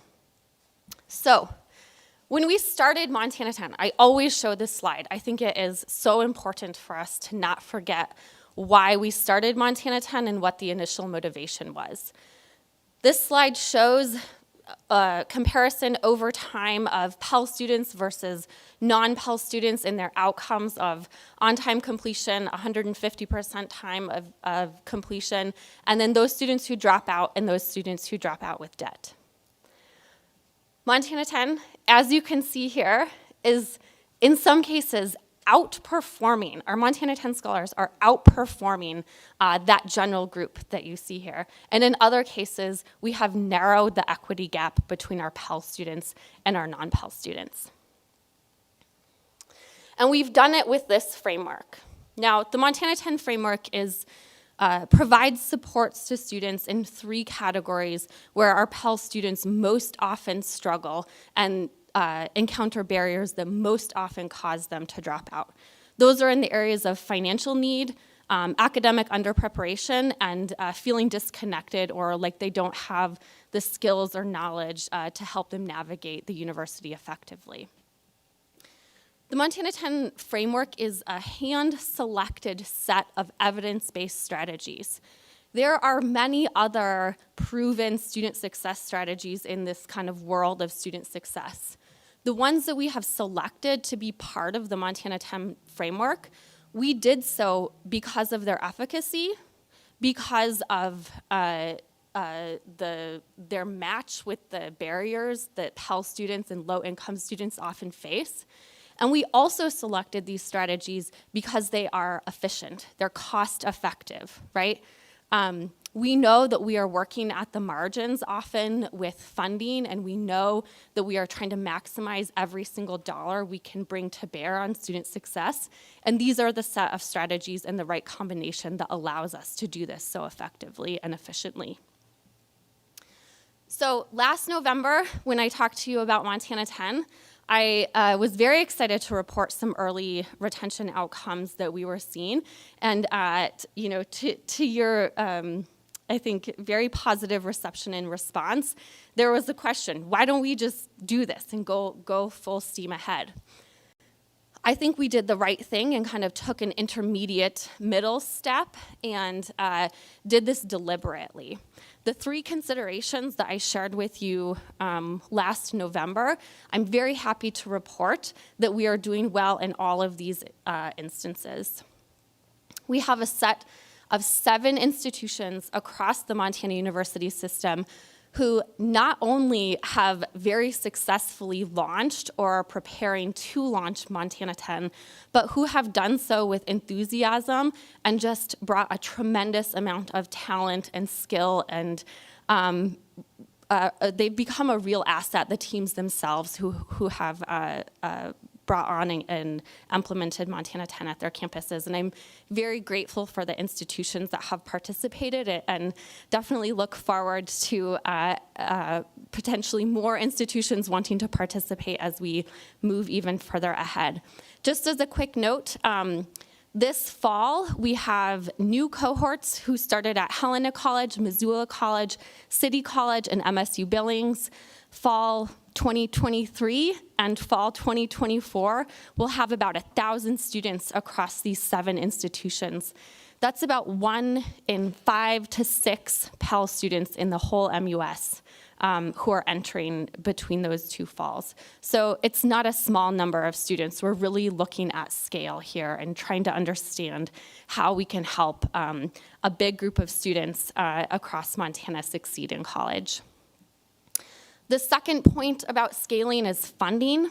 Our Board of Regents, our Commissioner, Deputy Commissioner Tessman, Deputy Commissioner Trevor, wherever you are, I don't see you at the table here. You all have been so supportive in ensuring that we have program funding to support growth and expansion of Montana 10 to these 7 institutions.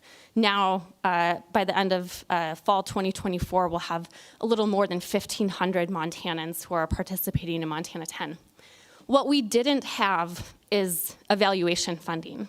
Now, a randomized control trial evaluation, you've heard me talk about this a little bit, it is the key that will unlock the door to sustainability for Montana 10. It is what we get out of this is the kind of rigorous evidence base that will be convincing and persuasive to major national funders or local funders.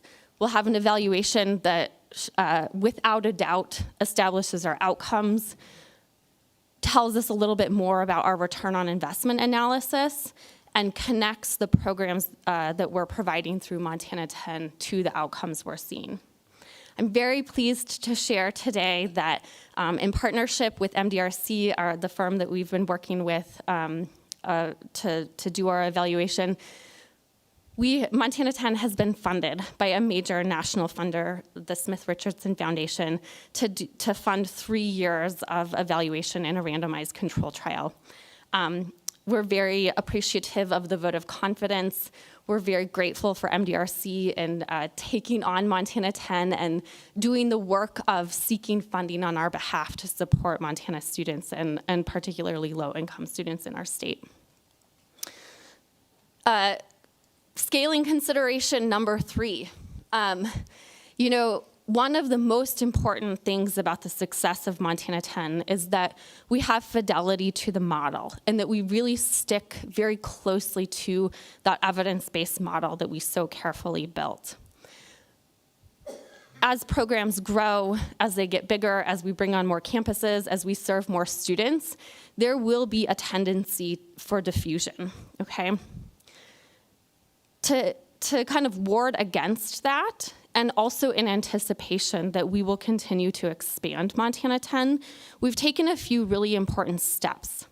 One, and I talked about this last September, we held the Montana 10 Academy this summer. That was in partnership with MDRC, with SHEO, the State Higher Education Executive Officers Organization, and with Complete College America. We brought all of these resources together to host an intensive 10-session kind of workshop, training, capacity building with all of our campus teams across the system that just ended in October. And we have a wealth of information, materials, kind of a roadmap for campuses as they bring on new people, as we bring on more campuses in that Montana 10 Academy. We also just published our Montana 10 implementation guide. You just see a little sneak peek of that here, but it is a guide that has multitudes of information down to very minute details about not only how do we implement Montana 10, what are the best practices in advising, how do we use data, how do we code things. Shauna Lyons, I'm going to give you some credit for this, coming up with a financial tracking mechanism so we can really understand our cost analysis. There's been a lot that's gone into developing this implementation guide, and I know that we, as we expand, will find it very useful. And I know that campuses on a practical level have found this extremely valuable. So I'm going to end there. Well, I'm not going to end there. I'm going to say one more quick thing because I just can't stop talking about Montana 10. a lot of time and effort and work and energy has gone into the implementation guide, the Montana 10 Academy, working with campuses. And some of that is to help campuses provide this program and support the students that, you know, we're asking them to and to take on a new program. The other reason is that Montana 10 is providing a roadmap for us, for our university system as we're going forward and thinking about student success. And Montana 10 is, right now it's a program and we can count the number of students in each cohort and we compare that to other Pell students and other students who enter. And that's been really positive and we're seeing great outcomes. What Montana 10 is also doing, like I said, is providing a roadmap for how we can do things differently, how we can go from here to here.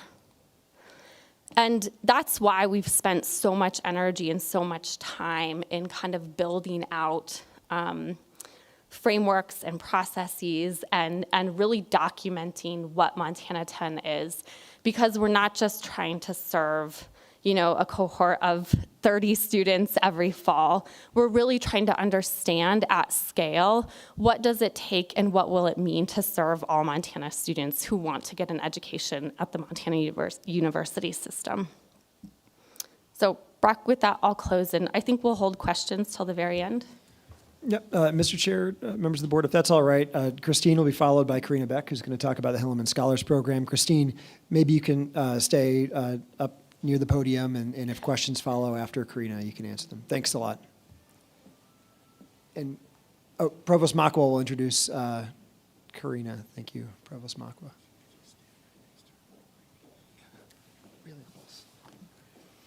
Thank you, Deputy Commissioner Tessman and Chair Buchanan. As our group is working its way to the table, I would like my role is just to really tee this up. I will be introducing Vice Provost Karina Beck and 3 of our Hillman Scholar students. We're going to provide a brief, kind of a high-level overview of the Hillman Scholars, an update of the program. Behind the scenes, there's so much that goes on with this program, similar to presentations you've seen with what Christine Miller has provided on Montana 10. The infrastructure is in place in terms of these best practices to support students. And it's exciting to be part of a university system where every campus puts a lot of value, time, and effort into making sure that we provide as much support to our students as possible. All that's part of the Hillman program. What you'll see today is a snapshot of perhaps a mature version of Montana 10. The direction that program, I think, we'll see evolve over time. Hillman, we now have our 7th cohort of scholars. We've had 3 cohorts graduate with baccalaureate degrees and to go back to their communities. The 2 elements that make the Hillman program unique is really modeled after Dr. Maurice Hilleman. And one is, in addition to preparing students to make sure that they leave here with a degree and a good strong academic foundation, we're preparing leaders, future leaders of our communities. These students are going to go back to our communities, and not only are they going to contribute to the workforce, they're going to be leaders in their community. They're going to be mentors. And so a big element from the day they come on campus in the summer with the Hillman Leadership Academy till the day they walk across the stage in 4 years, we're emphasizing and building those leadership skills and talents and abilities. So that's one unique aspect. The second is how these students are selected and encouraged to come and join us at Montana State University as part of the Hillman Scholars Program. These aren't students that necessarily excelled in high school. In fact, every student has a story that's what makes the Hillman Scholars Program so important and so valuable. These students are selected, identified by our extension agents across the state of Montana. Many of these students had no plans on going to college. Many of these students have had lots of life challenges and their stories really tug on your heartstrings. So today, that's why we very much appreciate the opportunity to hear from our students, because that's what makes the program important. The value, of course, is all of the structure that's in place behind it. But it's good to have this reminder about the students and what we are changing and transforming lives. So with that, I will turn things over to Vice Provost Karina Beck, this is her brainchild. This is something that Dr. Beck has worked hard on in terms of assuring that all the best practices are in place and that we're continuously assessing the results and making adjustments. We have a good feedback loop in terms of evaluating results and then making improvements. So with that, Karina, thank you.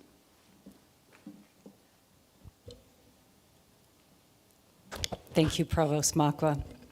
Chair Buchanan, Commissioner Christian, Deputy Commissioner Tessman, President Cruzado. It's a pleasure to be here with you this afternoon and to share the story of the MSU Hilleman Scholars Program. We've been doing this work, as Provost Makwa suggested, now for 7 years. And our learning curve has been steep, but we're so proud of what we've accomplished at this time. So today I'm going to share some insights about the program and give you a sense of why we have rooted this effort in the namesake of Dr. Maurice Hilleman. And we're so grateful to his family for allowing us to use his name to inspire us, to challenge us, to have us think about what's possible as we contemplate the purpose and power of a public land-grant university. We'll also spend a little time looking at some data and know that we do very rigorous analysis to make sure that we're doing our best for our students and for our institution and for our state. And then finally, your optimism meter will go off the charts because you'll have the opportunity to hear from 2 graduates and a current Hilleman scholar. And you'll learn why this program, we hope, is making a difference for Montana. So let's begin. Maurice Hilleman, there he is near the end of his career. But as many of you know, and his story is so important, it's worth sharing again. He grew up in Miles City, Montana. His twin sister passed away at childbirth, his mother a few days later. And if it wasn't for the wisdom and encouragement of an older brother who said, "I think you're college material. You should not work at the local JCPenney as an assistant manager. Great job then, great job now. But you should go to college." If it wasn't for that encouragement and a scholarship from Montana State College, now Montana State University, we might not have had Dr. Maurice Hilleman, who has been credited with saving nearly 1 billion lives and counting through his work in vaccine science. Let's walk over to our 2 Hilleman scholars. And there we see Ziana and Madison from Billings and Corvallis, and you think they have the exact same amount potential as Dr. Maurice Hilleman, the exact same amount of potential. And there we know through the nurturing support of a university, through all the supports that we're able to offer, that they too can accomplish great things, not just for themselves, but for their communities. And we look forward to seeing their careers with optimism. This is where we're at now with the program. We now have scholars from 90 cities and towns and parts of Montana, 36 Class C schools, 28 Class B schools. We have nearly 60 graduates, and we look forward to welcoming several more in 3 weeks. As Provost Makwa alluded to, we select Montana high school students, and we're very proud to do that. They write an essay in their application, and from there we have an understanding of their potential for college and leadership success. Indeed, every student that enters Montana State University has that potential, and it's our job to cultivate that and build that. Of course, we're very interested in Pell-eligible students, and that's why we provide a scholarship. $4,000 per year over 4 years. It's provided in monthly increments, and with that, we have some expectation that they go to class, right? Go to class, You volunteer, you engage with your campus community, you go to study tables or what we call flow zones. But it's that idea, we're making this investment, we want to see you and engage with you back. We invite every one of our Hilleman Scholars to participate in the Summer Success Academy. This is a 5-week program to make sure that our students are math ready and they're thinking about the challenges of the world around them. We'll talk about that in a moment. Then, of course, we believe that if we want our students to change the world, they have to see the world, so we make sure that they have the opportunity to participate in a study abroad experience. Moreover, and we think most of our student scholars would say this, it is the intensive institutional support, the leadership development, really the leadership expectation that we think makes a difference in this program. And from that, we assess, and you'll see some of our assessment in a moment.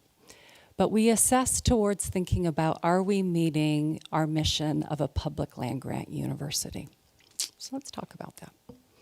Here you can see, this is our inaugural cohort. So we developed this program in less than 2 months, right? We had a great idea from a generous donor, and we've been so privileged to have so many generous donors be involved in the program.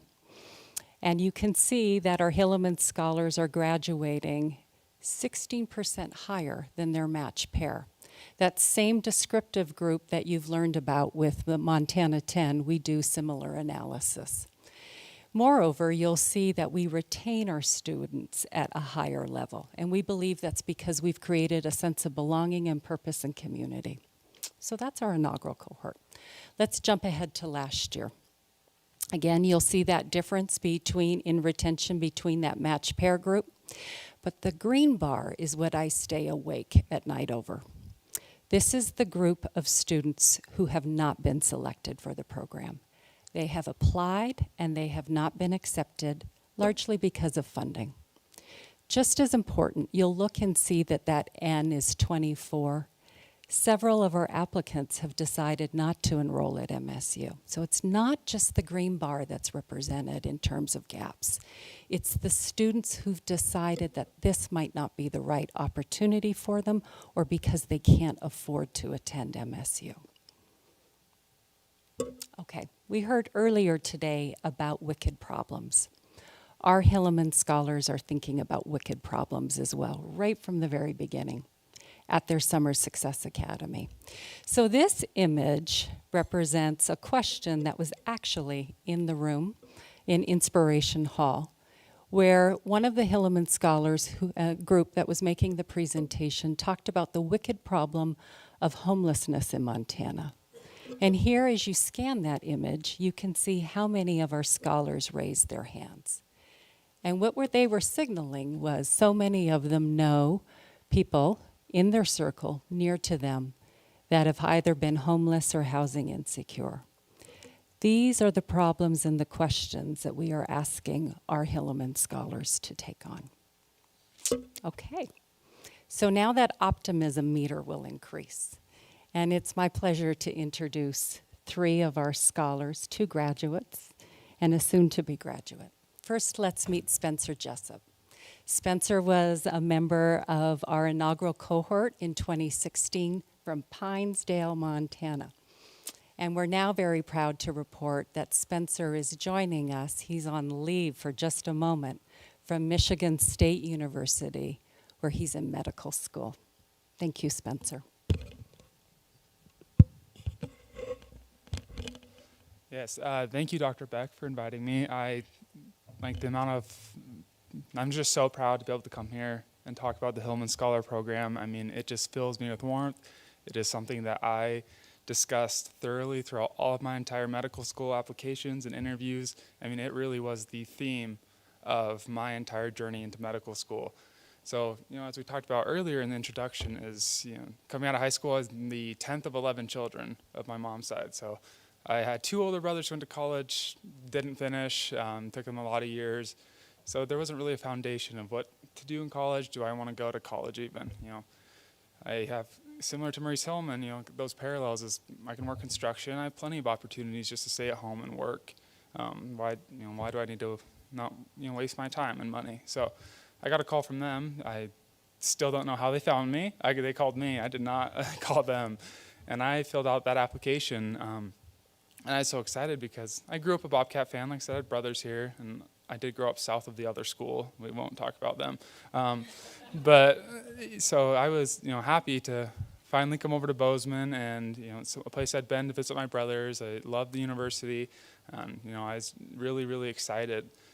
And when they talk about, what's next, is they gave me a family here. I came from such a big family at home. So I came here and I was able to join, a support system that I otherwise, would never have had. It was mentioned earlier by someone else how difficult that first semester can be coming to college, especially as local Montana kids. It can be very difficult. And they gave me the skills that I now have put me into medical school, and have been very, very successful in medical school. And to me, more than anything, this scholarship is just so much more than the money, because that's the first thing that comes to mind. I got that phone call, I heard $4,000 a year, and my mind blinked after that. Great. But then you get here and you realize that it really is, they set an expectation. You are to be great, you are to be a leader, you are to be held responsible, but they also give you a safety net to fall on. They give you that, I'm struggling right now, but I have people that are going to pick me up, they'll give me tutoring, they'll give me what I need. And to me, in the end, it really does come why the scholarship being called the Hillman Scholarship is so important, because his name is essential. That is the family that, no matter, me being one of the first 3 to ever graduate from this program, to, my peers here that I will know for the rest of my life. I'm going to one of my classmates' weddings this fall, or later this year. So it's exciting. It's lifelong friendships. It really is a family that I get to call here at MSU. And then more than anything, in my first year and a half of medical school, I had that concerns. I have classmates coming, they've researched for 2 years at the NIH. They are coming from Brown and Harvard. Their undergrad are these. I am performing just as well, if not better, than my peers in medical school. And that is a testament to the preparation that the Hillman gave, not only to be successful in undergrad, but beyond and becoming a leader. I found myself, the big reason I was able to skip 2 days of medical school to come here is because the success I've had academically, they had no concerns. They know I was well prepared, well ahead of time, and they were more than happy to let me come back and represent this university. So it really is a fantastic, fantastic scholarship program they have here. Thank you.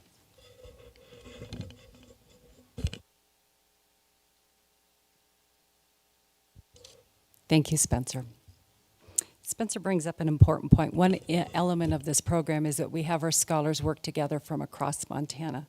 And that idea that not only are they learning together, but they're working together to think about solution-based ideas that will make a difference for Montana. By the way, I didn't mention that Spencer graduated in 3.5 years. Now meet Kiana. Kiana graduated in 3 years. It's not a race, right? Kiana's from Shelby, Montana, graduated with a degree, a Bachelor of Science in Health and Human Development. It's important, I'll say it again, in 3 years. Kiana served as a Hillman Scholar Financial Peer Mentor and also as a lead mentor. Thank you, Kiana, for joining us today. Thank you, Dr. Beck. Okay. To say that the program has changed my entire path is an understatement. With the many mentors the program provides, like success advisors, financial coaches, leadership speakers, peer mentors, and all the amazing staff, I was able to be successful in all areas in my college career. And with all that support, I was able to graduate in 3 years. I would like to share some statistics with everyone. 2% of teen moms graduate college. 3% of formal foster youth graduate college, and 24% of Native Americans graduate college. And I'm proud to say that I'm part of the 2%, 3%, and 24%.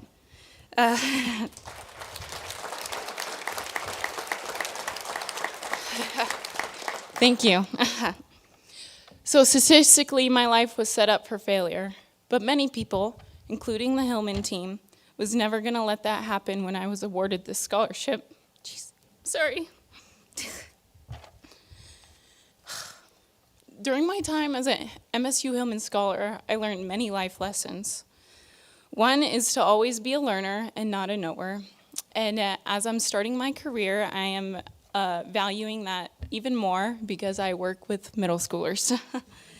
I learned the power of mentorship and how even one amazing mentor can change your entire mindset. And another concept that the scholars were always being told was a quote from Abraham Lincoln: "I will prepare, and someday my chance will come." This was so important to me because the program gave me the opportunity while others might have looked away. Sorry. Just a minute.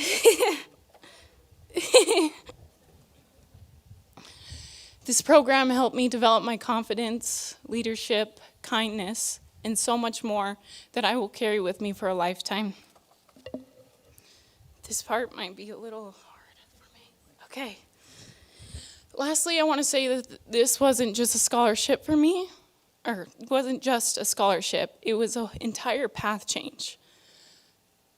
Not just for me, but for my son. And for that, I can't thank the MSU Hillman Scholars Program enough. Thank you.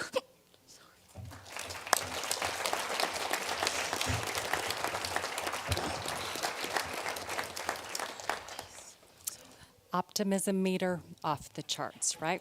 Off the charts. Kiana is a remarkable example of how when our student mentors are influencing our incoming class, there is no way they are going to stop.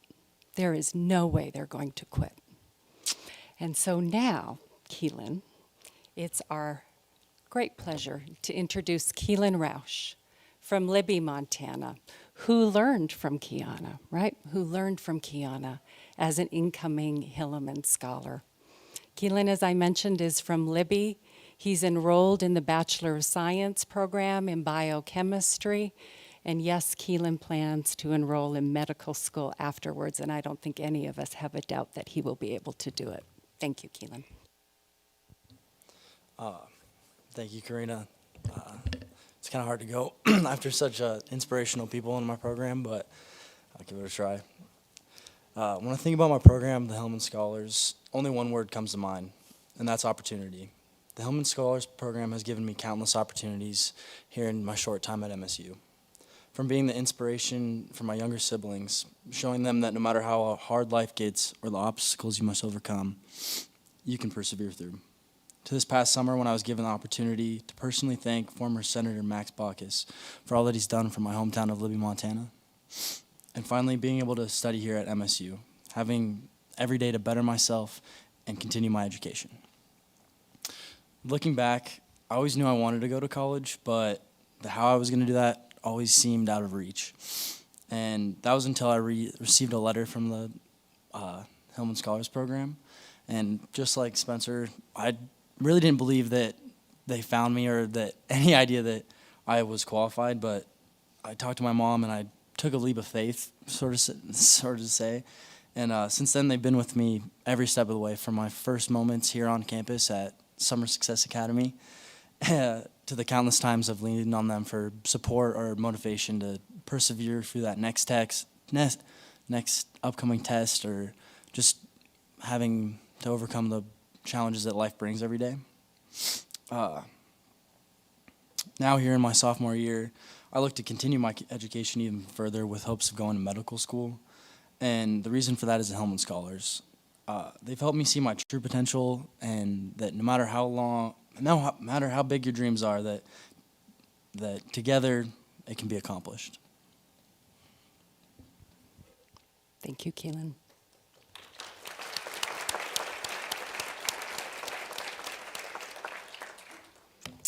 As we conclude this presentation, we want to make note that, of course, there are many involved in the Hilleman Scholars community.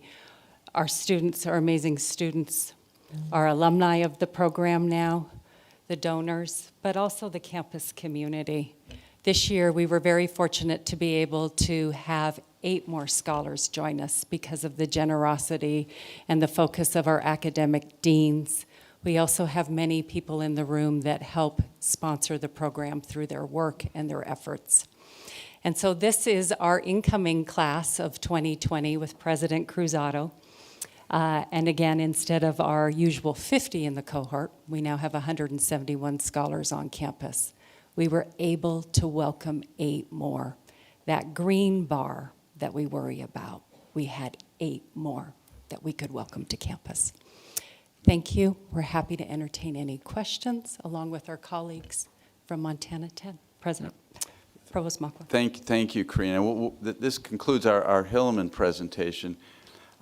And if I could just leave you with a concept that Hillman is about choosing promise. And we heard from 3 students. We have over, 350 that each have their own stories. It's about choosing promise. And it's no coincidence that Montana State University's strategic plan is called Choosing Promise. So thank you, Karina, for your good work. Wow. Optimism meter. Dr. Beck, that's about the best way to do that. I'm looking around, seeing some faces that joined us this afternoon who I imagine are part of these young people's lives, and to see the smiles and pride and how quickly that transferred to everybody around this table is a testament to just how incredible of a success story this is. It's so exciting. And, you know, Christine, as we think about the promise of what Montana 10 is doing, it just is so exciting to have such positive initiatives with such data-backed outcomes and humans that are success stories coming out of the programs like this. What a wonderful presentation. I imagine there are some questions or comments from colleagues around the table. Please. Regent Blossom. I just want to thank this group so much for being here and sharing some incredibly inspiring stories. Being a student here at MSU, I see every day the network that Hillman Scholars are at this university and the leaders and public servants that they are to this community. And, you know, that all comes from a lot of the support from Dr. Beck, Dr. Makwa, President Cruzado. It means so much to the Bobcat family. So thank you for providing that support, and thank you 3 for being here today. You all are very busy people. To take some time and be here and share some really personal stories is so impressive, and it's a real honor for us to be here. So thanks, everyone. Appreciate it. Please, Deputy Commissioner Tessman.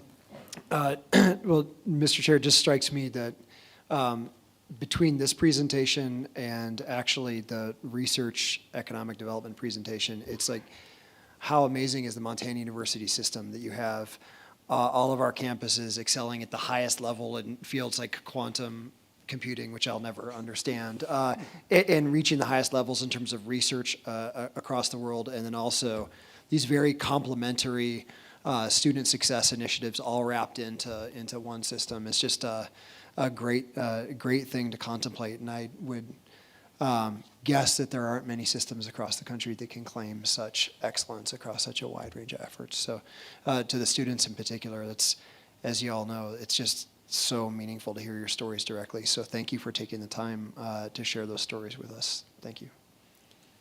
Yeah, I'm wrapping up, just, you know, Spencer, Kiana, and Keelan, the message I take away is we're in such good hands. Thank you for honoring the intent of the Hillman Scholarship. And to Dr. Beck and Christine Miller, let's keep this going. This is exciting stuff. Thanks for making the time for us today. We really appreciate it. Thank you. Excellent. We're going to tweak the agenda slightly and move the veterans item up next due to some time constraints. So Director Scott Lemon, if you would join us and kick this off. Scotty Lemon. You gonna catch a fly for us today? You got anything up here? We'll see.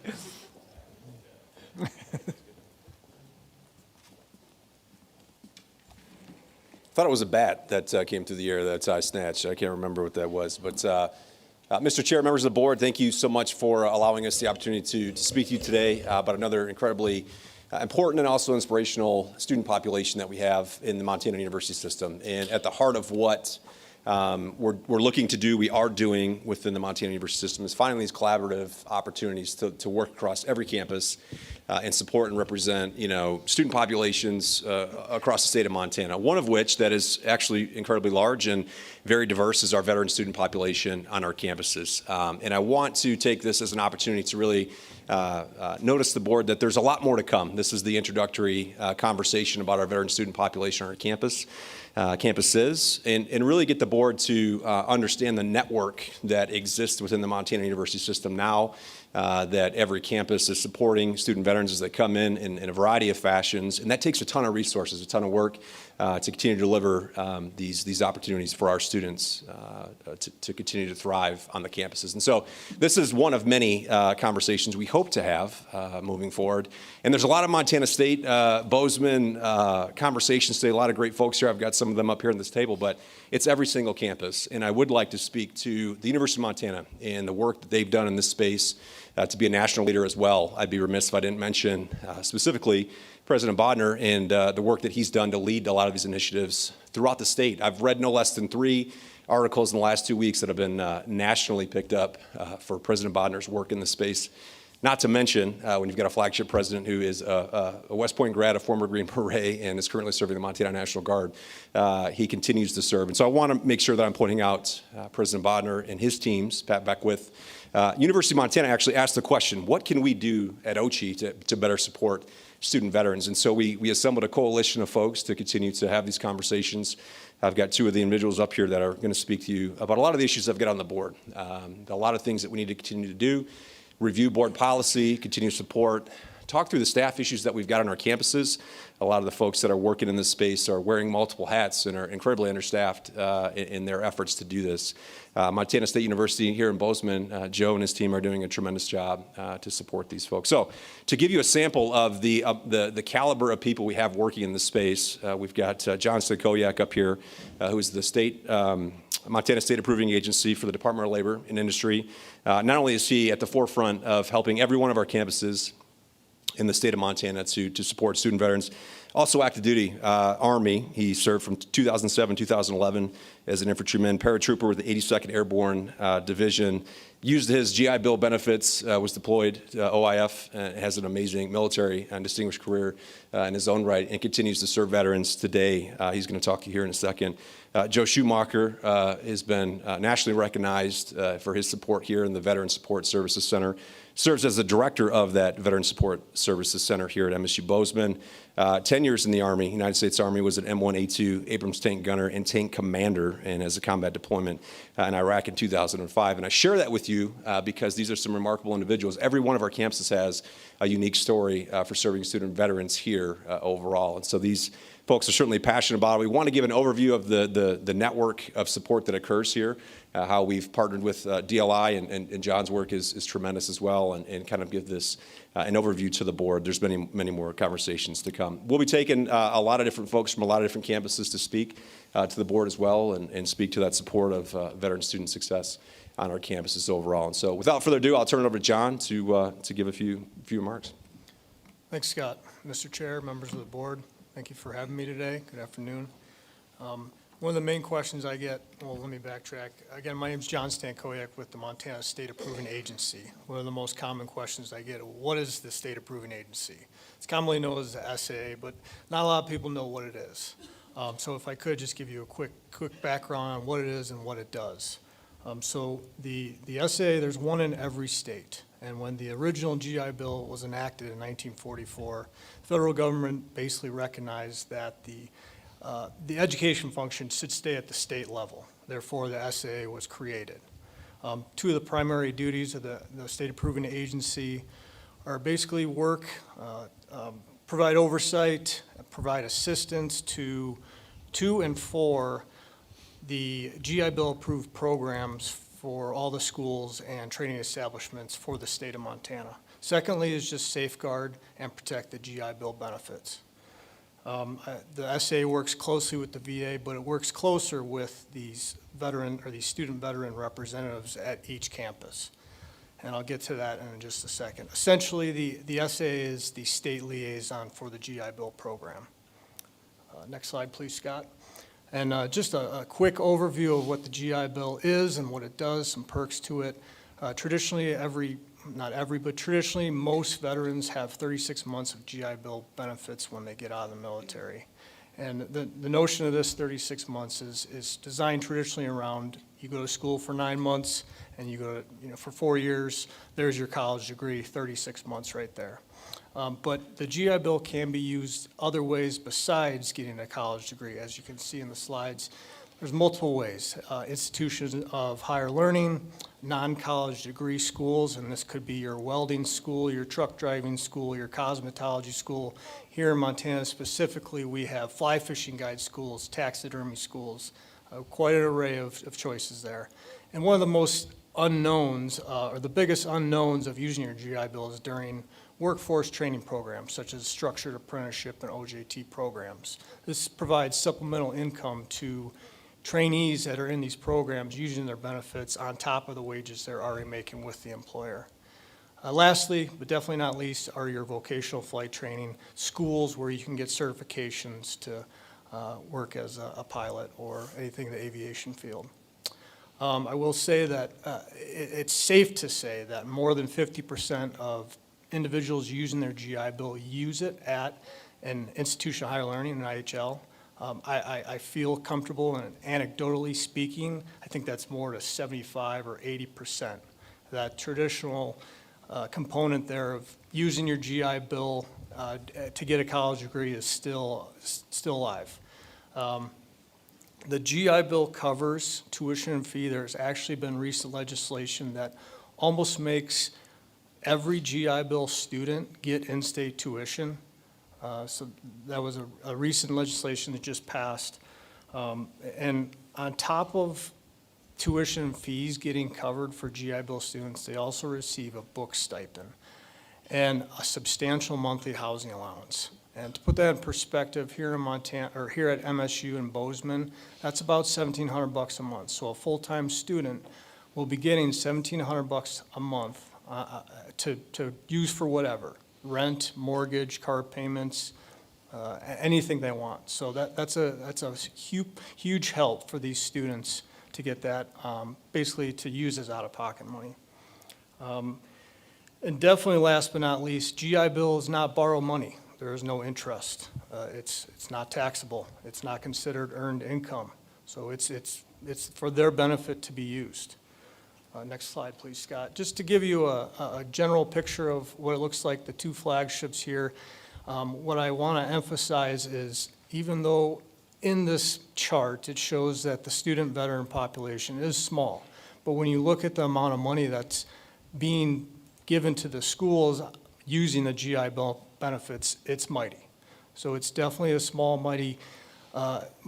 but mighty component throughout the country. And one thing I'd like to note just real quick on this monetary amount here is likely underrepresented. I say that because 30% of the GI Bill students that you see listed use a different chapter where the money is actually sent directly to the student, and then the student pays the school directly. So the monetary amount you see here for the two flagships is actually just one of 5 chapters of the GI Bill. So that would be substantially more. Scott, next slide, please. And then just to zoom out a little bit, here's a depiction of all of MUS, including the 3 community colleges, to show you, again, small but mighty. Next slide, please. One alibi on that, it might be worth noting, and I'm assuming a lot of people know this, that Montana traditionally in the last decade or so has been known to have about a 10% veteran population in the whole entire state. That's usually top 3 or top 5 in the whole country. And then moving on, as Scott alluded to, there was some feedback from some schools that felt like there was a void at the state level. And so one thing that came from that feedback was the meetings that Scott, these monthly meetings that we have that Scott mentioned and he started. So I just want to give Scott a quick shout on that because he spearheaded that resurrection. And ever since that's started about a year ago, we've received nothing but positive feedback. It's been reported that's a very beneficial platform for all schools, whether it be small or some of the ones with a higher veteran population. And these meetings are super basic. They're just more of a coalition where we can share information, share best practices, very experienced and knowledgeable student veteran representatives like Joe over here can share his insight with some of these new school representatives that are seeking help or just need some advice on stuff. And really, it could be a soundboard, just to express some frustrations that come along with maybe the GI Bill or, sometimes working with the VA or federal government. So it's a great place, and it's doing Sometimes great working with the VA, John? Right, yeah.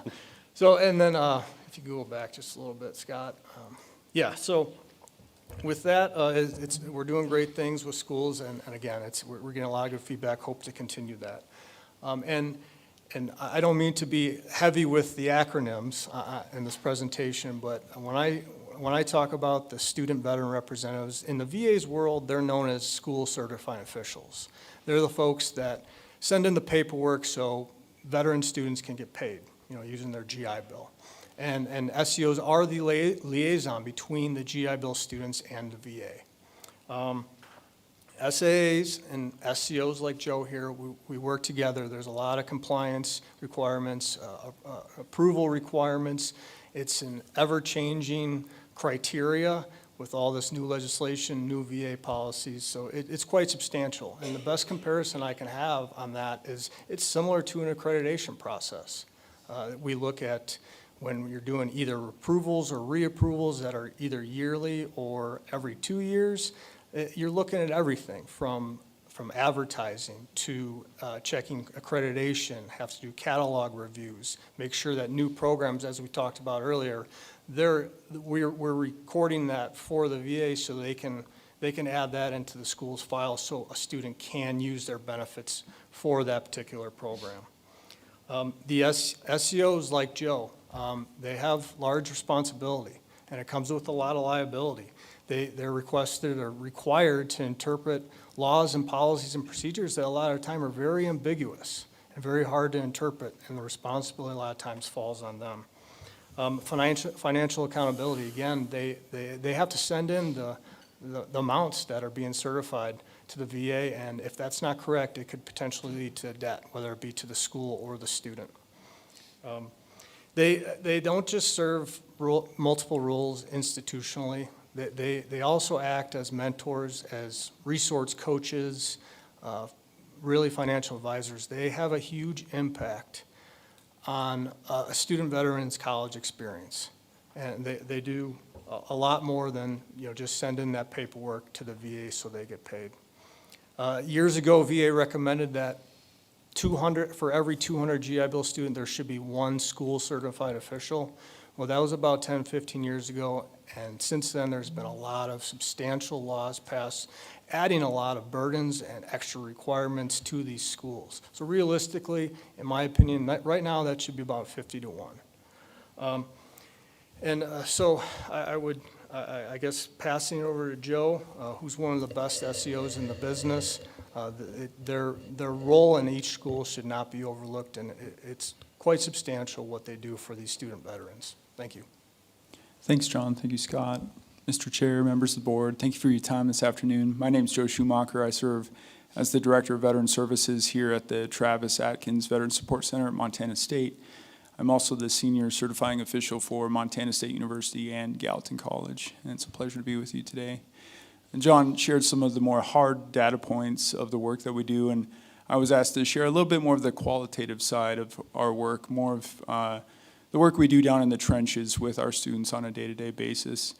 It's hard to believe we call this the post-9/11 era. I'm not really sure when that will end and what we'll call this new chapter that we're moving into, but over 20 years ago is when 9/11 happened, and it did create this surge of new college students separating from the military, coming to our campuses, certainly here in the Montana University system.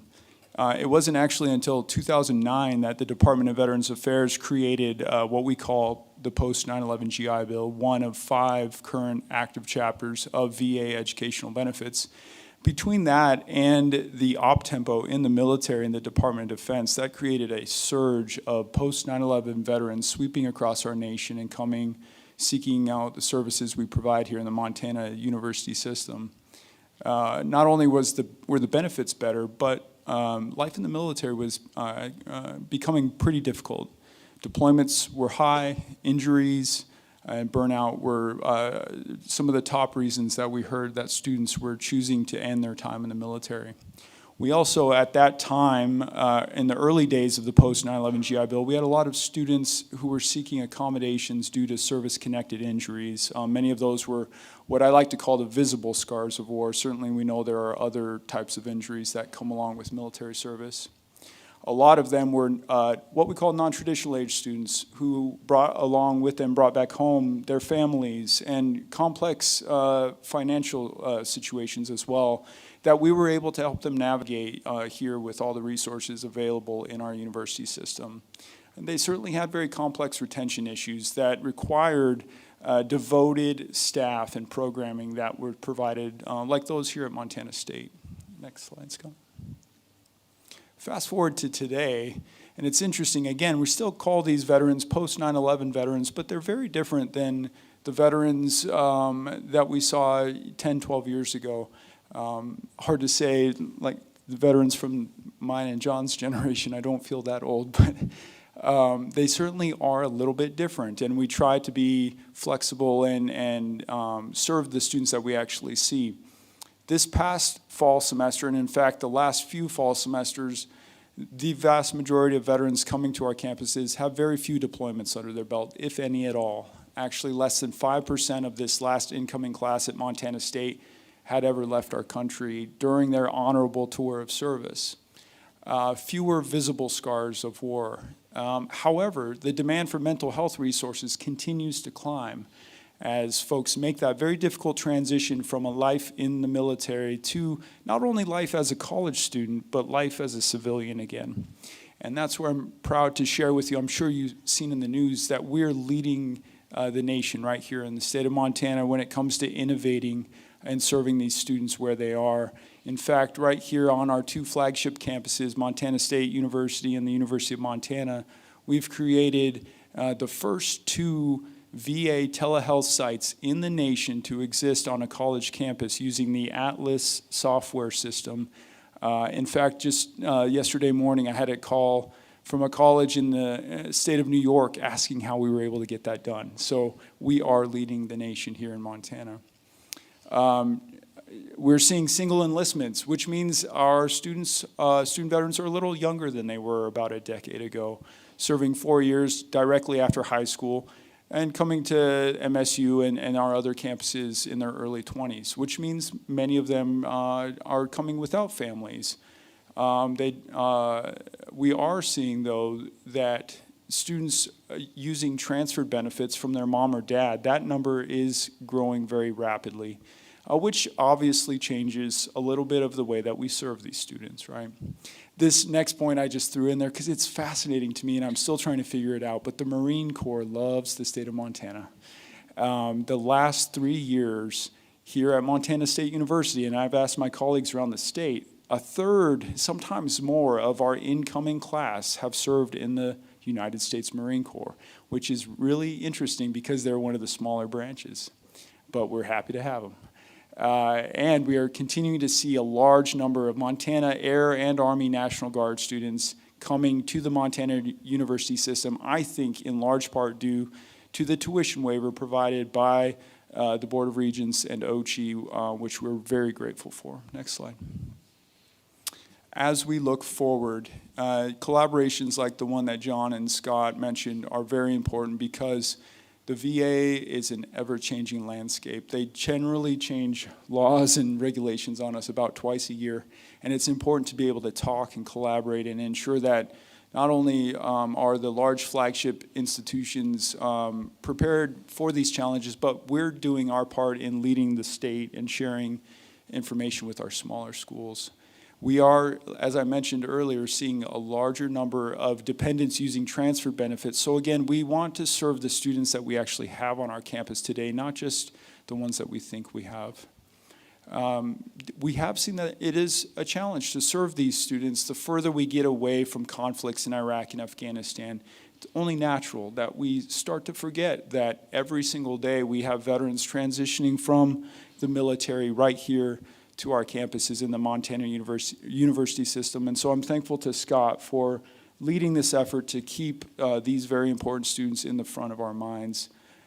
We've learned a lot about serving combat veterans since 9/11. And as we move into this new era of peace, hopefully around the globe, I would challenge us to not forget the lessons that we've learned in serving combat veterans. They were hard-fought lessons, and ones that we may put up on a shelf for a while, but will serve us in the future. These are lessons that we learned after Vietnam as well, at the detriment of many veterans lost, and even after 9/11. And I know that one day we will once again have combat veterans on our campuses, and I hope that Montana will be prepared for that. Thank you for your time today. Mr. Chair, just want to thank these two gentlemen, obviously, but also the board support. Commissioner Christian, I know you've done a ton of work in this space, and certainly President Cruzado and President Bodner. All of our campuses actually are incredibly engaged in this overall effort to not only just see the relationship we've got across state agencies statewide, but all of our campuses are engaged, and certainly the board and a lot of our leadership here in the Montana University system. So a big kudos and thanks to all of you that put in so much work and time and effort and resources to the support levels that we're seeing. But there's a lot of work to be done, is my point, and we'll continue to address the board, and we'll certainly be looking to revise board policy and answer any questions that you might have moving forward. So we'll stand for questions, Mr. Chair. That concludes our presentation. Thank you, Director Lemon. Any questions or comments? Yeah, Chair Rogers, please. Chair Buchanan and Director Lemon, thank you so much for bringing this topic to the board, and Deputy Commissioner Tessman. I think this is maybe one of the first veterans panels I've gotten to see as a regent, so really appreciate this time and this attention to this important topic. For John or Joe, I'm just interested, during your work, are there clear areas where you need some resources that you're not getting, especially in the mental health space? It's so incredible what you've done with the telehealth work with the VA, but are there specific gaps in the continuum that we should be aware of that would really help to further your work? Madam Chair, members of the board, thank you for the question.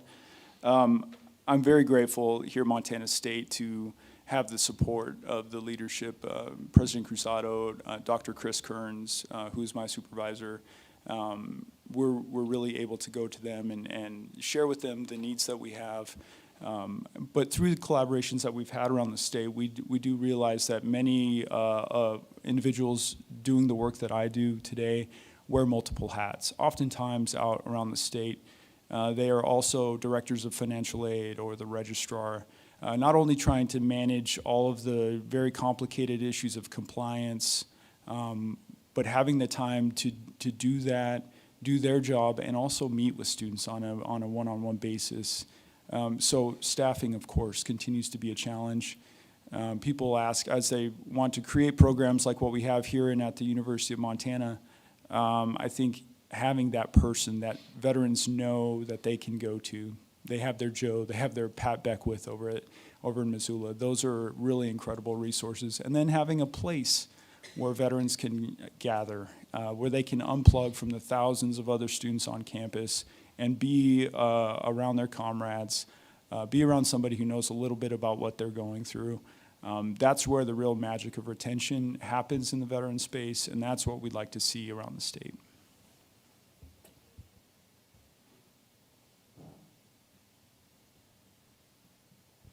Well, Joe, John, and Scott, I understand you have some military background in your past as well. Thank you very much for that service, but the way you've translated that commitment to keeping us safe and looking forward is deeply respected by this group. And to Chair Rogers, yeah, pardon me, to you as well there, President Butler. Oh, no, I wasn't looking for recognition, Mr. Chair. I was looking for the opportunity to say thank you to Scott and Joe and, and John. And I think, you know, there's this is a really important discussion, and it's important to talk about the support that we have to provide for veterans.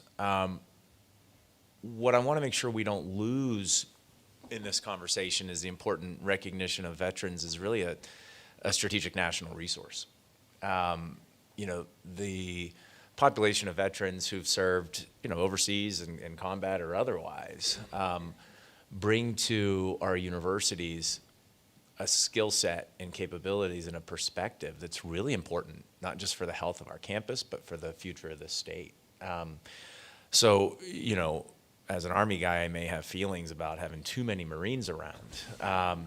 But we got a lot of land, so, come on in as many Marines as we want. But I would tell you, as the state of Montana, we should be tremendously proud. And I think, John, you probably have the latest data, but I think it's 10.3% of our population is veterans. And I think that's second only to Alaska, which shouldn't count because they have like 4 military bases and a tiny population. So, and I think we think about building the workforce of tomorrow. The more veterans we can attract to Montana, the better it is for our state. And so the support like this and making an intentional effort to not just support, but empower veterans. And I want to thank the commissioner, a number of years ago when we worked through the tuition waiver for members of the Guard. I mean, that's a big deal.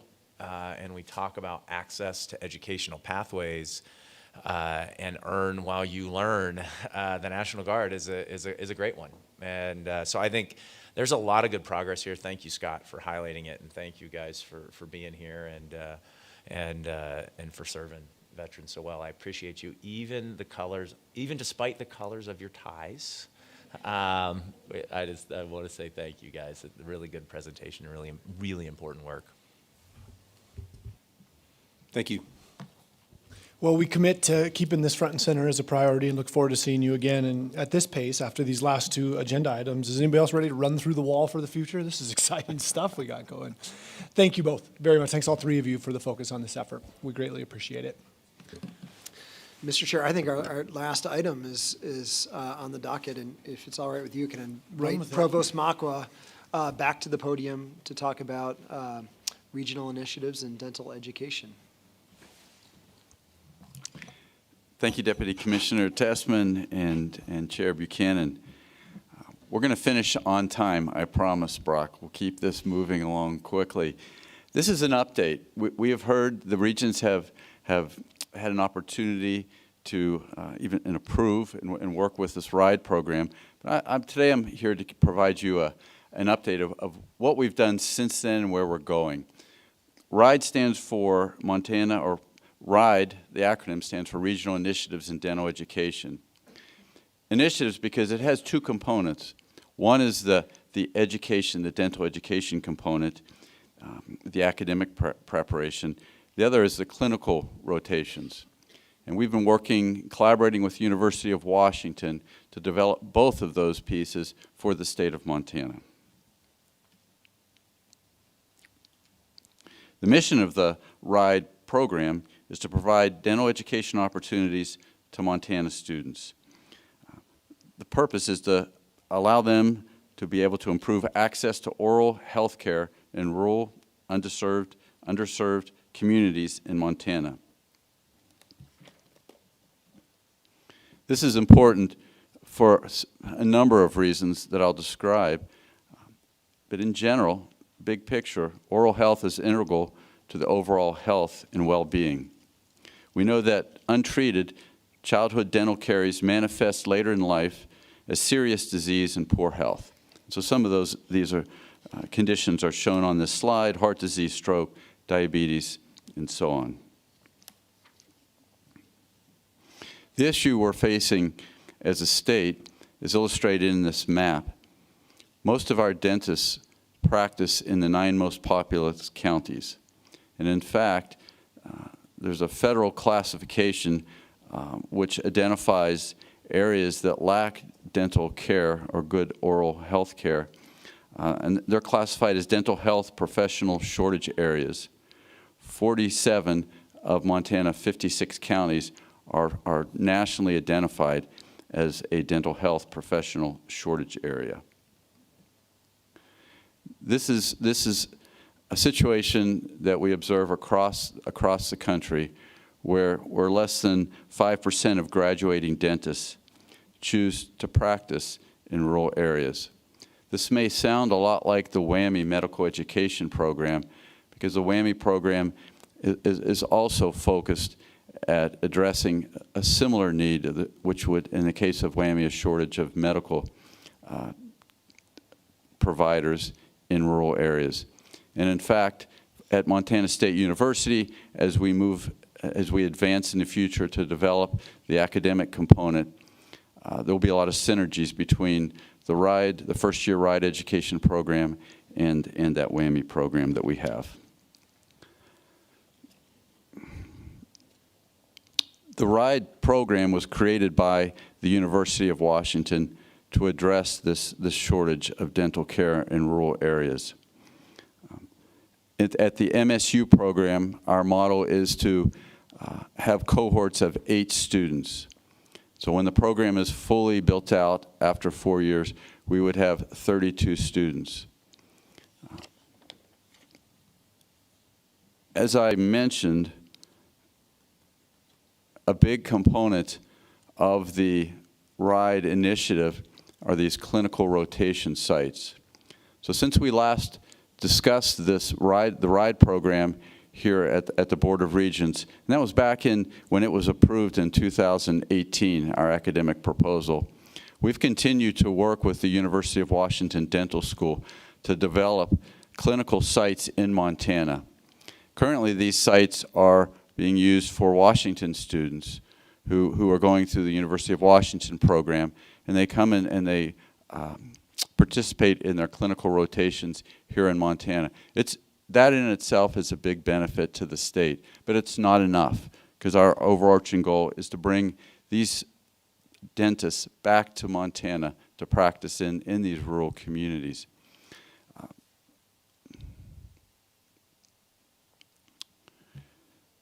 The curriculum for RIDE, and I'm going to back up, we did a little rearranging here at the end. It's a 4-year curriculum. The first year the students would take their classes here at Bozeman. They would be sharing the facility where our WWAMI students are educated. They would be sharing some of the classes as well. In the second year, the one component of the second year, they would participate in a 4-week-long clinical rotation at one of those sites that I showed in the map.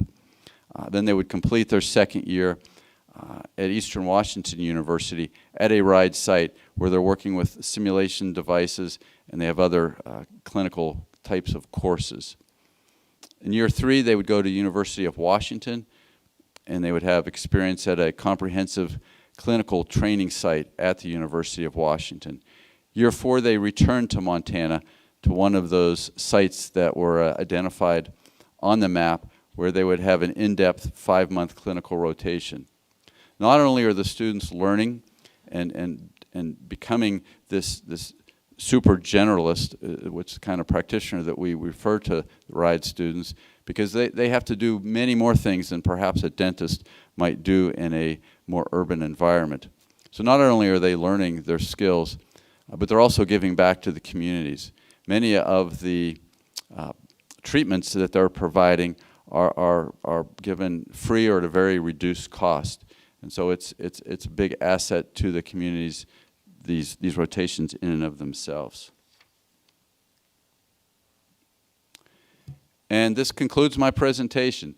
The overarching goal of the presentation today was to let you know we haven't forgotten about RIDE. We're still working on it. We're still moving in that direction, and one day we'll have this program here at the university and we'll be able to provide you an update of where these students are at. So thank you. Happy to answer any questions. Thank you, Dr. Makwa. Any questions from the board, from members of the campuses? Thank you so much. And again, it's just not lost on me how the breadth of scope and the breadth of impact that our system is having. So thank you to everybody who presented during the committee meeting. And with that, to fellow committee chairs, I'm giving you back a few minutes. I don't think we have anything else. Deputy Commissioner Tessman. Chair Rogers, we will adjourn the committee for this afternoon. Thank you. Thank you so much, Chair Buchanan. Wonderful. Well, now has come the time for public comment. Since this is a public meeting, I will now call for any public comment. Public comment may be offered on items on this meeting's agenda or on any matter not on the agenda but under the jurisdiction of the Board of Regents. Written public comment may also be sent to Jasmine Casanovas at jcasanovas@montana.edu. To give everyone a chance to provide public comment, please limit your comment to 2 minutes.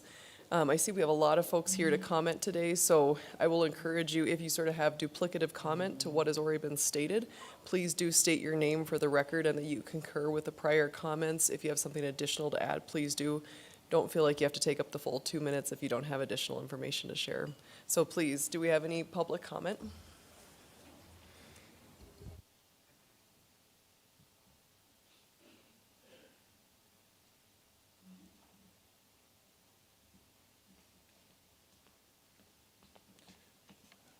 Good afternoon. I'm here not only to speak to the Regents, the Commissioner, and to my MSU community, but also all of the people, the residents of the state of Montana.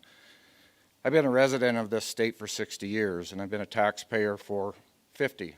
In 1972, I paid $17.10 on my federal taxes. I sat down with my dad, and I worked through that with my little hand and my little pencil, and I got to be the first person in the whole house to use the 4-function calculator. I was amazed, just absolutely amazed at that. I was frustrated that I was sending that $17.10 to someone I didn't know, and I was really frustrated that my dad stole my deduction.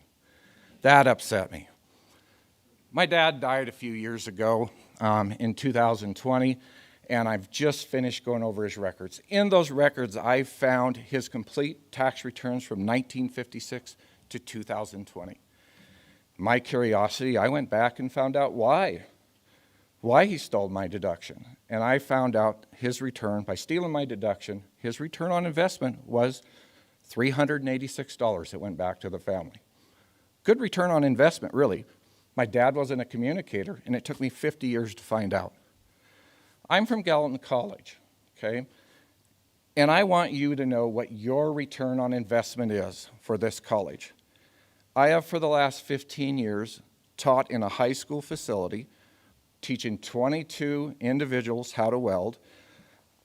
I turn around and I get this report, this Montana Post-Secondary report that I know has been referred to here several times tonight, and find out that according to this report, that the state of Montana has said, the Department of Labor has said, that we are educating 200 welders for 170 jobs.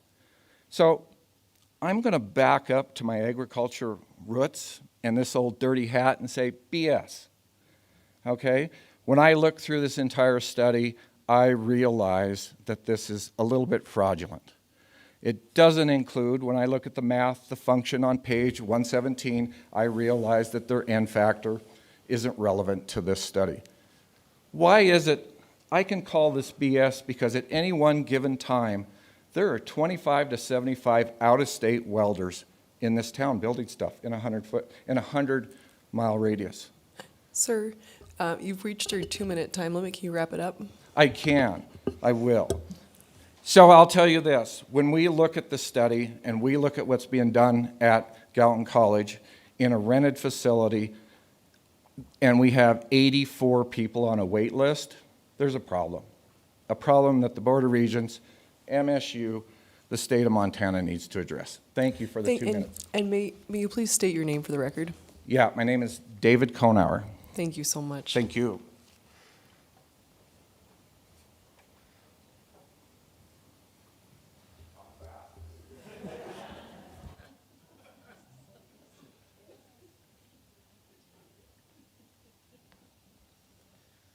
Thank you, Chair Rogers and Board of Regent members.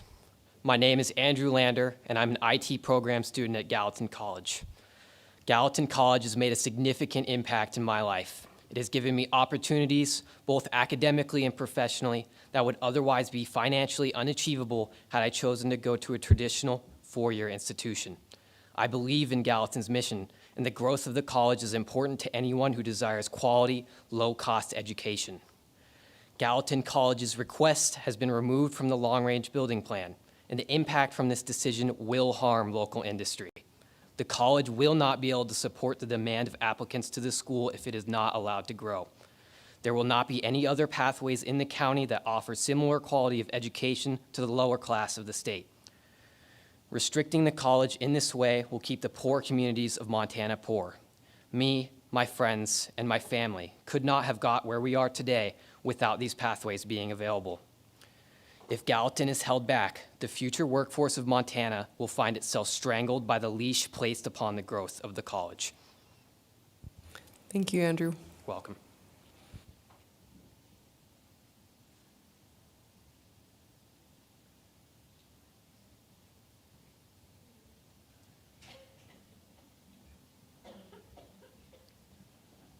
Good evening, Chair Rogers and everybody present, dear President Cruzado. My name is Vanessa Zamora. I am a dual major on psychology and business management, senior associate of the MSU Leadership Institute, and founder of English para Todos, a affordable English class for students, for the community that speaks Spanish in our city, in our town. And proudly an alumni of Gallatin College of an Associates of Arts. Currently, I'm here to talk about the impact that Gallatin College has in me, and it's what it catapulted everything that I've done. I didn't speak English when I came to Bozeman, and it was the place that welcomed me into education and into who I am right now and what I'm able to do for my community.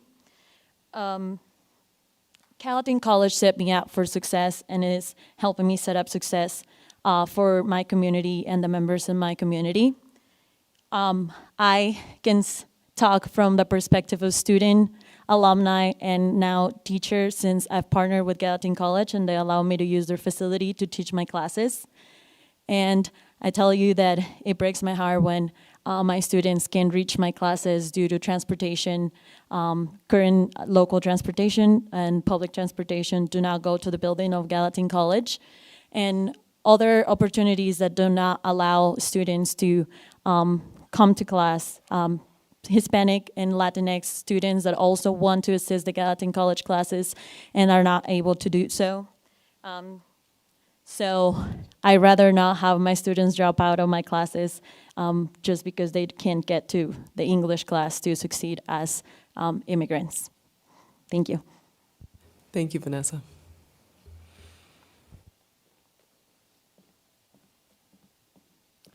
Hello, my name is Devin Gwynn. I attended the Welding, Machining, and Business College at Gallatin College, and I attribute the vast majority of my success, most of my applicable skills, and a great deal of the community I've built here to this college. I'm now a business owner, and I'm running a welding and construction business, and the only reason that I'm able to do what I do, the only reason I'm able to build the way I build is because of the skills that I gained in the applicable hands-on courses that were taught by David, by Joe, by Aubryn. These men get you on machines and running the machines within the first 2 days of the classes, as opposed to 4 months of virtual work and drudgery as you learn the safety mechanisms. They teach you applied skills in ways that develop an actual skill set that give you the confidence and the ability to move through the world and into a professional setting that I've never seen in another college. Within 2 months of being in the welding classes, I held a welding job. Within 2 months of being in the machining classes, I had a machining job. Their connections with the businesses are unprecedented and absolutely invaluable. All of this is affordable, is available, is easily given to the community and benefits the community as a whole, and is fundamentally limited by the space that they have to work. These applied skills can't be taught in a lecture hall. They have to have a large workspace that allows for machines, that allows for trades, HVAC, welding, machining, photonics, laser work. All of these things require space, and that space is denied to them, and I'm deeply frustrated by it. I'm grateful, so grateful for Gallatin College and all that it's taught me. And I really hope that it becomes a priority to enable this program to continue to benefit the students and the community in which it serves. Thank you, Devin.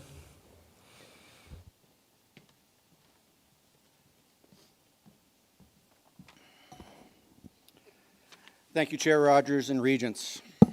Thank you for taking the time to be here today. My name is Frank Harriman. I am the Building Trades Division Head at Gallatin College. a new position only 6 months old. Prior to my role at Gallatin College, I spent 30 years in the construction industry, working throughout the state of Montana. I'm here today because I believe in this education path, and we need to be able to offer it to our young adults. Gallatin has pleaded for help with their program space needs. They have continually turned students away because of limited classroom and lab space opportunities. I currently have students spread between 5 different locations, 3 of which are being provided and funded by private business owners. Gallatin College is an advocate for workforce training and education. They have been creative and called upon industry partners to step up to the plate and support this effort. They are working with employers, trade organizations, and other schools, and have been for many years. The staff and faculty are doing their job. It's only because of the efforts of some very dedicated and passionate people that the programs have come so far. Students are reaching out from Montana and the entire country to pursue the programming that we offer. The ball is rolling downhill, and the momentum has been building. And still today, 12 years after beginning this effort to help educate Montana's workforce, we find ourselves at the starting line trying to convince the state of Montana to invest in its citizens. I am being asked questions from students and parents regarding the future of Gallatin College and whether the Board of Regents support President Cruzado and Dean Gray's efforts and vision at providing an avenue for young Montanans. I still believe that a low-cost, effective facility for Gallatin College is the #1 priority for MSU. What I'm not sure about is whether the Board of Regents is on the same page. The MSU strategic plan identifies 3 goals for the Board of Regents: access and affordability, workforce and economic development, and efficiency and effectiveness. One of the charges to the Budget Administration and Audit Committee from September meeting is to approve the long-range building priority list. We have a lot of work that's left to do. It's time for the Board of Regents to get in the truck with us and not be the roadblock in front of us. We owe young adults in Montana more. Thank you. Thank you so much, Frank.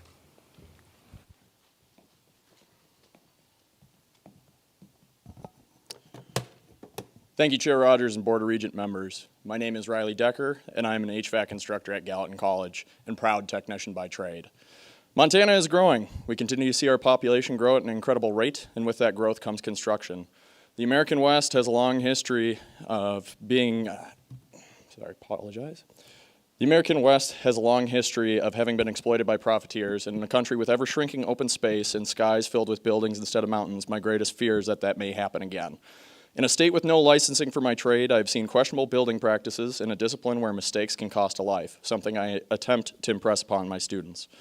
Without the insurance of oversight, our only safeguard against negligence is an educated workforce with respect for the significance and importance of their work, as well as the technical knowledge to carry it out. By helping us achieve our goals, you will send a clear message that this work is valuable and that Montana respects and values its workers. A rising tide raises all ships, and an investment in Gallatin College is an investment in the future of our state. Help Montanans build Montana, and let's keep this the last best place. Thank you. Thank you, Riley.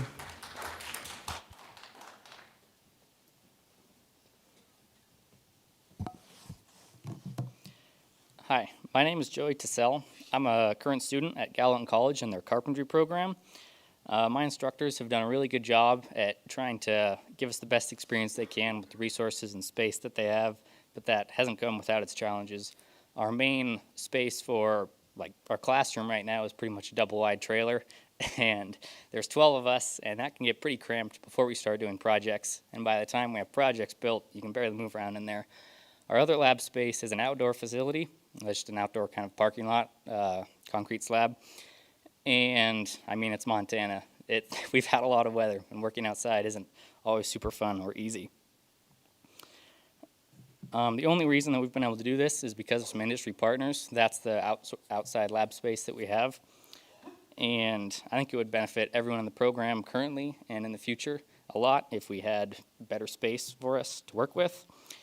All we're asking for is for the Board of Regents and everyone else here to be an advocate for us to help Gallatin College get space for all of our programs to further educate kids better. Thank you. Thank you, Joey.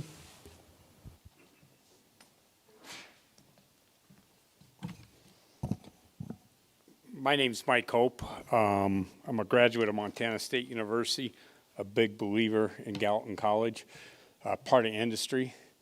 We were industry leaders within our community, got together with the governor last week and spent some time talking about this. And what I came out of that meeting is how flawed your process is. I don't understand how the #1 priority for the university could be taken off the long-range building plan. It was put on there in 2020. All I can do is look at how we've operated in the past. And one of my concerns with this is when you look at Gallatin College, I just heard today that they don't want to build any new buildings. Well, we don't have any buildings for Gallatin College currently. If you look at the budgeting process, Missoula gets $1,404 more per student than we do at Montana State, okay? What I'd ask you as a Board of Regents, allocate that money to us, and we won't ask you for any money to build it. We don't need to support Missoula at this point in time. We need to support Gallatin College is what we need to do.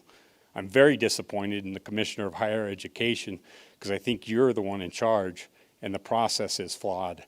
I would also ask you as the Board of Regents, has anybody heard of Montana Power Company? I would think you all know who they are. They all had a board. That board failed the citizens of the state of Montana. Your job and responsibility is to ask the tough questions. Don't be spoon-fed what you're supposed to think. Look past the onion and ask the questions. You owe it to us as citizens. You've got a problem within the system, and it's the allocations of funds. You need to support Gallatin College. We need it as a community. Industry is willing to step up and help support it as well. So that cannot be an excuse. Thank you. Thank you, Mike.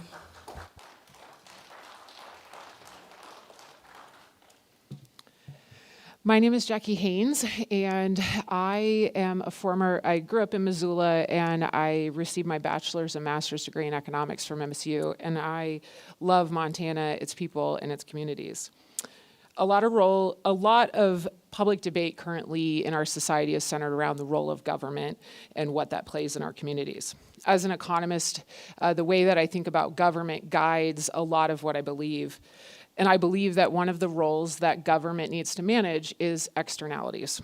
Externalities are defined as an indirect cost or benefit to an uninvolved third party that arises from another party's activities. So an example, the externalities can be positive or negative.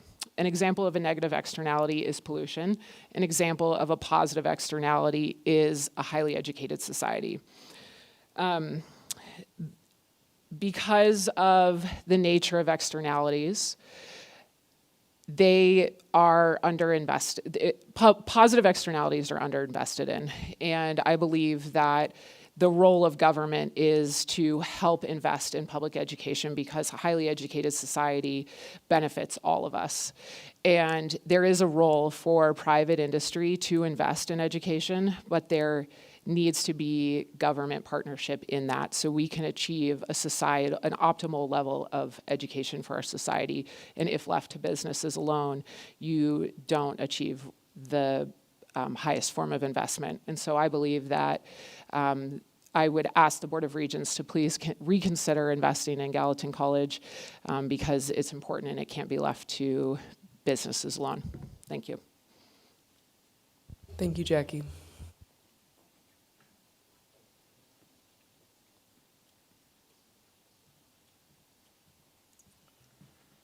Jeff Kraus, Bozeman. This Grizzly Copper is to honor the late Missoula Mayor John Engen, who we lost this year and to whom I lost several football bets. So, this is just one more payback for one more of those bets. I wish he were here to bet. Also, I was a regent who cared enough for 2-year higher ed to vote for the beautiful Missoula College building in John Engen City. I was a regent who cared enough for 2-year higher ed to chair the Regents Committee during almost all of my term, and I care enough to be here today to express my surprise and disappointment that you have decided to remove Gallatin College from the LRBP.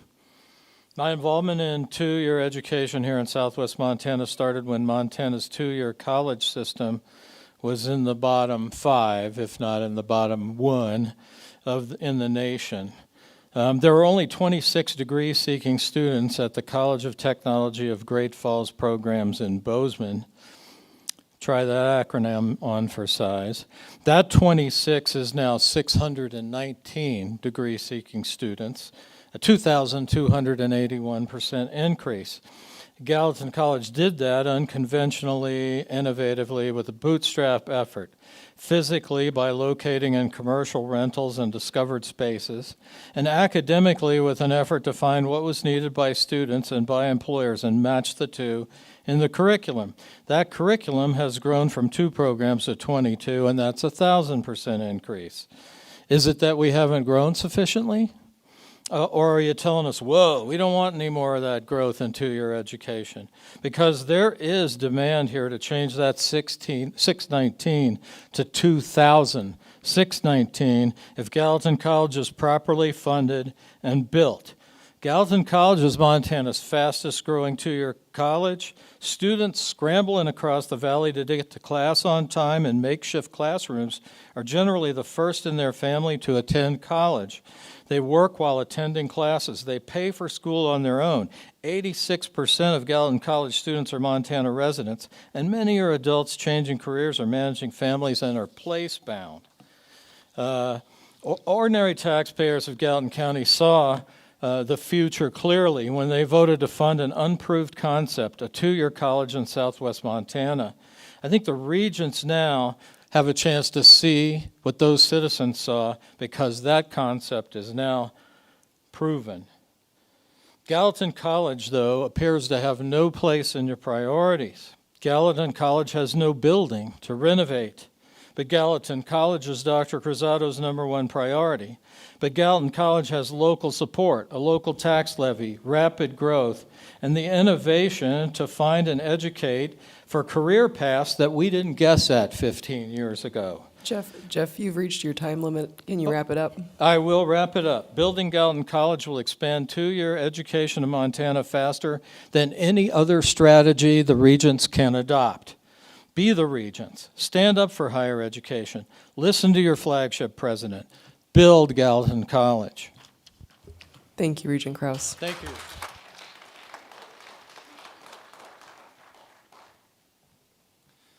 Hi, my name's Tyler Bledsoe. I'm an independent contractor in the Valley, and I also help TA for the Gallatin Welding program. I did the Gallatin machining program 2 years ago. I was on the wait list for about a year, and then I did the Gallatin Welding program, and I was on the wait list for that for about 2 years, and I'm lucky I waited out and got in there because I used the skills I learned every single day in my career.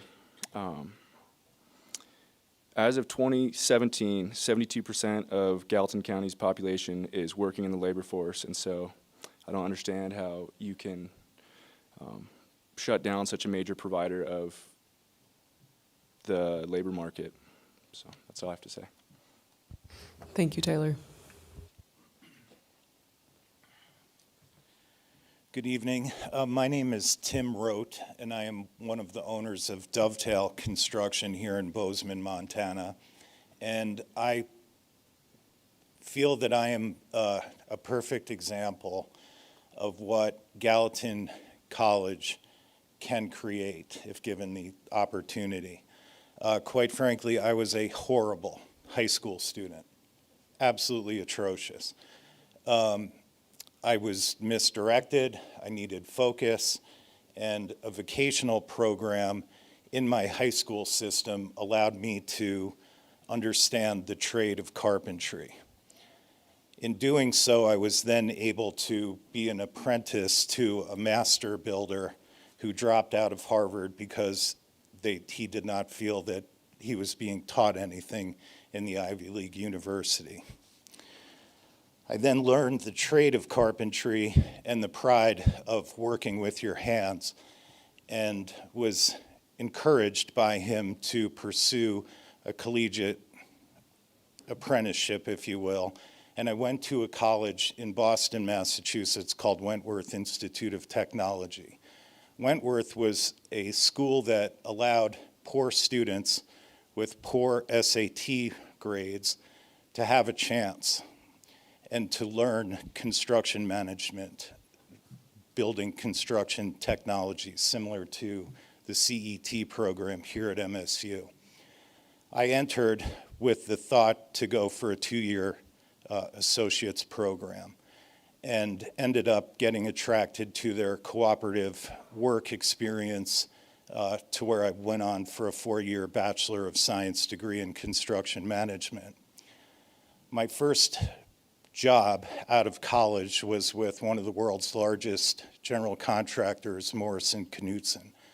That career path took me to Hawaii, to Alaska, to Seattle, and over those years, gaining experience in running some of the world's largest and most complex projects with Morrison Knudsen, I then decided to move to Montana, where my love of fly fishing brought me and my wife, and I started Dovetail with a childhood friend that I've known since I was 5.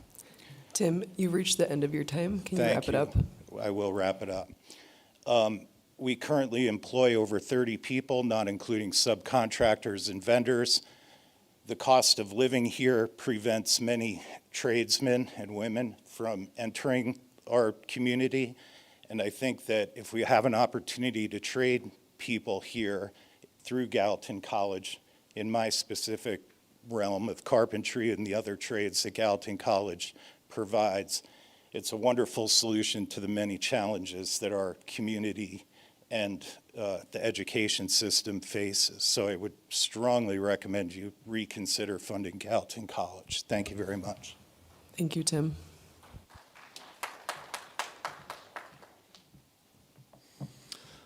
My name is Jackson Sledge. I'm a resident of Family Graduate Housing. I am also a reporter for the Exponent student newspaper. This fall, I broke the story of how 36 families were relocated from the West Julia Martin apartment complex in Family Graduate Housing. These families were displaced to accommodate an influx of incoming undergraduate students. I support the planning and eventual construction of additional housing to prevent this outcome from happening again. In particular, I support the creation of additional affordable housing for graduate students and their families. However, I oppose any further appropriations of family graduate housing facilities or land for undergraduate use. Many of the displaced families came from across the world to attend MSU, and many of the displaced families were indigenous. Many of these families could not otherwise afford to live in Bozeman. Last year, graduate students attracted over $200 million worth of research funding, yet many of these students do not feel they are being supported. If MSU wishes to maintain its R1 research designation, it must invest in affordable family and graduate housing. Thank you. Thank you, Jackson.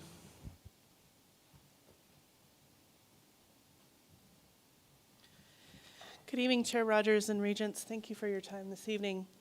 My name is Desiree Dahlke, and I'm the Allied Health Director at Gallatin College. I've been with the college for over 7 years, and since that time have noticed some really substantial growth, not only in our college programs, but also a significant increase in the need for our graduates, particularly in the healthcare industries. With our growth in programs, that does not come without growing pains, right? So I'm here tonight to discuss our need for additional space. The current Allied Health programs, are medical assisting, phlebotomy, and healthcare administrative professional. Since I have started and before, we've been operating out of one singular BSL 2 level classroom. And I can tell you that we've outgrown that space. And in order to continue our growth, especially in the next coming years with medical lab assistant and our one MSU programs of dental assisting and paramedic, we need additional space in order to provide quality education and safe education for our students. So I'm coming here tonight to ask you to reconsider the space issues. We should have never been removed from the long-range building plan, and I hope that you're taking our comments tonight to heart, and I look forward to your support in our upcoming building proposals. Thank you. Thank you, Desiree.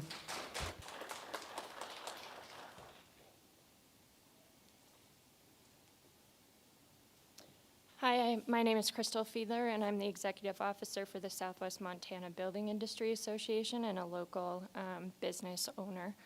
I agree with all of the statements in support of Gallatin College. The trade industry has been losing workforce development for a lot of years. It's not a new problem, and this definitely threw up another roadblock. As a business owner, we currently have 5 interior design students that are in the program now that we employ, and we have employed 2 to 3 every year since the start of that program. By removing it off of the long-term building plan, you guys, whether you recognize it or not, have told your students they don't matter.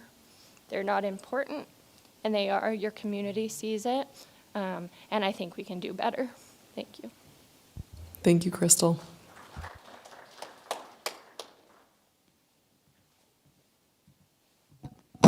Hi there, everybody. My name is Christian Nielsen. I am a student here with the HVAC-R program that has just been started. It's my 2nd year here. And the main reason I want to speak is about us getting more space here with our program. They have taught me so many invaluable things here at the program, things I will be able to use forever for the rest of my life. And the teachers here are doing absolutely everything in their power to give me the education we deserve. Because I have been out there working in the field, and I have seen some very unsafe job practices done that, if not fixed, could, cost people their lives. And we need people to be educated in this state, and we need the room in order to teach these students, these new people coming into the industry, which we need more of. Because last I heard, and this might be wrong, for every one person, new person like myself going into the trades, there's 4 others retiring. We need new workers to go into the workforce, and we need them here now. So we need to be able to have the room, be able to teach these people how to do it right, how to do it safe, and just do it ethically. So please, I implore all of you to change your mind about this decision, and please give us the new building. Thank you very much. Thank you, Christian.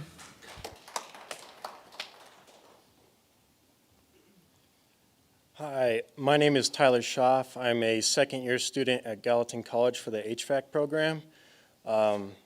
As a member, or 3rd-generation HVAC family business member, it's clear to me and it's clear to many other businesses around the state that our industry is growing. It's growing more complex, and with that complexity comes a need for educated workers. Right now, businesses, they want to send their employees, their new guys out to go get educated, to learn the new practices, but there's really no place to send them other than out of state. And right now, when you're out of state, there's no real incentive to come back. By granting us the space to bring on more students and to help us educate our workers, we're able to, A, keep Montanans in Montana, and we're also able to help our small businesses grow. So I really hope that you all reconsider your decision about taking away funding from our school, and I think I said my piece. Thank you, Tyler. Hello, my name's Auburn Heinrichs. I'm the CNC Machining Program Director for Gallatin College. I know that's a mouthful. I'm also a proud alum of Montana State University. As anyone who's been to my lab can attest, I'm an expert at getting things to fit in small spaces. I don't care about a large space. I don't care about a big classroom or a new building. But what I care about is when the space becomes a confinement, so I can't teach the classes to the students that they need to learn. When I can't teach the technology, when I'm making choices about not implementing the technology that they need, that industry is doing, because I can't get it into the classroom. When MSU has provided the resources to get equipment equivalent to this, the resources are there, it could be done within the college, but I have nowhere to put it.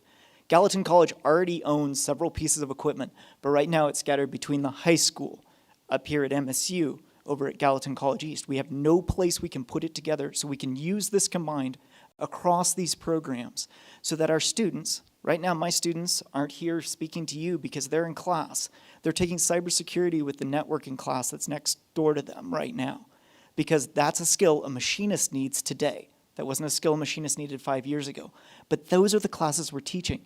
But in order for us to have some of that interplay between the different programs, we need to be where those programs are, not scattered across the valley, not having our resources spread so thin.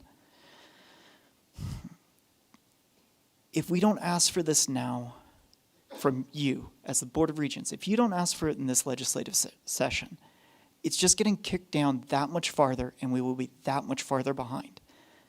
I appreciate your time and your consideration, the opportunity to speak to you, but I also ask just all of those who are here for Gallatin College to represent it, would you please stand or just raise your hand for those who are already standing? Thank you. Thank you, Auburn.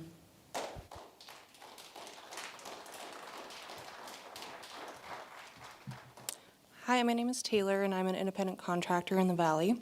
I've known I wanted to be a welder since I was 19, bought a welder with my tax return the moment I could, and searched the Valley for work. As a young female 6 years ago, entry-level positions were not being offered to me. The Gallatin College welding program has been my way into the industry I've always wanted to be a part of, and I'm now an independent contractor and welding instructor in the Valley. I know the program and many of its former students well, and I know that the program needs funding to continue to provide opportunities to our future generations. Everyone I know in the industry is looking for workers, and I think it's foolish to pull funding from such an important part of our economy. Thank you. Thank you so much, Taylor. And can you also state your last name for the record?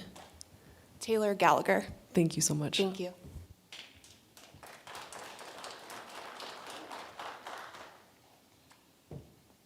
Thank you for the time. My name is Derek Ivester. I own a manufacturing and wholesale business here in Montana. I'm excited about the growth in MSU, but the kind of skilled employees I hire have the trade skills that are developed at Gallatin College. I need people with the operational skills to run a manufacturing facility. My business is currently scaling from 4-state distribution to national distribution, and I cannot find the skilled workers that I need.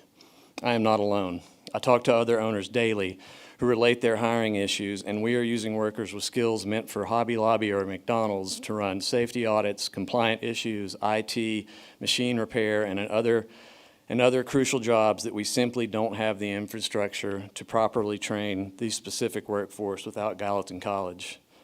Schools like Gallatin College attract the kind of worker who facilitate growth in the community. It seems obvious as a business owner that the growth in Gallatin is not sustainable without a properly trained and educated skilled workforce.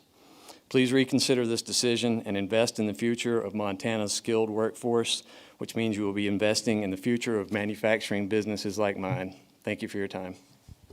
Thank you, Derek. Is there any other public comment here in person?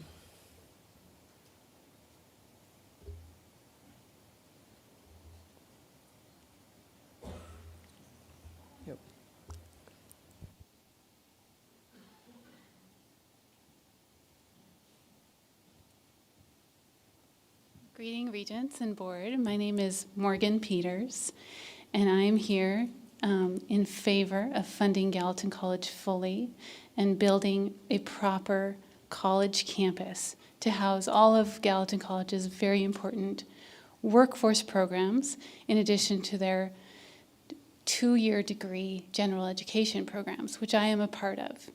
I'm 45 years old. I've lived in Bozeman since I moved here from Missoula in 1999. And I am back in college after 20 years of farming and raising my family in the Valley. Gallatin College has welcomed me and nurtured my academic progress beautifully. It's a safe place to land, essentially. And I'm here to represent the heart of the college, which is the heart of this community, this county, and this state. Gallatin College is essential to not only our economy and people like me wanting to get return to our educational goals, but also to the families that live here. My daughters are adult children, I should say, and both of them have benefited from Gallatin College as well. One by taking developmental math, which provided her with tools she needed to be a successful MSU student, and she is poised to graduate with honors this spring. My other daughter, who is just 18, benefited from the 1-2 free program, so she was able to take 6 credits for free as a high school student, and she loved every minute of it. So please reconsider putting Gallatin College back on the long-range building plan so that more families can benefit from this amazing educational opportunity. Thank you. Thank you, Morgan. Is there any other public comment in person? Seeing no other public comment in person, Jasmine, do we have any public comment online? We do not. Okay. Well, that closes our public comment period. Thank you all so much for joining us and for sharing your thoughts and words. And with that, it concludes our agenda for today. The board will reconvene at 8:30 a.m. tomorrow for the 2-year and community college committee. And now I'll turn it over to President Cruzado to inform us about the reception tonight.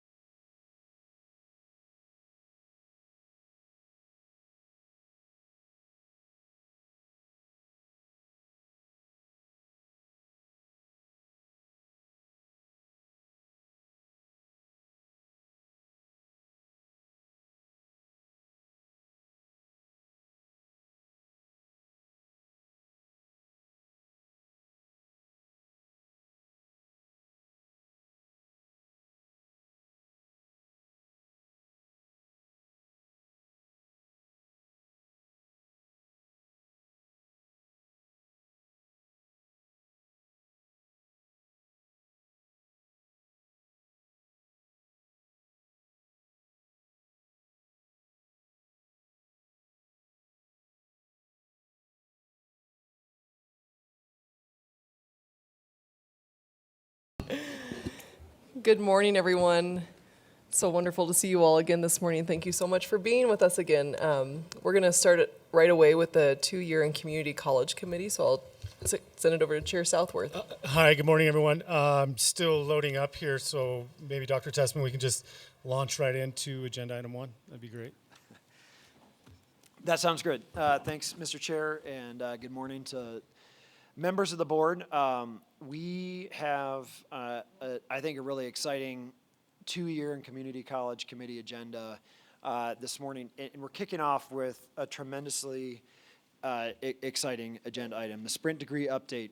And Commissioner Christian yesterday referenced Sprint degrees, accelerated degrees, whatever we end up calling these programs. I want to say a few words before I bring Ange King up to the podium because she's going to take the lead on this presentation along with some of our industry partners. I think there's a lot to love substantively about these particular programs. They're also emblematic kind of philosophically of what your university system is doing to think very creatively, I'll say actually aggressively, about doing business a little bit differently than we have in the past. And whether it is the extent to which we are meeting some of the most significant workforce development needs head on with Sprint degrees, whether it is the extent that we are approaching industry and asking industry for the kinds of commitments that we know we need to have from them in order to radically reorganize our curricular structure, whether it is being open-minded and being unafraid to reach new types of students with new types of programming. The Sprint degree program brings together a lot of the different kinds of innovation that are occurring in the university system. And the governor's budget, preliminary budget, was outlined yesterday. I do want to take a moment to thank the governor's budget office and the governor for putting some material support behind this exciting program. So Ange King is going to take the podium. I think she'll be joined by a few of our industry partners in a minute or two. We can work that out, Ange. I want to thank Ange for spearheading a pretty difficult process, and I don't think it's difficult for any other reason than this is a big project that is new to the university system and actually new to the country in terms of how directly we're tackling workforce needs in the state of Montana. And so a ton of credit to you. I'll be here to jump in, chime in when necessary, but really looking forward to giving this board an update on where we're at with the Sprint degree. Thanks. Thanks, Dr. Tessman. Good morning, Chair Southworth, Regents. I am incredibly excited to provide this update to you all this morning, and am equally thankful to be off to my right here at the podium this morning with some incredible industry partners who really are the stars of this show this morning. So I will keep my comments brief, but my goals this morning are really to provide an update of where we are on this, to share a timeline of what the next few months will look like for this program. It'll be a very exciting and busy next few months, but one that we are looking forward to. And then also to share industry partnerships, industry commitments, and let them voice how this program will impact their work and impact the communities across Montana. Before we jump into that, just because this program is so new, I want to take just a brief few minutes here to reframe again what the Sprint degree is, why it's important, and what kind of the outline in terms of commitments and partnerships looks like for this program. Going into that, what I also want to acknowledge is that we have campuses that are doing accelerated coursework already, and I don't want that to be overlooked, because what I have learned in this process is that redesigning course programming is a challenge. And so when I think about President Badr's Degrees in 3 at UM, it's an accelerated timeline. When I think about how our campuses are already partnering with industry, Helena College with Boeing, how our campuses work daily to be responsive to the needs of industry, these things are happening across the MUS. What the Sprint degree is trying to do is to take some of those innovative pieces from each of those different designs and package them in a way that is clear to students and clear to industry partners about a way that we might be able to rethink how we provide workforce options for students. So you can see these 4 boxes on here. Intentional workforce development. These programs start with industry conversation. We hear healthcare across the state has vacancies that need to be filled. Let's begin a conversation and hear what our industry partners needs. That starts the industry partnership program that then goes into the restructuring of a degree timeline, which then should provide a clear understanding to our students and their families about what they can expect from a Sprint degree up front, and help to remove some of the uncertainty that might come with beginning on an educational pathway. What are our goals here? We have 3 sort of main pillars that we're looking to address with these programs. Workforce development.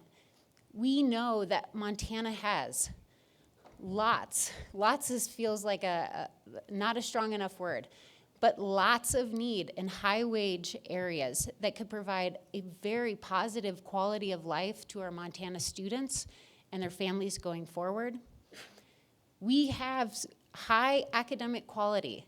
We are looking to show with this program how we can mirror high academic quality alongside innovation, efficiency, and some creativity.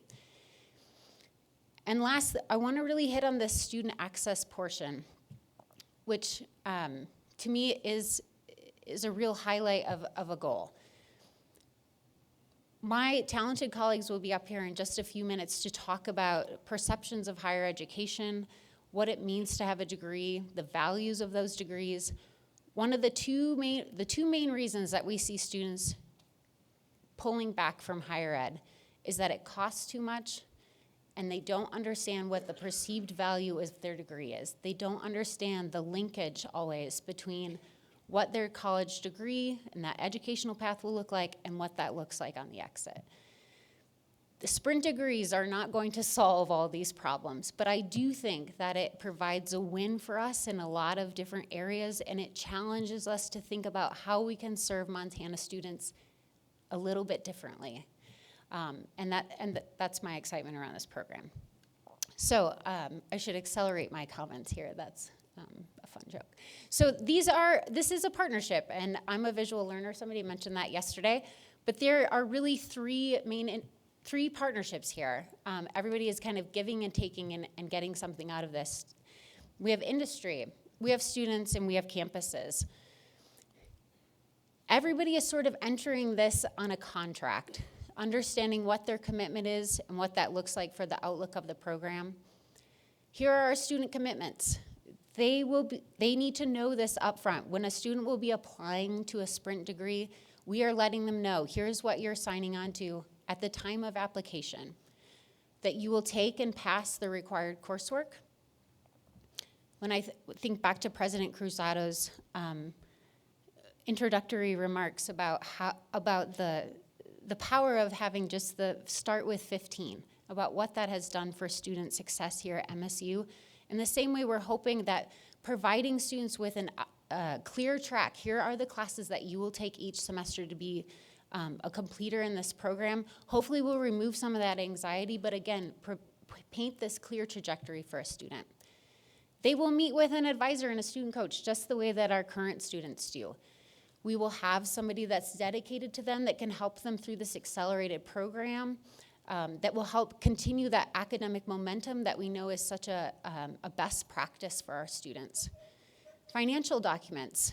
Part of this program's goal is to lower the costs for students by encouraging them and supporting them to complete FAFSA. Maybe there are other STEM scholarships that they may be eligible for, just helping to lower the cost again for Montana families. And the student's commitment is to complete, right? We're going to tell them that up front so that it's not only us showing a vote of confidence in the student, but it's also reminding them this is your job. We are engaging in this process with you. We will provide you with the resources necessary to get this done, and we believe that you can complete this program. Our campus commitments, and these, I want to publicly say that how thankful I am for our campuses to take this roadmap with us. I have learned a lot about academic programming and course development, which is not always an easy feat, and I am especially thankful and grateful for their energy and their participation. Campuses will provide priority registration for these students. We have mapped the coursework out for them. We want to make sure that they will be able to finish it, and having priority registration could assist with that. Again, that advisor, student coach, making sure that they feel supported along the way. And redesign of academic programs. These are an accelerated program. Accelerated doesn't just mean that we are packing more into a semester. It doesn't just mean that we're having students take 5 to 6 more credit hours a semester. It's a redesign. It's looking at how can we sequence courses differently so that we can rearrange those blocks a little bit. It's looking at how can we provide classes and resources for those classes on a calendar year, not necessarily just on an academic calendar year. And lastly, this requires a lot of connection with local partners, and you'll see that today by what we have on at the table. Industry commitments. I'm going to let our industry partners talk here in just a second, I promise. But this is a heavy lift on them as well. And here are the 4 main areas we are asking our industry partners that are part of a sprint degree to engage in. Tuition support. As I mentioned in the previous slide, sprint degrees will require students to take coursework in the summer, and not just a class, but this will be a full course load, 15 plus credit hours in the summertime. As everyone in this room is probably aware, a student's availability for financial aid, especially at a federal level, is more limited in the summertime. So we're looking at what are some different ways that we can support students financially throughout the program. Priority placement. This refers to a variety of things, but mostly on the clinical space. If you're thinking about allied health or healthcare programs, we know that clinical opportunities for students can be a challenge. Our industry partners are committing to helping remove that challenge or remove that barrier so that students can, again, complete in the time that we are establishing for these programs. Conditional employment. We, again, want to remove the uncertainty for a student for what this program can do for them on the long end. Conditional employment helps with that. And this can look different from industry partner to industry partner, but this could be something like, we will hire the student right out of high school. While they take some of their prereq courses or early first summer courses, they're also an employee of that partner. It could also look like an industry saying, we will guarantee your employment upon the successful completion of this program. And last, mentorship and coaching. Again, this goes back to that student momentum piece, making sure that they are feeling confident, comfortable in this pathway, and having that support on the campus side is so powerful, and we believe having that support on the industry side is equally important, and having students being supported on both sides of the spectrum should be really positive. So here's our timeline. It's November 2022. And so you'll see in the first dot our goals right now of November are program confirmation and industry confirmation. And we'll move forward with those two things here in just a second. But moving forward, following this meeting, we will form a task force innovation group. It's a group. It'll be a working group together. It'll have a fun name. But that group will begin to meet very regularly. And this group, this is a working living project. So that group will continue to meet as this is in place and while it's being built. December, our plans are to really ramp up our marketing campaign. We want to make sure that this great idea and this incredible partnership, we want families across Montana to know that it's there. And that'll begin our initial outreach to K-12 schools, working with those counselors, different career centers across the state. Spring will be the recruitment and onboarding for these students because it is our goal, our plan to have students start that initial first semester coursework in the summer of '23. So with that, it's November, so program confirmation. Here are our programs for the pilot. We have 3, which I'm ecstatic about. Paramedic, this is a 1-year program. It is typically a 2-year program, so you can think about how that's being condensed. This is an online option for students as well. It provides them with the full AAS degree that they would have received had they taken a traditional track. Human Services, this is not only a feat in the fact that this is a 4-year program that's being condensed to 2.5 years, but also that it's offering 2 options for students in case management and addiction counseling. It's hard to go a week without reading something in our local papers about the needs for mental health counselors and licensed addiction counselors across the state. I am very excited to see what this program can do for Montanans. And last, Surge Tech. This is a full AAS degree combined down to 5 semesters. And I should back up here just briefly. And I want to acknowledge the paramedic program will be a program housed at City College, MSUB. Human Services will also be an MSU Billings program. And the Surge Tech is a collaboration of campuses, which I'm very excited about. That think about visual learners, but it is a network of campuses across the state, so that we'll be able to provide this not necessarily in just one specific area, but in major urban spaces and hopefully some rural spaces across Montana. So with that, I am going to turn it over to our industry partners to I would ask that they introduce themselves, who they're here representing, and any other comments they would like to make. And Tyler, would you, oh, I'm sorry, go, come on up. I'm gonna leave. Hello, everyone. I'm Chief Jason Banfield out of Billings, Montana with Billings Fire Department. Just want to speak on behalf of this kind of public-public partnership that we're trying to do to innovate new career paths for our staff at the fire department. You guys all know that the pressures that are coming into healthcare with the spoken wheel transfer of patients is going to put more pressure on pre-hospital. We're starting to see more pressure, obviously, with communities and rural areas needing paramedic care. We're starting to see partnerships with, like we have one with Rimrock Foundation, for example. We're running a behavioral health unit. We're also doing sprint cars. So the pressure that's putting on our medics, we have 27 of them for a community being 120,000 people, 18,000 calls a year, plus the needed supports in the outlying areas. So with that, we're shorthanded. And so creating some logistic pathways for our people to move forward in their career and become part of leaning forward to this is super important with us. And we are super excited for this partnership. It creates a way to take already staff people and give them more education. The other piece that we're already doing is, and Cameron can speak to this when he comes up here a little bit, is we're reaching into the high schools and talking about the employment opportunities at fire departments that we just don't fight fire. We're leaning forward into medicine and creating other pathways inside fire service areas. So that's a couple of the pressure points and the real needs for us. We are also doing some financial things to support these students.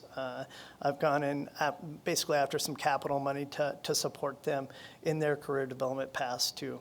I myself, as a certificate paramedic, I went through a hospital program. So when I went after my degree, then and the things I'm doing, I had to do. There was no transition piece for the bachelor's program, then on to master's. So. Having these degree programs is super important as we create more education pathways for future leaders also. So that's all I really want to speak about. If you guys have some questions at the end, I'll surely speak to some of the logistic pieces in our partnership with MSUB in Billings and what we're doing.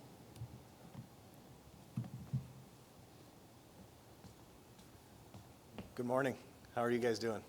Everybody doing well? Thanks for wanting to listen to some dumb firemen here for 5 minutes, but I appreciate it. So, excuse me. So I work for Chief Banfield as his, I guess I would call him more the strategic. I'm more the internal part of the EMS division.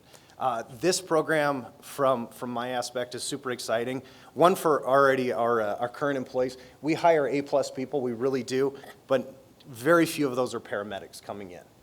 It's very, very tough. I want to say, Chief, correct me if my numbers are wrong here, but of the roughly 200 people that take the physical test, that sign up to take the physical test every year, of those we're maybe going to get probably less than 5 people who are paramedics, and of those, maybe 2 or 3 are going to pass. So very limited. Of the 3 that passed last year, we hired all 3 here in Billings. The bummer deal for us, though, is we didn't add any new people to the system. They were people already in the system. We just stole them from other agencies. So we're not improving care. We're just bringing in different people to our agency. To kind of go with what Andrew was saying as far as the K through 12 and the Career Center part, that's exciting for me. So part of my job is I go into, whether it's high schools, whoever will talk to me, I will go in and talk to you about public safety or the fire service or whatever you want to talk about, I'll tell you anything. And it's somewhat disheartening when these kids ask me, hey, I'm getting ready to graduate, I want to get in the fire service, how do I get in there? And it's tough for me to tell them, well, you have to go to EMT school, and the odds of you being hired in a fire service right out of high school is very limited. Not so much that we don't want you, you just don't have enough points to even make the application. You just don't have enough life experience. But if I can now go in and say, hey, you can go to the Career Center, get your EMT already in high school, you can go to Lockwood, which is one of our partners, and become a resident firefighter, get some experience, get some life experience, go out on wildland fires in the summer, start building up those points. we'll hire you here in Billings in a few years, and guess what? Now I can put you through paramedic school. And we have internal funding to do that, and now I can give them a pathway on how can I get to this level as a 17 or 18-year-old high school. It's very exciting, makes my job a lot easier. Now, I'm pretty good at piecemealing things together, but a pathway is really nice, so I really appreciate that. The other thing is to our internal employees, they're very excited about this. We, just with a cursory email of, hey, we're thinking about doing this, whom would be interested? 5 to 7 guys, knowing nothing about the program, the commitment, anything, are like, yep, sign me up, I'll do that. So we've got verbal commitments from folks who are excited about this program, knowing nothing about it, and with the fact that we said as an agency, we can't commit to anything as far as financially, that's okay.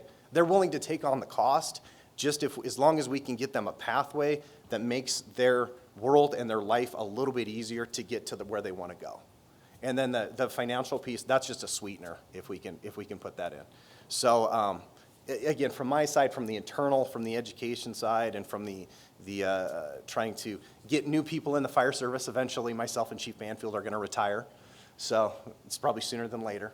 But so we're trying to get that next generation of people who are excited about what we're doing. So this is very exciting, and I thank you for even thinking of this program. This is a great undertaking. So.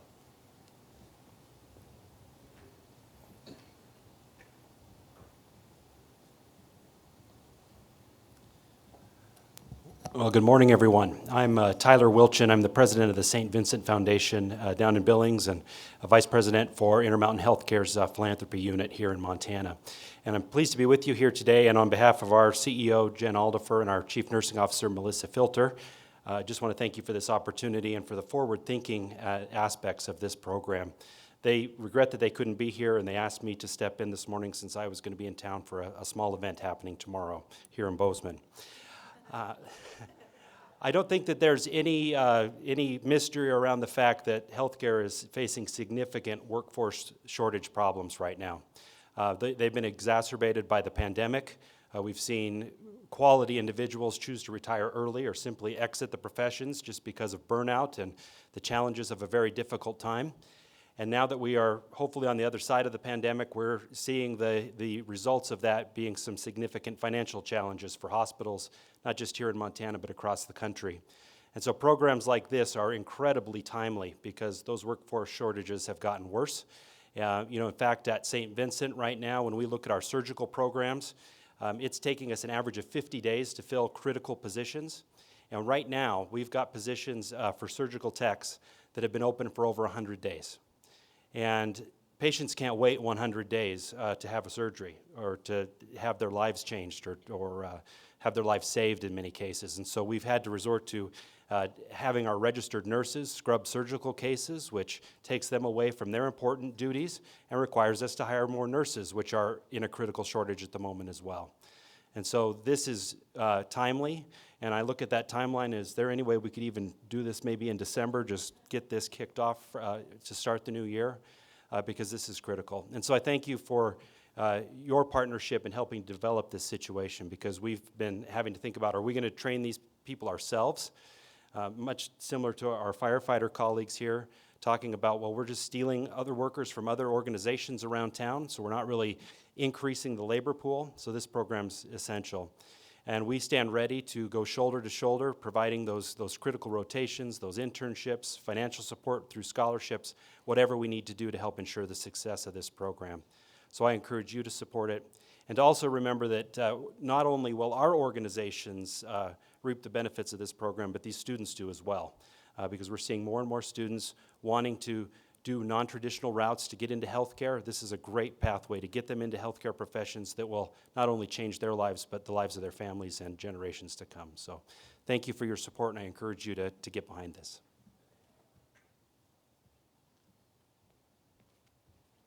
Thank you all. Deputy Commissioner Testman, I will turn it back to you for any final comments. Thanks, Ange, and thanks to our industry partners for standing up here and expressing the enthusiasm that I really feel. I mean, I think everyone in the room can feel that.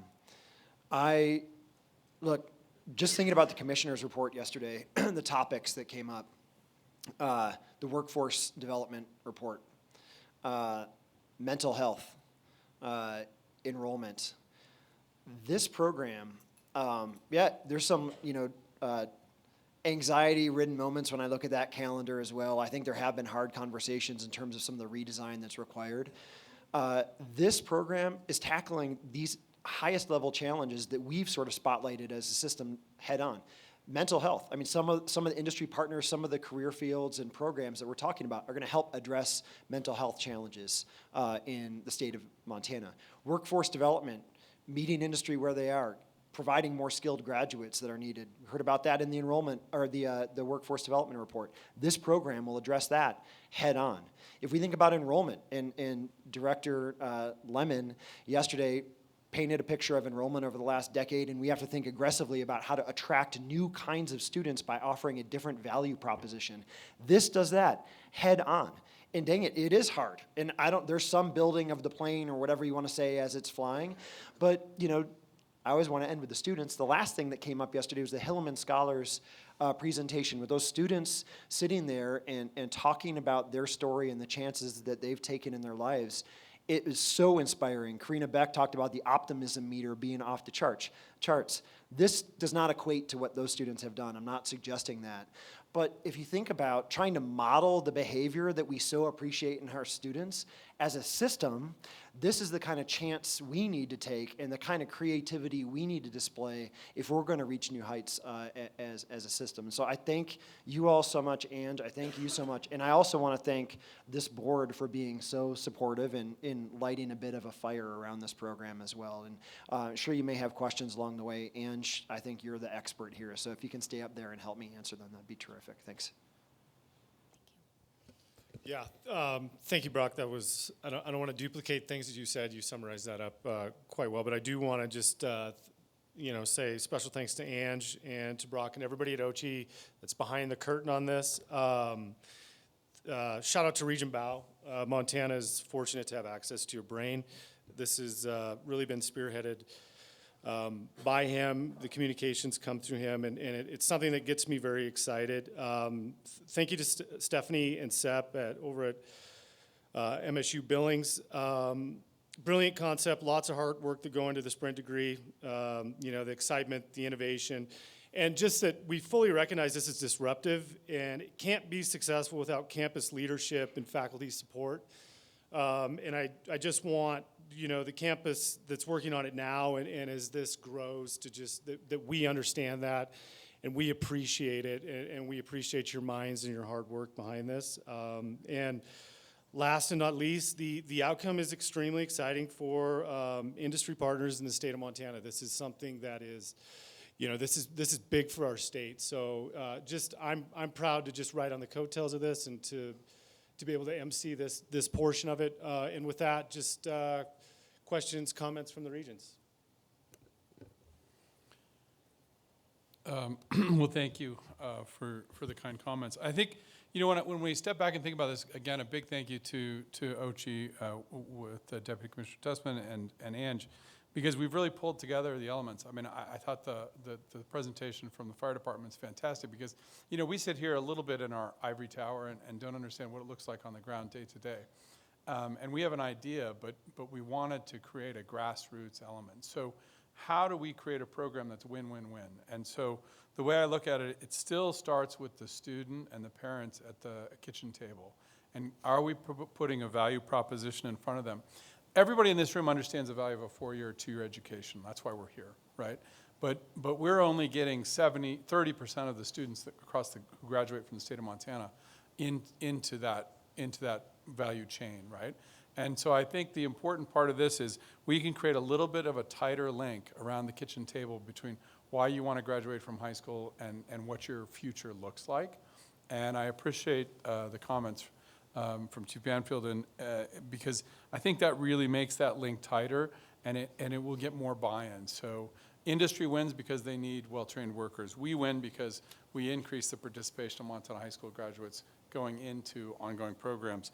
But most importantly, we're going to have better outcomes for the lives for these families and a better connection to a well-paid career path that are jobs here in Montana. I know that there's been some strain on the colleges and universities to make this fit in an accelerated time frame, and I thank you for your hard work on that. And I thank industry for stepping up with their financial and mentorship commitment. I also think it's important to recognize that we've taken elements of programs like Montana 10 and Hillman that have been super successful, and we've applied them here. So there is mentoring, there is coaching. Kids will need some hand-holding along the way.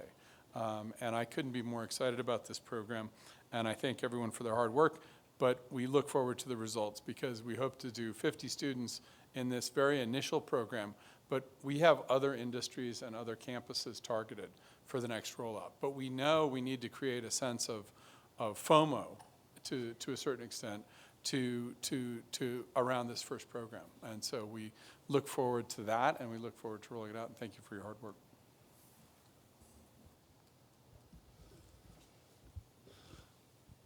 Regent Blossom. Thanks, Chair Southworth. I'm really excited about this, and thanks for everyone who's been working so hard on this and our industry partners for being here this morning. I was kind of curious about the transitions available kind of around the sprint degree.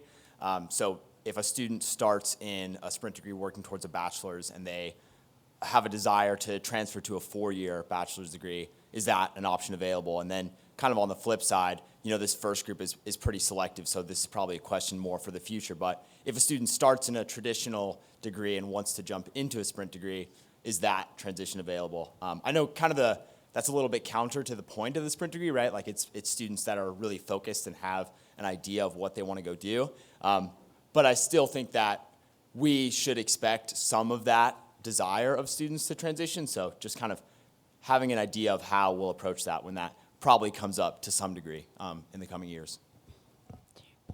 Chair Southworth, Regent Blossom, thank you for that question. 100%, sure, absolutely. These are still the same programs, right? They're not accredited in a different way. We call them sprint degrees. It dawned on me like people thought maybe we were doing a different kind of degree, and we're not. That's just the fun title. So if a student finishes a paramedic program, finishes a surge tech program, those are still credits that they're able to transition to a different program. Should they want to do that immediately or 5 years down the line, those are their credits. They have earned that just in an accelerated fashion. And then to your point about students who might want to jump in, sure, right? I don't think we'd have an industry partner that would say, oh no, we don't want any more people coming to us. So you're right, there are some, it does remove sort of the sprint portion of that. But I think a big part of this to me is that we're able to be a little bit more transparent to a student about what they can expect through these programs. And as long as we're able to provide that clear transparency upon their shift, I feel that would be okay. I hope that helps answer your question. Yeah, thanks, Ange. Other questions or comments? Yep. Regent Lozar. Thank you, Mr. Chair. I second what the other regent said in terms of gratitude to the industry and particularly in this case, the folks in Billings who have worked hard on getting us to this stage. So kudos. I'm just thinking a little bit broader about the sprint degrees and just in general, and making sure that this is a pilot program. So making sure that we are being really thoughtful about like how we as a Board of Regents, how we as OCHI are evaluating the success of this pilot program, assuming that this is going to go well and that we're going to probably expand this further. So I'm curious, and maybe Brock, you're the right person to answer this question, but what are some of our targets or benchmarks for the success of this pilot program? Is it number of students that we're able to attract? Is it retention rates of students that are going through this program? Is it cost savings? I mean, what does that look like so that, in 2 years' time, we can look back and say, holy crap, let's go ahead and move forward with 15 more of these programs, and let's target them in these particular ways. So if you could speak to that, it'd be helpful. Thanks, and Mr. Chair, Regent Lozar. You got partway through my list with kind of your own examples there. I'll kind of walk through sequentially. I mean, I think metric for success, one, is our ability to communicate in market the value proposition so that we see demand, whether it's FOMO or a sense of exclusivity or this is too good to be true. So I think we'll get a preliminary read on how well we're doing by the summer, the extent to which students are interested. Second metric for success. This will place new demands on students' time. It will be a credit load that's more substantial than they would typically take, or many of them would typically take. And I think Ange has said it well before. The approach to their studies that is defined by higher education or college education as their full-time job, we like that, we believe in that, but looking at retention and program completion has got to be a second metric for success. The worst thing we can do is to sort of draw new students in under this premise and then see that most of them are not completing. Third, I think, is the extent to which our industry partners feel like the skills that those students are graduating with and their likelihood of sticking with their kind of industry sponsor has got to be high enough so that the return on investment for you all makes sense. This should not be a training ground for students to then leave for Denver or Minneapolis or Portland. It doesn't mean it'll never happen, but I think by and large, this has got to be a new method of fishing in the talent recruitment pond for our industry partners. That's a third metric for success.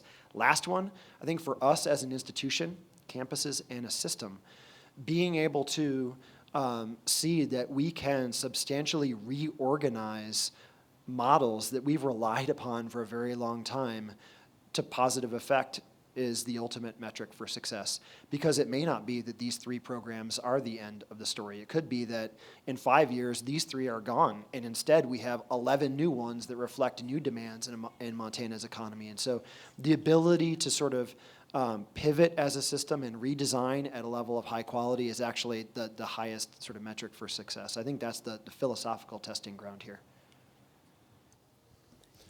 Thank you, Brock. And maybe as a follow-up comment, I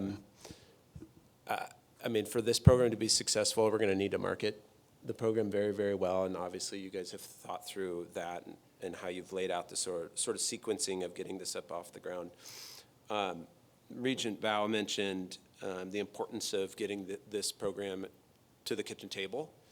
And one of the things that I really would urge you all to be thinking about is sort of the makeup of the students that we want to attract into these three different degrees and think through sort of our ability to meet those underserved communities who might benefit from this particular set of programs. I'm thinking very specifically about the needs in our rural communities, but also thinking about our Native students.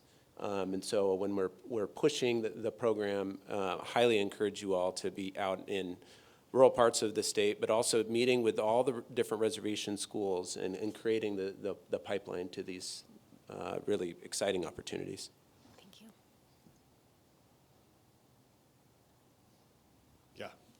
Yeah. Thank you, Regent Lozar. Any other questions, comments from the regents? No? Great. Thanks, panelists. Thanks, Ange. Or did you have something you wanted to say, Ange? I'm not sure what the protocol is here, but I do see that our industry partner from Billings Clinic has just arrived, and I know that was kind of an intense drive over. So if it is okay with you, I'd love to give her just a few minutes to chat. I'm just appreciative of her time. Yeah, absolutely. Excited to hear from her. Thank you.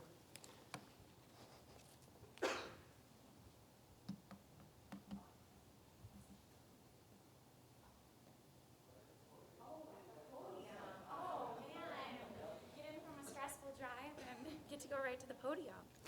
I apologize for being late. The rental car was a little late this morning. Defrosting it took a little bit of time, and the roads in some parts were less than ideal. I did want to come. My name is Kate Hagenbook. I'm the Student Talent and Workforce Partner at Billings Clinic. And so I caught on to the end of your last comment. One of the things that I think we're doing really well in Billings is partnering with our kids at a young age. We get to partner in our school districts, go into their classrooms, and talk about the careers that they could have in healthcare. I think this is going to be a phenomenal opportunity to be able to accelerate these kids getting through and into the workforce. I know we're not the only ones who are short-staffed in some of these areas. When I heard about surge techs, I thought, this is a glimmer of hope, people. We only produce so many surge techs in the region, and we're all fighting to even get maybe 1 or 2 of those hired after their clinicals. And so if we can get them out into the workforce a lot faster, we're essentially doubling the amount that we'll be able to have out there. I'm only shaking because I'm also freezing from running across campus trying to find a parking spot. So I am just so excited. I shared a little bit of this with, we have a bioscience workforce group that puts on a professional development day each semester. We are anticipating 120 high school graduates who are going to be attending on December 2nd. And with that workforce group, I said, I can't make any promises right now, but I want to give you a little bit of an idea of something very innovative happening in Montana. They were ecstatic about that. They're ecstatic. They think their students are going to be excited about it. And so if you need a messenger, our industry partners are partnering with our local school districts, and we can be that messenger for this program. Yeah? Fantastic. Thank you. Thanks for the podium.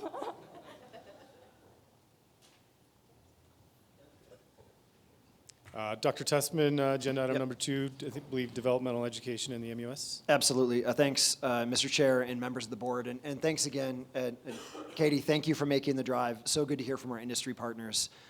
We do have a few more agenda items. I know our team will keep things crisp, but equally important updates on developmental ed, work-based learning, and ultimately perceptions of higher education. Christine, I know you'll lead us through this next presentation. Thanks for being here. Yeah, thanks, Rock. Regent Southworth, members of the committee. We are going to give an update on developmental education. Last you heard from us in March in Dillon. We kind of reintroduced some of the work on developmental education that has been ongoing in the system now for a few years. Before we jump in here, last time you heard from Sierra, Lauren, and I, but I wanted to share with you this whole committee that has been behind this work for over a year now. This is a group of exceptional people who have been working really hard on some of these efforts, and I just wanted to acknowledge both the breadth that they represent in terms of our campuses, but also the roles that they represent, and I think that speaks to just how complex and important this issue is that we have all these different people working on this. So we will be pretty quick here. This is really an update on kind of a status update on some of this work, but I do want to remind the committee, the regents, and our campus leaders here today kind of why we are renewing this work. As you all know, we, as a system, really transformed developmental education from a prerequisite model to a co-requisite model, college-level credit-bearing courses, as opposed to at-cost courses that students didn't receive credit for. We'll talk about some of the outcomes of that. But there are a couple, so we want to move from that kind of initial pilot phase where all campuses were trying different things, kind of coming up with different models as the nation really was learning about this. So we kind of want to take things to the next level, look at our evidence, look at what's working and for whom, and then put some, kind of align some of our tools across the system to be able to support best practices.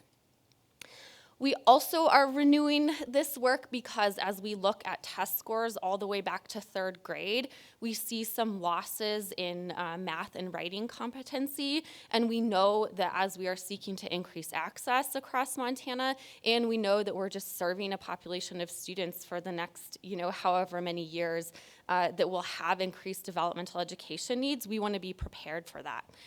It is truly a very consequential thing to do. About 1 in 4 of our 2-year students will need some kind of developmental education. So when we talk about workforce development, we talk about sprint degrees, we talk about being innovative, we talk about connecting students from high school graduation to promising careers. It actually requires them to get through a degree program, and if we can pinpoint this one area along the way that makes a tremendous difference in their ability to succeed, and we actually have control over addressing that and providing good models, we will, and that's what we're doing.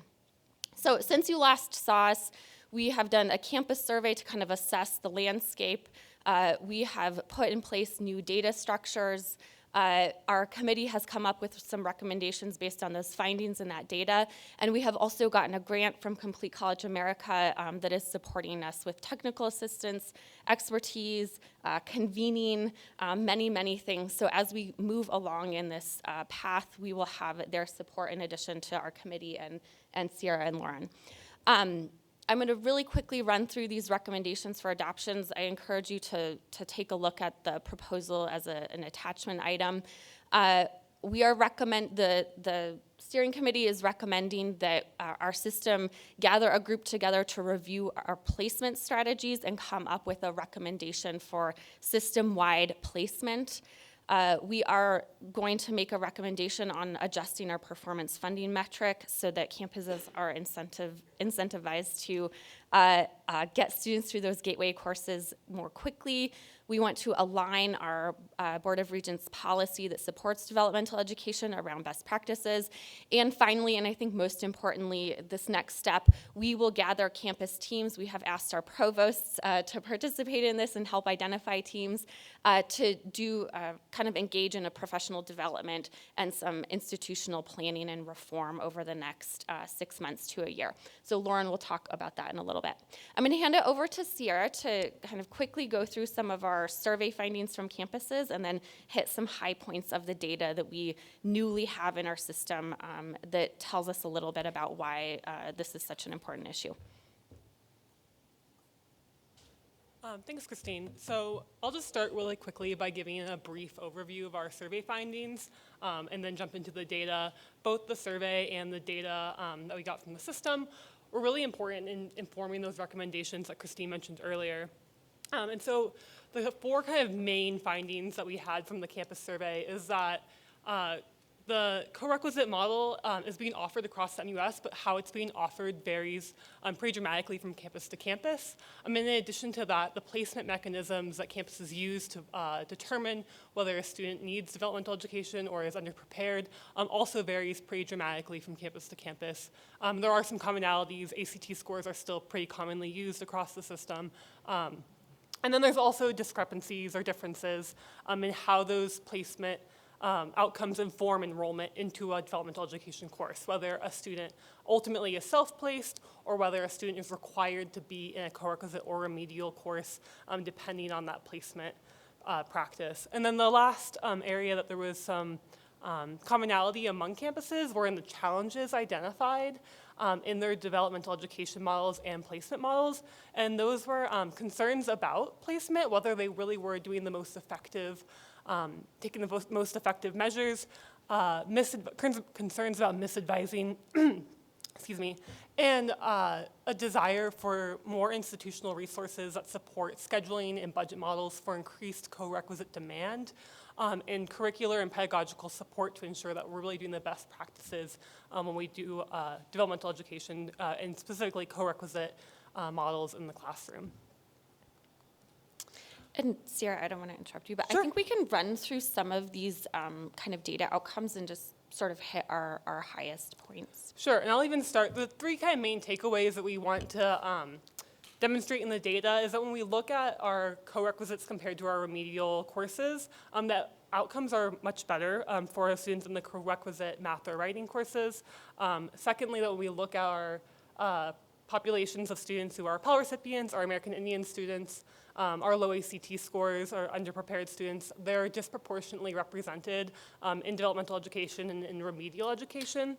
And then lastly, that the path that students take when they're in math or writing, what that first class is, can have pretty dramatic outcomes when it comes to completion. And so on this first slide, we're looking at first-time freshmen from 2015 to 2022, and we're looking at their passing rates for Gateway Math or Writing after their first math or writing course. And so we see co-requisites in the middle having a much greater and more efficient pass rate when compared to remedial education.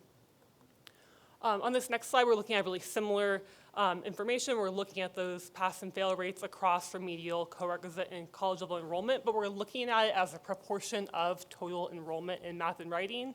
And so despite those outcomes, we are seeing in math specifically a much greater enrollment, traditionally in the remedial courses, and a pretty even distribution between co-requisite and remedial for writing. Like I mentioned earlier, we know developmental education to be an issue of equity. There's pretty different outcomes for our students and when it comes to completion and cost to completion. And so we wanted to disaggregate that data across our Pell, American Indian, and low ACT scoring students. And so when we look at our Pell students, they are overrepresented compared to their non-Pell students in developmental education and are relatively placed in remedial ed at a higher rate than their non-Pell peers.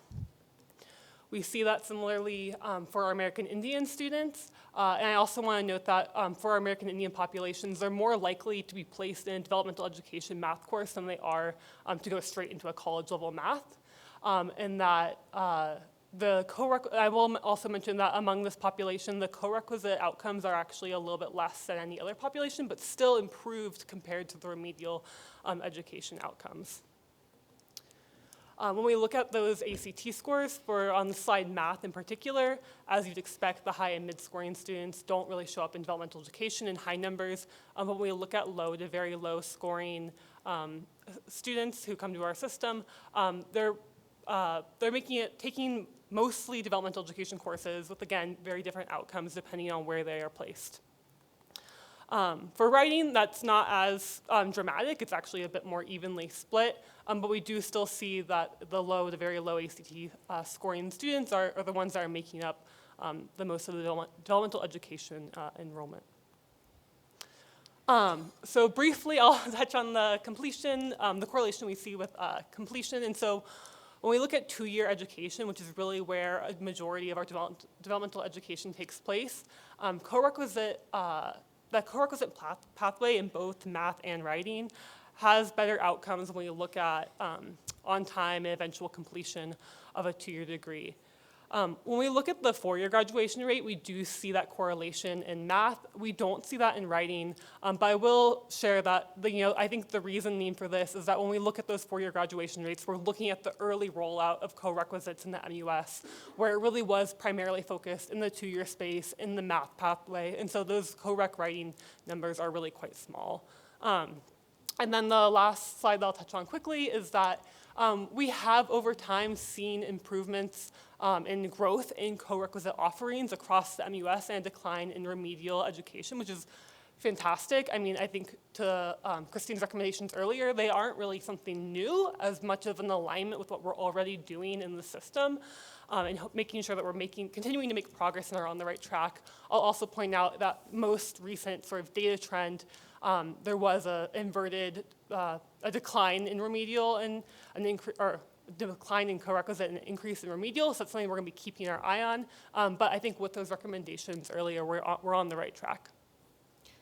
Thanks so much, Sierra, for sharing that. And I don't want to make our transition here too quick, but I think what Sierra is sharing, just the really key points, that we still see disproportionate placement into prerequisite courses that are not credit-bearing, that students still pay for, that have worse outcomes, both in gateway course completion and ties to on-time graduation. We see disproportionate placement of some of the groups of students we're most concerned about, low-income, American Indian, underprepared students. So it is really of consequence to pay attention to some of those equity concerns. And I think that those points lead to what our professional development and kind of camp system-wide team planning will do. And Lauren is going to talk a little bit about that.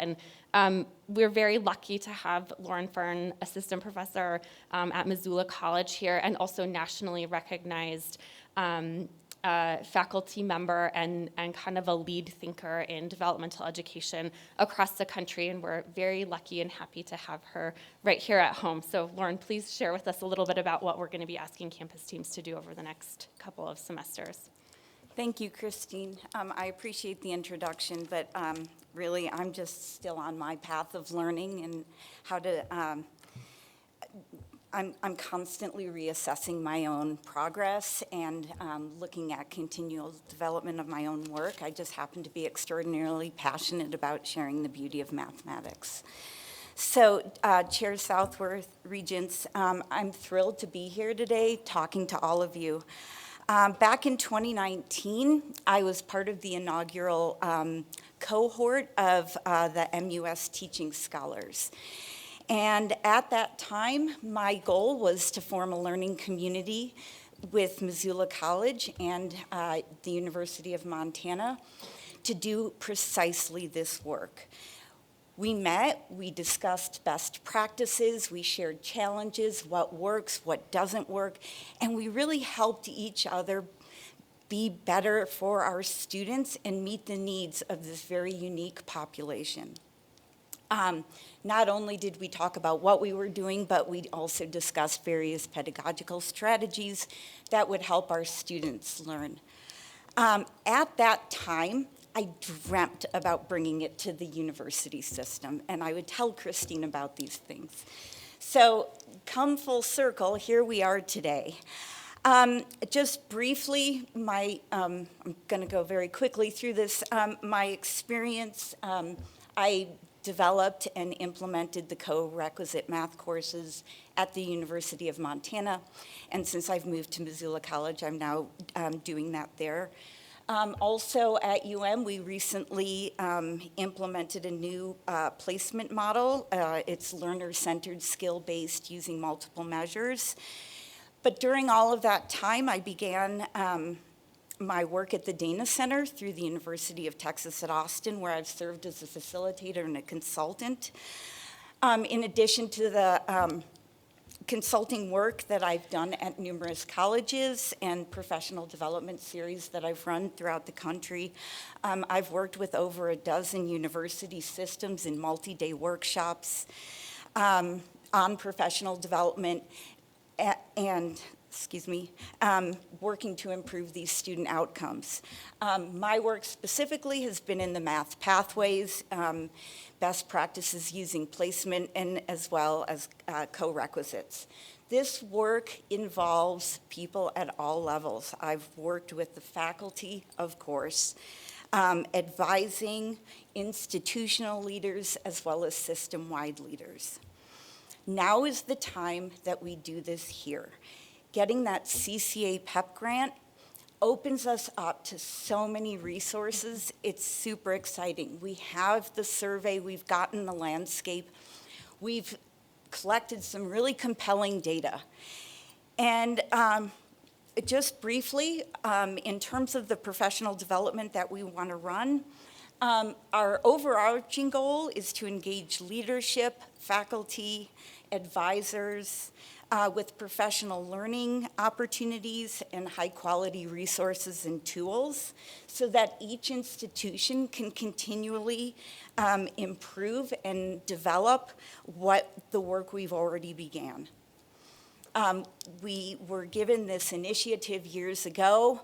We've all done it in isolated silos, and it's so important for us to come together as a system and have these conversations. We also need to agree on basic guidelines so that we, as a system, can cohere. We're not here to dictate what each campus should do. Rather, we're here to provide support to help each campus determine the structures that will best fit their unique institution as well as student population. But key to all of this is to simultaneously work within our institution as teams and more broadly amongst peers across the system. Again, sharing ideas, sharing challenges, and offering solutions. Again and again, I've watched the power of what unfolds in these sessions and how much learning and how much cohesion and team building comes together, both within each institution as well as more broadly as a system. Last but not least, it's really simple in terms of the keys to success. For all of this to work and come together, number one, it's got to be student-centered. Number two, it's got to be faculty-driven. 3, administratively supported. And finally, policy-enabled, which is why we're here for you today. Thanks so much, Lauren. So we're looking forward to working with teams across campuses, and I'm sure we will have more to report to you and some different data to show as the next months and a couple semesters go on. But with that, I think we'll close, and happy to answer any questions or address any issues that anyone wants to bring up. Yeah, thank you to the three of you. That's you're both brilliant and very thoughtful. Questions, comments from the regents? No? Oh, yep, sorry, Regent Lozar. Thank you, Chair. We got to make up for being gone yesterday. This might be a really dumb question, but I'm just looking at the results, 8 years of data. There's a marked difference between success rates or completion outcomes between remedial and co-requisite, both for math and writing. Step back and look at the data.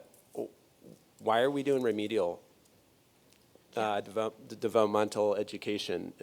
If we know that the outcomes are so good for a co-requisite, is this are there constraints in terms of capacity at the campuses to be able to deliver this type of education? How do we overcome that, and how do we overcome that quickly? Is there a constraint related to the cost of the delivery of this type of development education? Or like, what gives? Because the numbers are there. Like, what should we do differently to accelerate sort of this last chart here, accelerate the depreciation or the reduction of remedial and continue to increase co-rec in the system? Yeah. So, Chair Southworth, Regent Lozar, I'm going to say two things and then let Lauren talk a little bit about from a faculty perspective and student preparedness perspective.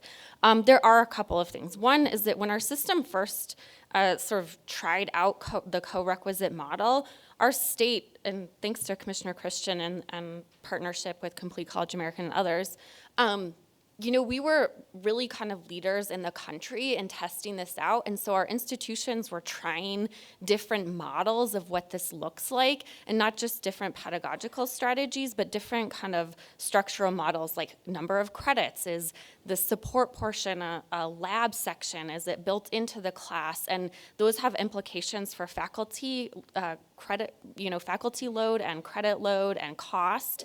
And so I think that what we see right now is we do see those prerequisite models still happening, partially because at any individual institution, they maybe have only tried like one model for certain groups of students. And so like that's part of our goal right now, and part of bringing this data together to be able to look at that and say, okay, what is working for everybody? What is working for different kinds of students wherever you are in academic preparation? And how do we make the budget and faculty models for those work? So I think that there are some budget and faculty implications, and also just us sort of stepping back to say what works and what doesn't work, because I think we really need to be sort of evidence-based in this capacity. And I'll let Lauren talk about the maybe some reasons for prerequisites for different groups of students. Yes, thank you for that question. That is not a dumb question. That's actually a very, very important one that we think about quite often. Why DevEd? Why are we still even offering it? The fact of the matter is there's a lot of push for schools to get rid of all of developmental education. And that sounds very good on paper, but in my experience in the classroom, there are cohorts of students who genuinely need to start.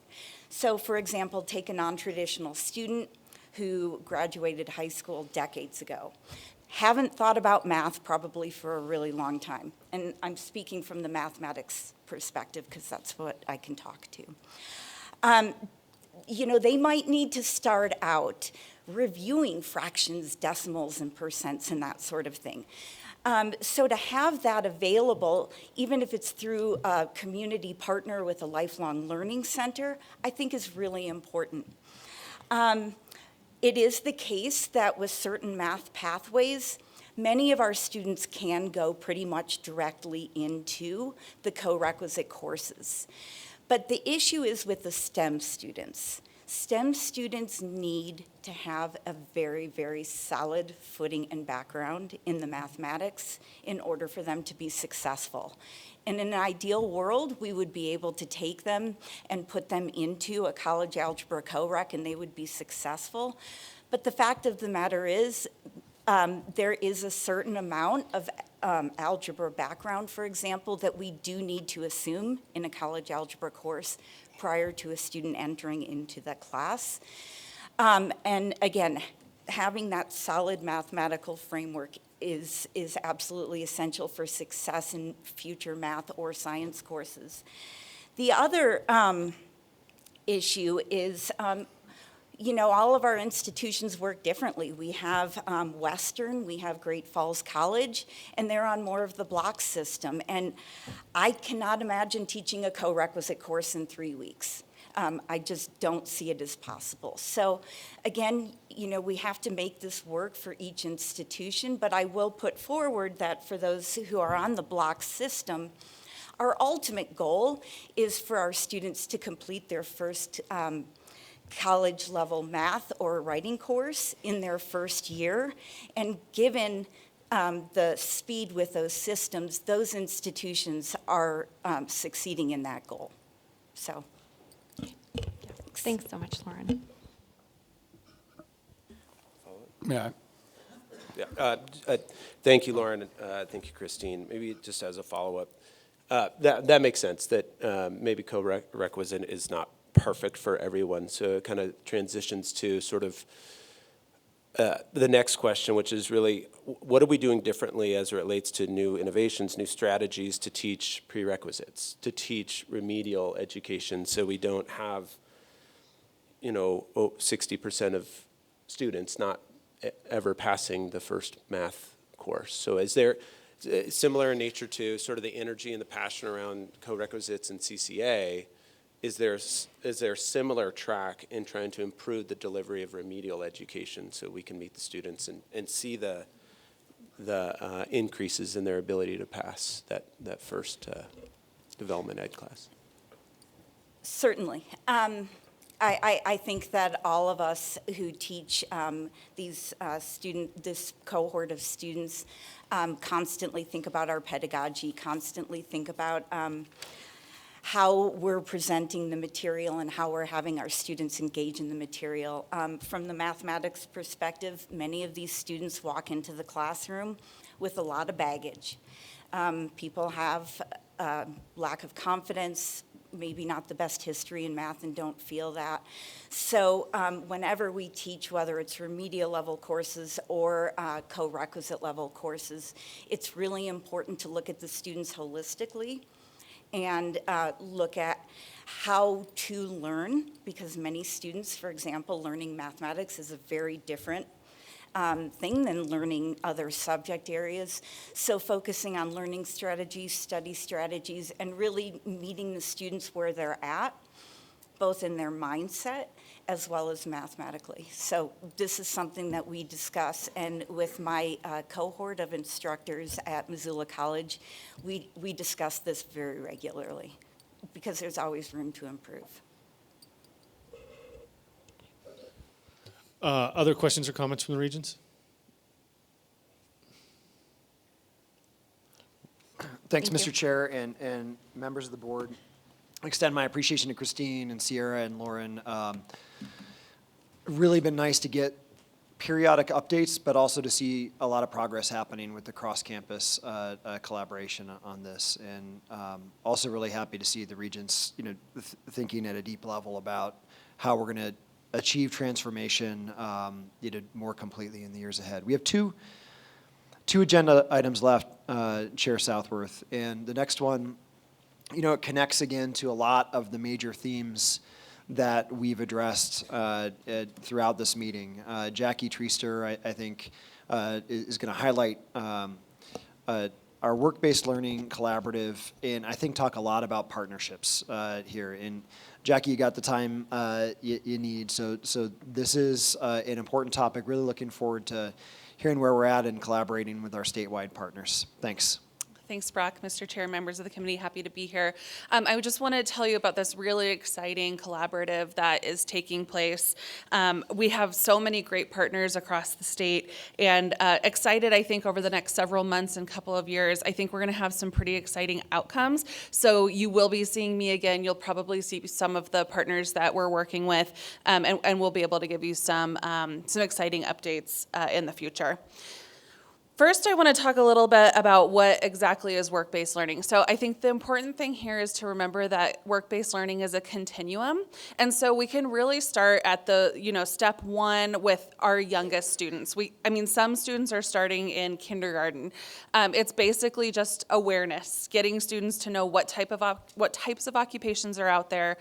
Some students can engage in workplace tours. Having a speaker come into the classroom is really impactful for students, just to let them know what kind of jobs exist. The second stage is this exploration. That's things like job shadowing, maybe taking a skills assessment test or like an interest type of test. The third is preparation. This is where we see students start to engage a little bit more seriously. So things like internships, service learning, student-run enterprise is really popular for students to start to engage in what business looks like.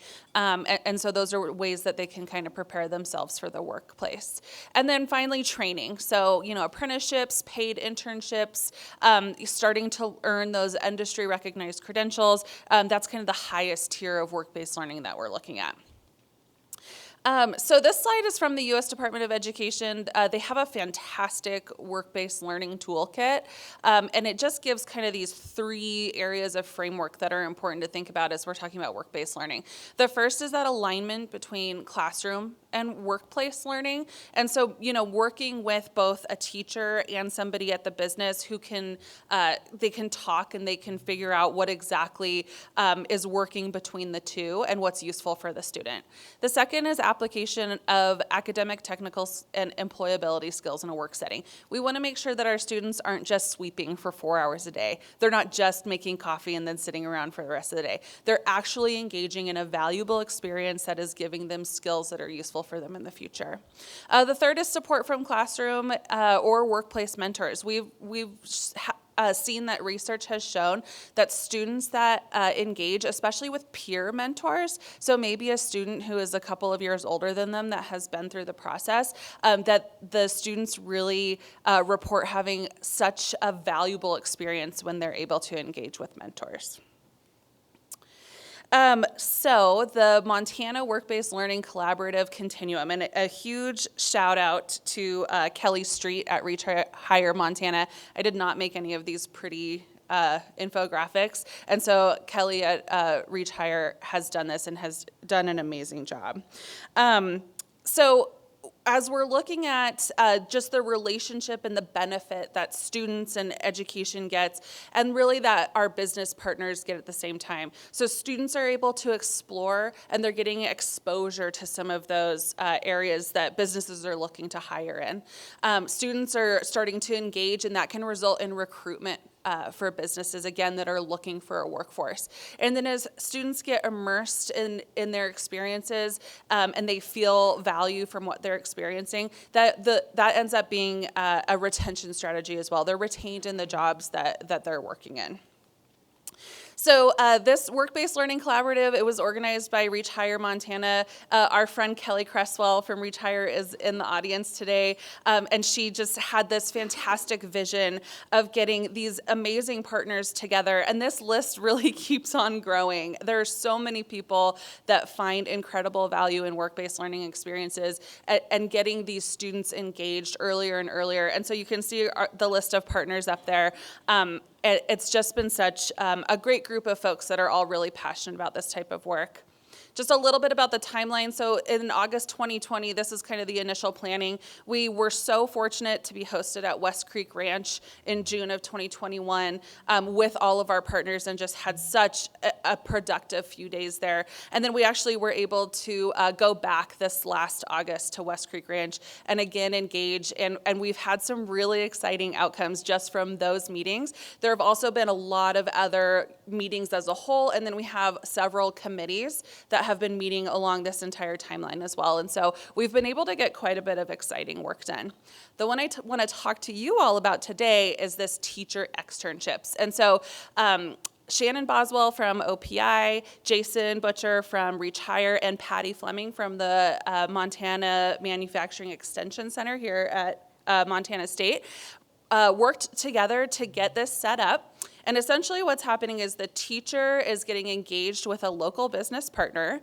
They are learning on site, so they're actually working for up to 40 hours. They were able to receive a $1,000 stipend, and they were also eligible to get continuing education credits. And then in the end, the teacher was expected to implement what they learned into their curriculum in the classroom, and then also present what they learned at an education conference that takes place in Montana for the secondary side with CTE every October.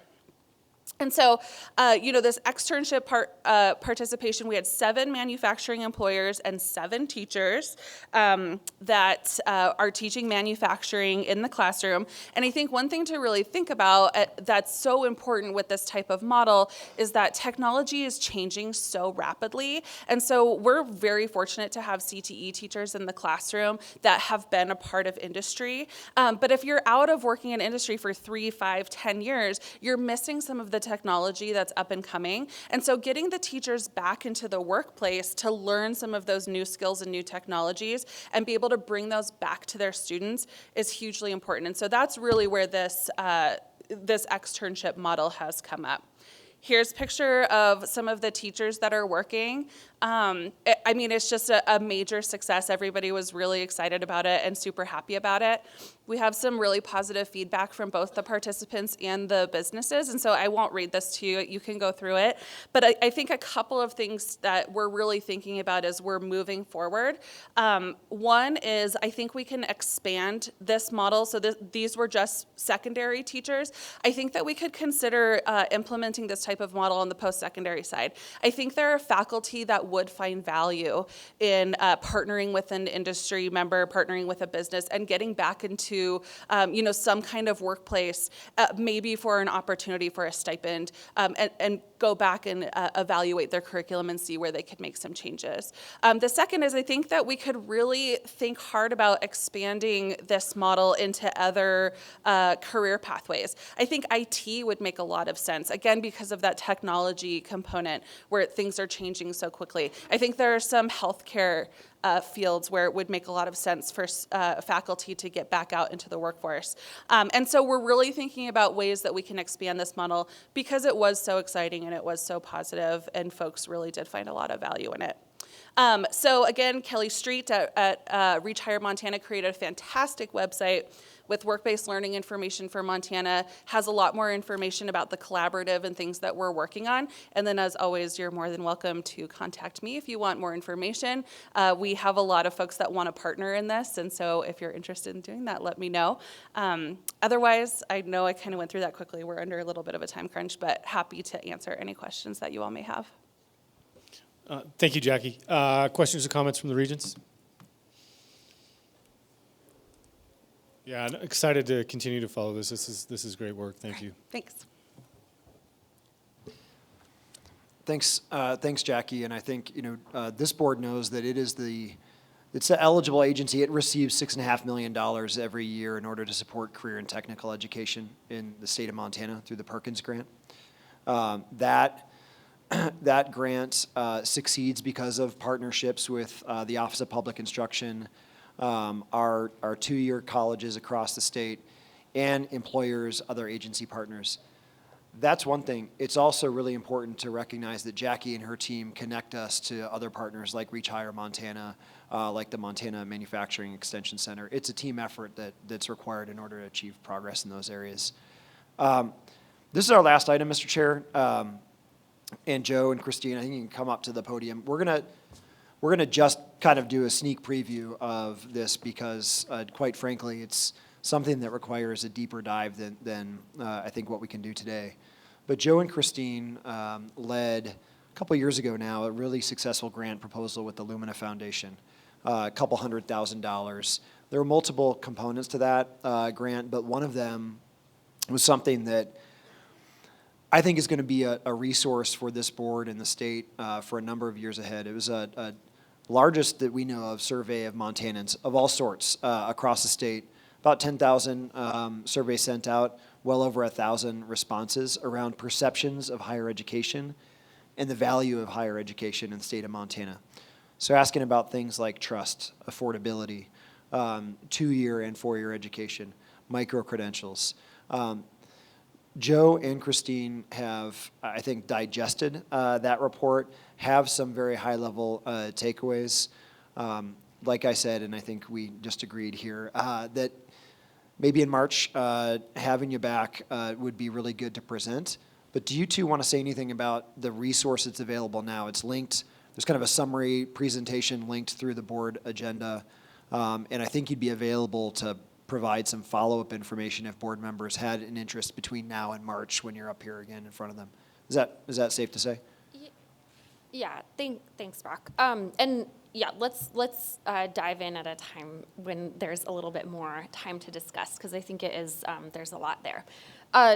There are a couple of resources. I mean, take a look at the slides, but the survey, it has some of those survey results. And I think what we see these as valuable to informing are understanding how Montanans think about higher education and what the main barriers are for them to accessing that value.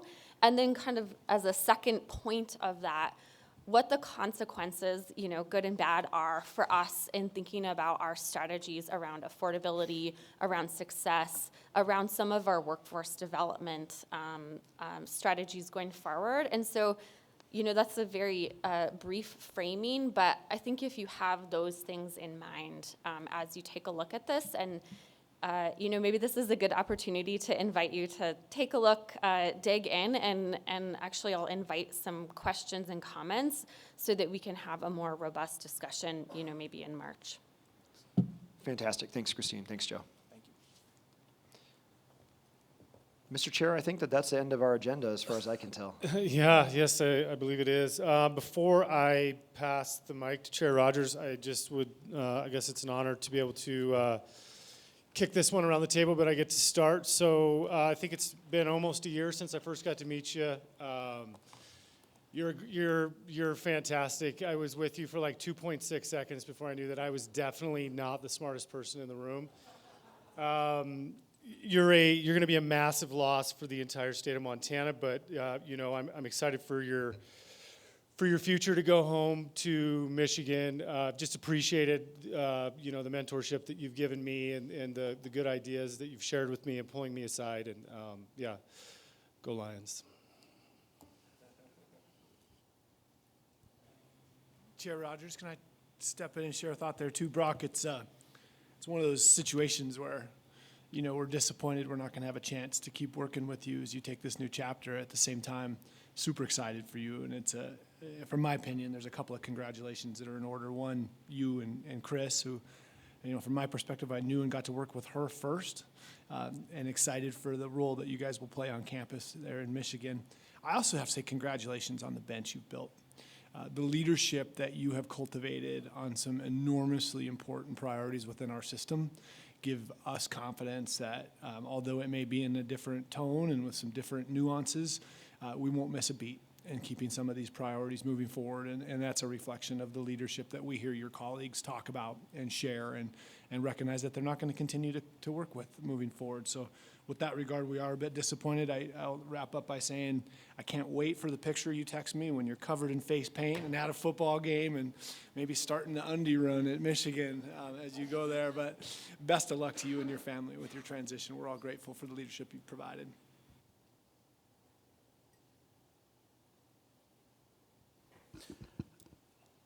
And I'll add my 2 cents. Yeah, it's going to be a huge loss to have you leave the state, Brock. Certainly, you've been increase the capacity of the Montana University system. Reflect maybe six years ago or so, I met you at the Sub, I think Student Union in Missoula, and I thought you were such a nerd. You had, you were doing some design thinking for the strategic plan at the University of Montana, and you had all these dot plots set out, and you were walking me through every single one of them, and I just met you like 30 seconds before, and I thought, holy cow, this guy's something. I mean, he's doing some incredible leadership at University of Montana, but outside of my initial impression, I quickly learned that you really cared about the students. That was really at the heart of everything that you did was student success, meeting the students where they're at, partnerships with the faculty there at the University of Montana, and I was just so thrilled that you were able to make the transition over to OCHI. And I think you've built, as Todd mentioned, you've really built a team and sort of a new set of expectations of what the ARSA, the lead, is at OCHI. You've done it all with incredible humility, with humor, with grace, and particularly thinking through your role during the pandemic. I know you were working 20 hours a week, and you were doing it just to protect our students and to protect our campuses. So I appreciate all that you've done. I appreciate your family giving you up to the university system and going above and beyond, and just really excited to see the impact that you'll have at the next university. So congratulations. Yeah, can I jump in, Commissioner? Sure. I'll be super brief. There's probably nothing worse for the deputy commissioner than a new regent with an idea. And I was that new regent with an idea, and I felt super well supported, tolerated, and redirected from time to time. And I think that's an awesome skill. And I think that the Upper Peninsula is very lucky to have you. And I think the weather outside is preparing you for your future. We welcome you back to tropical Montana at some point in the future. But thank you for everything you've done for the board and before I got on the board, and for myself particularly as a new regent. Thank you. Madam Chair, yeah, I've been less supportive, to be honest. I didn't even know that thing was up there. It's like an island in the middle of the Great Lakes. I thought it was Canada. It seems like a bad idea. I've done everything I could to get him to stay. I even texted him a article that there was a cockroach infestation that canceled Halloween, but he's committed to going, so I appreciate that. All seriousness though, Brock is one of those, when you walk in the room, I think the first meeting I met at a dean's gathering in Missoula, you realize quickly he's got something to say and something to offer, and we wanted you on part of our team and appreciate the 5 years you gave us, or nearly 5 years at OCHI. You've had an impact on this system that's amazing, and despite my best efforts, you will do great things up there, and we look forward to you freezing out and coming back to Montana soon. And I think, please, Regent Blossom, yep. Thanks. I just want to underscore how much we appreciate how student-centered you have been during your time here in the MUS. Getting to know you over the last 2 years, that has always been really clear to me how much students are at the forefront of everything you do. And it's been a real privilege getting to know you. So thank you for all you've done, and we're looking forward to all you're going to do. So appreciate you. And now I'll call on Regent Dombrowski, who has been very diligently attending our whole meeting online this entire past 2 days. Go ahead, Regent Dombrowski. Thanks, Chair Rogers. Hopefully you can hear me okay. Yep. Brock, I just wanted to offer a couple of words and a couple of thoughts from my perspective. I think everyone has used tremendous adjectives, including Regent Southworth, who used the words brilliant and thoughtful for not you necessarily, but the efforts of your incredible team. And so as a really, I would say, an aged leader in this world, the ability to delegate and create team is so essential for not only your success and the success of the team, but the success of the MUS. And for that, I say thank you. And I also want to wish you the very best. I'm not sure I want to wish you a freeze out to come back, but you know that you're welcome. And my last comment is, when I get to Pole Bridge this summer, I will think of you and your family. So Brock, thank you so much, and congratulations. Thank you, Regent Broski. I'll also add my 2 cents. I have to share Regent Southworth's impression. I think Brock was the first person who ever used the term pedagogy in everyday parlance around me. But I'll also echo what Regent Dombrowski just shared. The thing I'll always remember about you, Brock, is your leadership. And to me, that's reflected in a Common Core numbering system that includes all undergraduate classes, that even includes tribal colleges, which is unique in our nation. It includes the Montana 10 program. It includes the innovations you've done in your Perkins grant, and that is reflective in that team that you have built. We are so fortunate as a state, we are so fortunate as a university system to have the quality of leadership that you have developed with your team, and we're just gonna miss you so much. So I'll echo Commissioner Christian's note that I just hope someday we get your talents back here to the state of Montana. I'm going to try to get out of here. Yeah.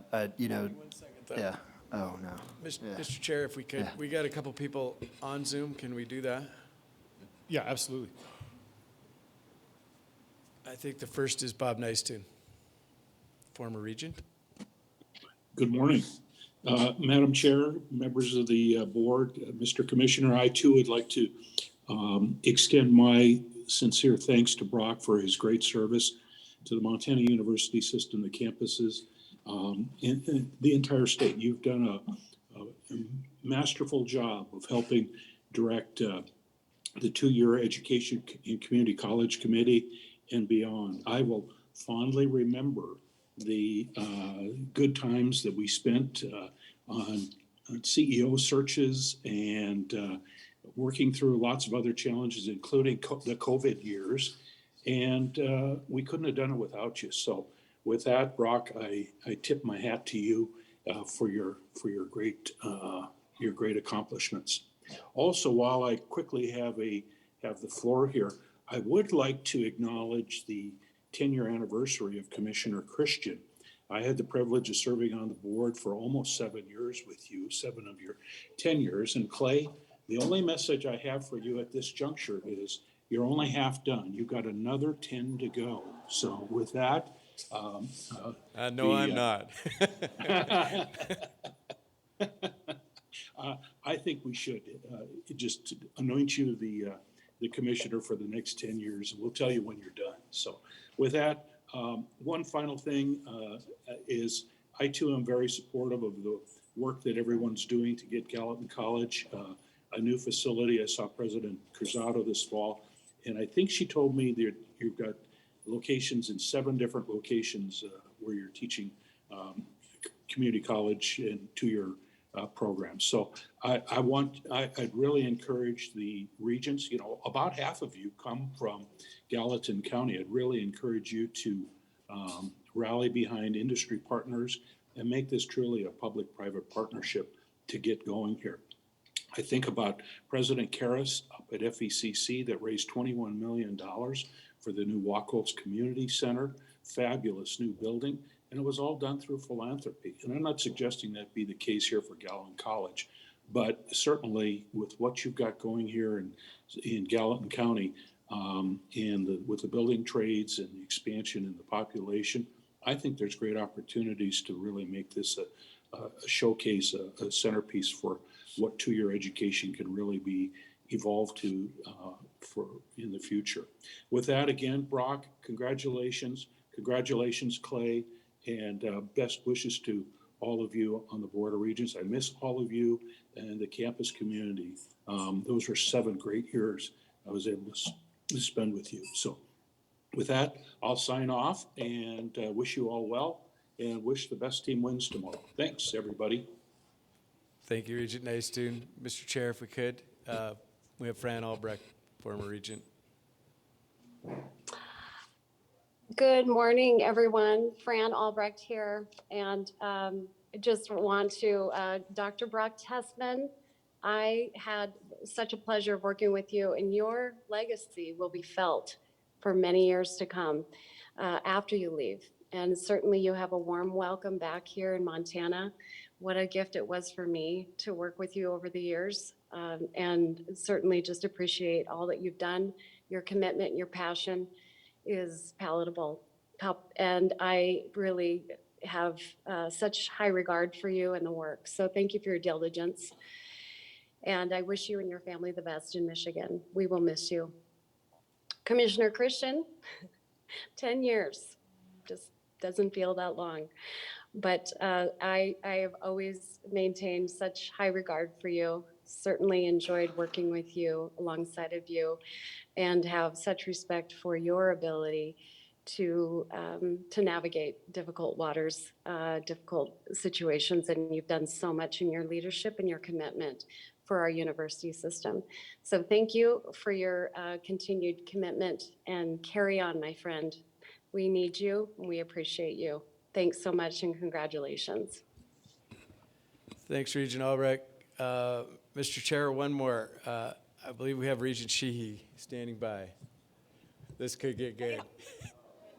I am here. Thank you, Clay.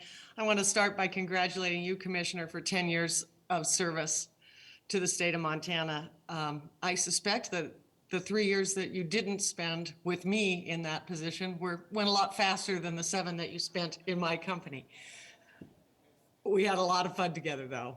I did call in to wish a fond farewell to one of the many reasons, Clay, that you've been able to last so long and do your job so well, and that reason is Brock Tessman. Brock, I want to say a very fond farewell to you on behalf of the former regents. Note the verb choice. I'm saying, not singing, goodbye to you. It's a shame, really, because I had some great ideas. Brock of Ages, Brock around the clock. I was leaning towards Brock steady, because that's really what you've always been, is steady. The sprint degree is just the most recent of your many successes on this board. Congratulations, Deputy Commissioner, on your new career path as president. Please note 2 things as you leave Montana. Number 1, you will be missed. And number 2, you will be welcomed back. It is our fondest wish that you return to the state of Montana and that your children are educated here in the system that you've built. Good luck to you and to yours, and all of our love on your way. Thank you. Thank you, Regent Sheehy. Mr. Chair, I believe, thank you for the indulgence is appropriate, and back to you. Yeah, absolutely. Well, that concludes my mic time. Chair Rogers, the floor is yours. I have to say something. I do part, like 49.9%. I want to run off and get away from this table because this is it's kind of like hard to hear all that. I mean, it's I'm not an emotional guy. I usually tell people like the stuff that'll make me cry. Watching my girls run. I used to be a bit of a runner, and so seeing them is that way. My dad passing away before he met our girls, another thing. Third thing, Detroit Lions football. Those are the 3 things that but maybe this is like, that came pretty close there to becoming the 4th thing that can make me cry. I bet everyone here kind of will remember things in their lives like this professionally. I mean, this is one of those moments that you'll remember like forever. So thank you for the kind words that you shared. The most important words in there are the ones that rang true is about the team. And yeah, I mean, this is the best team that somebody could ask to work with, because I definitely work with them. And I'm going to miss my team dearly. I'll certainly miss the campus leaders quite a bit. It's a little bit of push and pull working in the system office. I can kind of see things from both sides now, and I think that's going to be an important thing moving forward. For the board, there are some former board members, new board members. It's a special board here in Montana. We talk about meeting system leaders from across the country, and let me tell you, the experience that most people have in my role working with their boards is quite different than what we have here. And there can be honest disagreements, but it is an incredibly supportive board, and I feel fortunate to have learned from all of you. my colleagues at OCHI outside of ARSA, again, some disagreements, different philosophies along the way, but I've learned so much. And Clay, you know, when I was getting ready to take the job, John Seck stopped for a second on the way out. We didn't spend a ton of time together during the transition, but he had a chance to say that you were the best boss he ever had.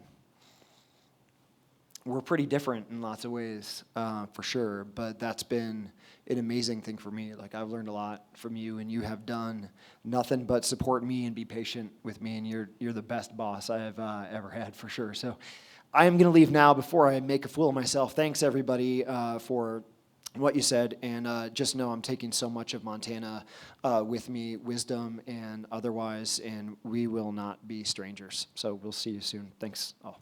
Yep.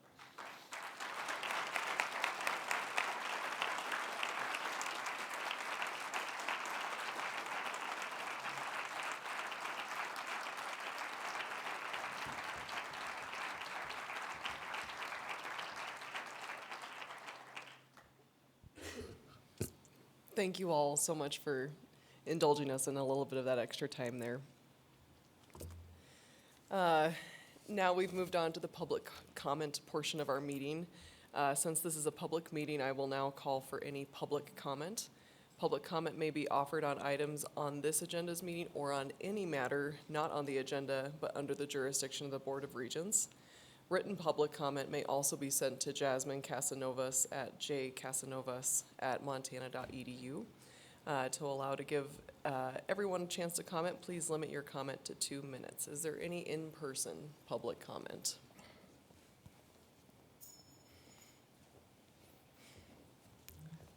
Commissioner Brown, thank you. Yeah, thank you for having me. Commissioner Christian, Board of Regents. My name is Zach Brown. I serve this community on the Gallatin County Commission. The last time I testified to this body, I was a student at the University of Montana, ASUM president at that time. And at that time, we were working very hard collectively as a university system to convince the legislature to build the Missoula College building. Today, I'm here to express strong community support for the Gallatin College, as they are incredibly deserving of a building. A couple of notes from Gallatin County's perspective. The taxpayers of this county subsidize the operations of the Gallatin College with a mill levy. Our property taxes and our skin is very much in the game with that facility, which is fundamental to our economy and the future of our economy as we retrain a skilled workforce that meets the needs of tomorrow's business community. We also appropriated $2 million out of our ARPA funds to support the Gallatin College as they expand their programming. So it is with some disappointment that, and I know you all have had this discussion yesterday, that I come here today to advocate for putting the Gallatin College building back on your priority list and really taking a leadership stand on this issue to the governor as well as to the 2023 legislature. A key difference between our Missoula College effort and today's Gallatin College effort. Much of our work back in 2012 and 13 was focused on consolidating support within the Missoula community around a vision for that project. The governor's office was supportive in that case. Today, I'm here to tell you that this community is completely united behind this facility, behind this project, and there is not a instance of doubt from anyone in this community that we need this project to be prioritized. So I ask for your leadership and your support, and thank you for your time this morning. Thank you, Zach.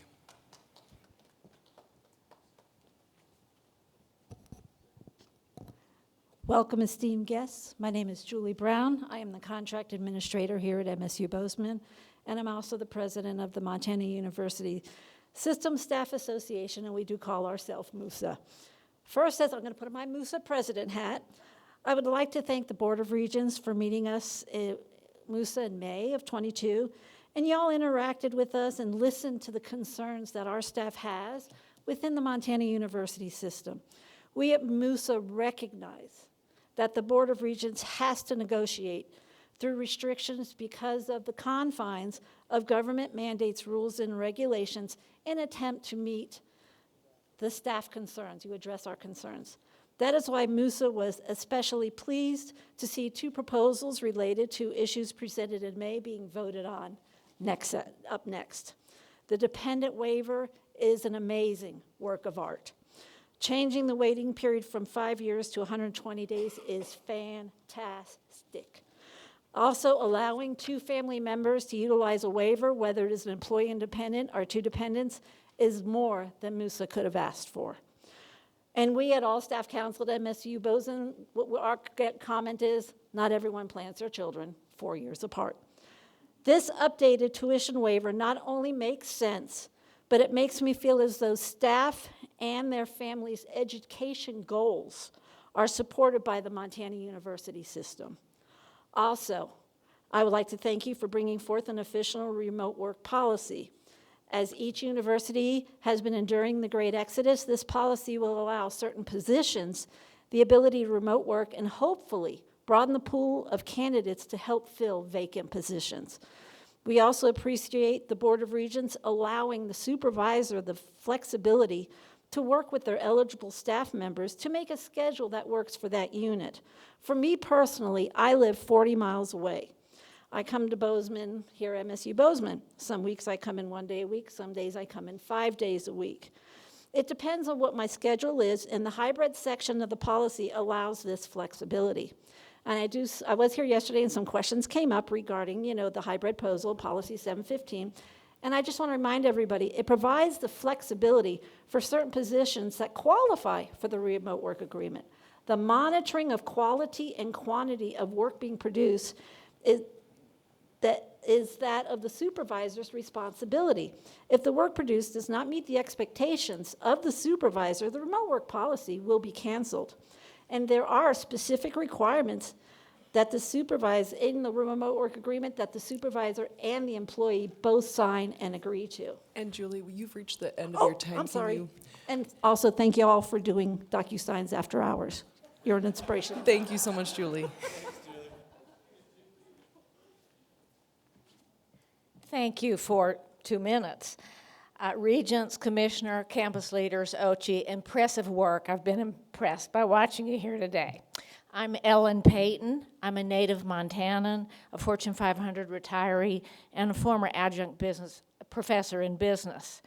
Thanks to you and previous board members, Montana has really good offerings of tuition waivers and scholarship programs. I encourage you to do more and start with the career and technical education in 2-year programs. Start small. I think you'll find the recent Perceptions of Higher Education report shows that most Montanans want more money spent on higher education. We all know that, but it's good to see that from a report. CTE and 2-year programs provide proven benefits to our employers and pathways to economic success for our families. So I really encourage you to consider waivers. Start small, start somewhere. Think about what is the right funding model for waivers for Montana. It has to be carefully considered. You might want to start small, providing tuition waivers for all high school students with a B average and above, or start a pilot program with certificates related to mining and ag that might be attractive to the majority of the Montana legislature. Maybe eke out some more funding for higher education. Longer term, I think there's many places where tuition waivers would be beneficial for all of us. So that's enough. I think you get my message. Thank you for your good time. Start small, monitor, expand. Thank you. Thank you, Ellen.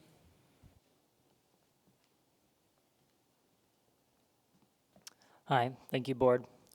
My name is Tristan Redderth. I am a student representative for the University of Montana, and more specifically, from the Missoula College. I would like to give my gratitude to the Board of Regents and to the former Governor Steve Bullock for making my study at the Missoula College possible. I would also like to thank Governor Greg Gianforte for granting funds to the Missoula College. Without the combined support of many sincere people, the prospects of education become difficult to fathom. Places like the Missoula College give a cost-effective experience without the enormous amounts of debt. The system that I'm a part of has had the privilege of being funded in full without compromise. However, I cannot say the same for others. I have been elected to represent the students from Missoula College, but in the spirit of friendship, I want to impress upon this board and everyone present in this room that we are not separate entities, devoid of connection. What affects one institute in this state affects all. In this regard, I would like to ask the board and all in this room not to forget that we are Montana first and our institutions second. We tread a thin line between competition and friendship frequently, but cooperation brings fortune, not pride. My friends at Gallatin College deserve their voice to be heard and their request reconsidered, even if that means making less for the rest of us. Thank you. Thank you, Tristan.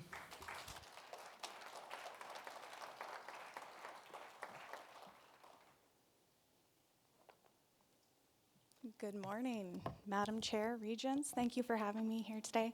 My name is Courtney Johnson. My husband and I own Johnson Metalworks. In my past life, I also served as the university architect. I am a proud Bobcat. Please don't hold that against me. I'm here today. I want to go have coffee with Amy, Barbara, and Emily. This is a wonderful report. I'm the strategist. I love the data, and I'd like to provide additional facts for you guys. But first, Johnson Metalworks, we're job shop, and I think there's a misunderstanding of what manufacturing is, and I'd love to add my support for Gallatin College and how they serve us as an industry. We provide over 10,000 work orders to over hundreds, close to 1,000 Montana companies, B2B, B2C. These customers, before we existed, went to Denver, Chicago, Portland, Coeur d'Alene. We're proud to bring that back to Montana. We invest heavily in our infrastructure. Our power service, three-phase electricity, is very expensive. Our materials, raw materials, our equipment, hundreds of thousands of dollars, but it is nothing without the workforce. You guys have heard that. You understand that. Gallatin College, the welding technology program, some of the data that was cited is from 2017 and 2020. Just luckily last week I was at FabTech. It's a national and international convention talking about manufacturing. Global industry leaders I got to sit at the table with. Their problems are workforce supply chain issues. We are now looking at a global supply chain that is now coming domestically. So their solutions are bringing all manufacturing domestically, having redundancy in their supply chains. They used to order, manufacturing to order. They had no supply chains. We've all seen that across our industries. The solution they also really enforced was supporting the trades. So here are the stats. These are the fun facts I hope you guys will take with you. 2019, we had 1.5 million retirees. In 2022, that has more than doubled to 3.2 million retirees. We have that knowledge of our workforce that is leaving us. We need to capture that and invest into our future trades. COVID, we had 1.3 million workforce and manufacturing jobs lost. But what's fascinating, in 2 years, we then recovered to 1.43, which is a net gain of 67,000 jobs, which is showing us that the need is here in Montana and in the nation. And Courtney, you've reached the end of your time. I'm sorry. Thank you so much. Yeah. We will be demanding more from Gallatin College, and we're ready to work and support Montana. Go Bobcats. Thank you so much. And please feel free to email additional comments as well if you'd like.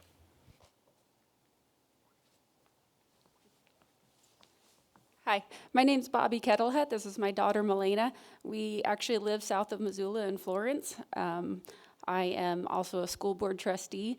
I'm married to a woods and metals teacher, and we drive all the way over here every weekend to Gallatin College to the CNC machining program because it's the best. The instruction is amazing, the machinery is amazing, but the space is really cramped. We have to side shuffle past each other at the machines, and if, like yesterday, we had to go to an IT class in another warehouse building, and every time the heat would click on, you couldn't hear the guest speaker. So we're just here asking if the campus could be consolidated better. we would like access to the welding shop sometimes to advance our education, but we don't have access to it because it's on one of the other 7 locations. We would like to be able to communicate with the other departments like the aviation, but we can't because they're at another campus. So we would just like to see more attention given to Gallatin College, and we drive past the Grizz to be Bobcats. So thank you. Thank you, Bobby. Hello, I'm August Scher. I'm a graduate of the Gallatin College CNC program, and I would like to echo what many people have said before, that they definitely deserve a new space. It is not adequate at the moment. A 4-year degree is something that I can't afford, and I now have a job in the field and no debt because of the Gallatin program. They need a new space. It's something that will help local industry and help many, many, many people. Thank you for your time. Thank you so much. Good morning. My name is Dr. Pamela Fisher, and I've lived in Bozeman for 16 years, and I'm a proud member of the Gallatin College Advisory Board and have been since its inception. I'm also a lifelong community college educator and have worked with more than 100 community colleges across the country. I know what it takes to be a successful 2-year college. It takes a quality faculty and staff, a relevant curriculum, a strong community partnerships, and appropriate collegiate facilities. Gallatin College has the first 3, but we are woefully lacking on the 4th. In November of 2009, I had the pleasure of addressing a former iteration of this board in this very room, where introduced at that time was a brand new president for MSU. Over the next 3 years, a community-led committee, mostly led by our mayor, Jeff Krause, and strongly supported by President Cruzado, worked hard to convince that Board of Regents that there was a need for community colleges. You know what happened in the next 10 years. We were wildly successful. We most recently, as you heard yesterday, had the largest enrollment growth of any segment of the system. And yet we operate in the poorest facilities of any segment in the system. We have long waiting lists, and you certainly have heard from community, business, industry leaders how much they appreciate our graduates and how much they are begging for even more. So I would urge you to consider this building request and keep in mind that that request is unique from the other building requests that you have heard. We do not have any facilities to renovate. We don't have any permanent appropriate facilities. And because of that, I would urge you to remember that you do not have to be locked into a blanket approach and have no recommendations. You can, and I hope you will, make an exception. So in closing, as a result of the last 2 days, I'm sure you have a fuller picture of the drastic need. And I believe you have the constitutional responsibility and authority to make something happen.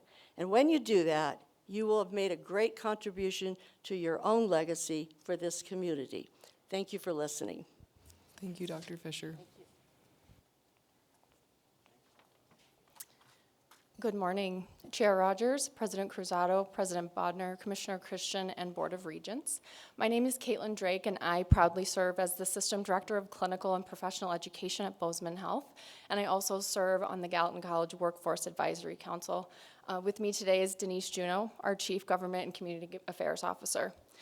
Bozeman Health is the largest private nonprofit employer in Gallatin County, and we are committed to improving the community health and quality of life for Montana residents in Gallatin, Madison, and Park counties. We could not have supported this community during the COVID-19 pandemic without the dedication and support of Gallatin College MSU graduates who shined brightly during that public health crisis. These local graduates are vital to the continued success of healthcare in our community. Gallatin College plays a critical role in building the Bozeman health workforce. There are currently 111 vacancies in our health system that could be filled by well-prepared graduates from Gallatin College.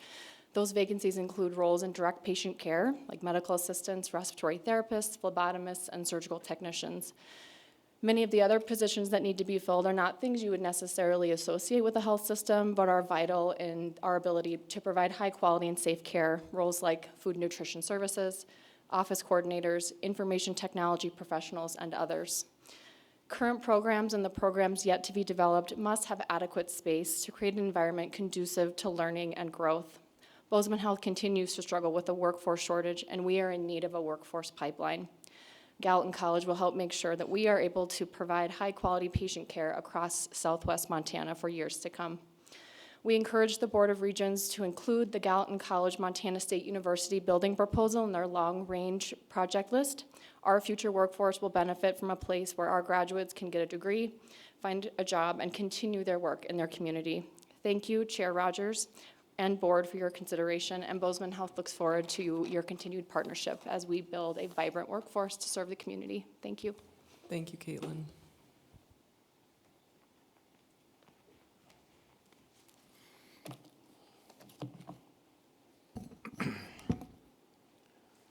Jeff Kraus, Bozeman. Thank you for taking our comments today. Thank you, Missoula College, 2 year together. Congratulations to the presidents of our flagship universities, President Bodner, President Wadad. We put a lot of treasure in those football teams, and one of the lessons we learn from those men and women who compete this weekend on court or field is that they do it in the open, without guile, against opponents they respect and who they are their friends off the field. And they put their reputations on the line every time they step out there. And I believe that is a lesson that I admire, that I honor, and that I try to live up to in my own life. I lead, you lead, he, she, it leads. We lead, you lead, they lead. The sum est of the action verb to lead. Lead is an action. Please today, when asked, be open, be guileless, and individually clear and unambiguous in your support for the Gallatin College building. Not as a vote, I understand that, but voluntarily, emotionally, the way you've heard today. Please lead. Pull the curtain aside and let us see it. Your excitement for 2 year education. We can grow this institution, Gallatin College, to be your biggest tactic, strategy for increasing 2 year education in the state of Montana. Please give us the support we need to go out there and make it happen. Take action. Lead. Thank you. Thank you, Jeff. Good morning. Thank you, Madam Chair and Board of Regents. There's a theme you've heard this morning, and I'm going to continue that theme. My name is Jason Yeager. I'm a Montana native and alum of MSU, both undergrad and graduate. Go Cats. I also serve here in the community in several roles. I'm the Chief Operating Officer for Vision Aerial. I serve on the advisory board for the community college. I also serve on the Workforce Advisory Council, and I'm the president of the Montana Photonics Industry Alliance. And I'm here today on all of those roles. It's amazing to see how these pieces fit together. As some of you may be aware, the Gallatin area here in Montana is one of the 4 leading areas of photonics anywhere in the United States. In fact, there are photonic devices from this area on all 7 continents, orbiting the Earth in space, and currently on the surface of Mars. To do this, we need a pipeline of talent. We need both the university system, PhDs, masters, undergrad, and technicians. So on behalf of the community college, we met with Governor Gianforte last week. And we tried to understand the needs of the community and the needs of the state. And he asked for 3 things. I'd like to go over those very quickly. First, he asked that the community college have an impact outside of the immediate area. My response to that was, I would love to, Governor. However, the community college has to produce enough individuals into the business industry to meet our needs before we can begin sharing with someone else. That being said, if we grow the college, we need to grow it to a certain level to service not just the Gallatin area. The second, that industry partner with the college and have classrooms in both. And we're already doing that. And the last was industry support. So on behalf of the Montana Photonics Industry Alliance, I submitted a letter in writing, of which we had over 20 signatures from our community, and I want to voice our support of a building for the Gallatin Community College. Thank you. Thank you, Jason. Any other in-person public comment? Okay, seeing no further in-person public comment, Jasmine, do we have any online public comment? We do. We have one. Jane, please unmute and give your public comment.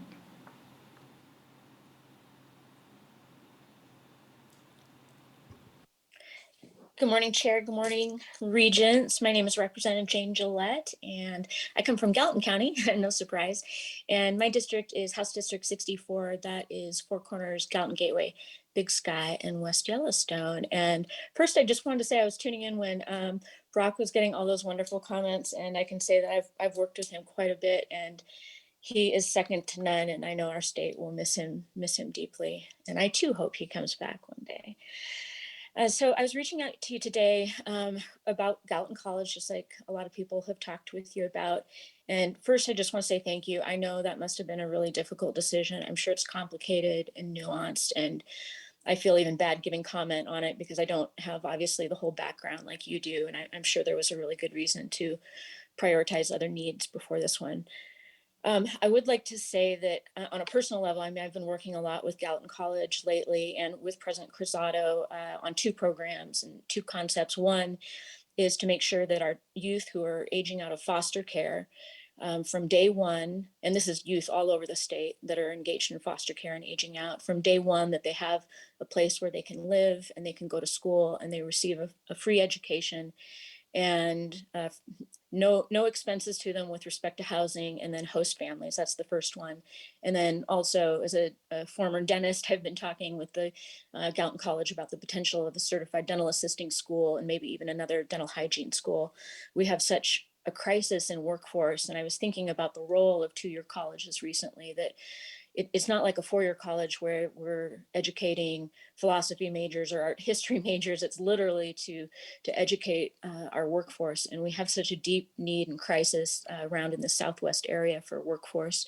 So appreciate any consideration you can give to it in the future. And please reach out anytime to me if you need any assistance. Thank you. Thank you so much, Representative Gillette. Jasmine, any other online public comment? We do not have any further online public comment.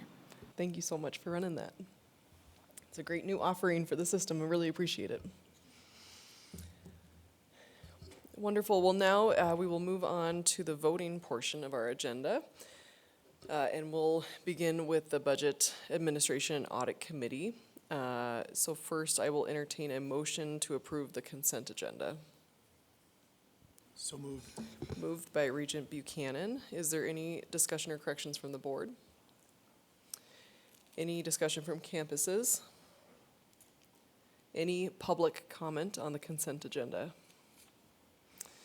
Seeing no further comment, I'll call for the vote. Those in favor signify by saying aye. Aye. Aye. Aye.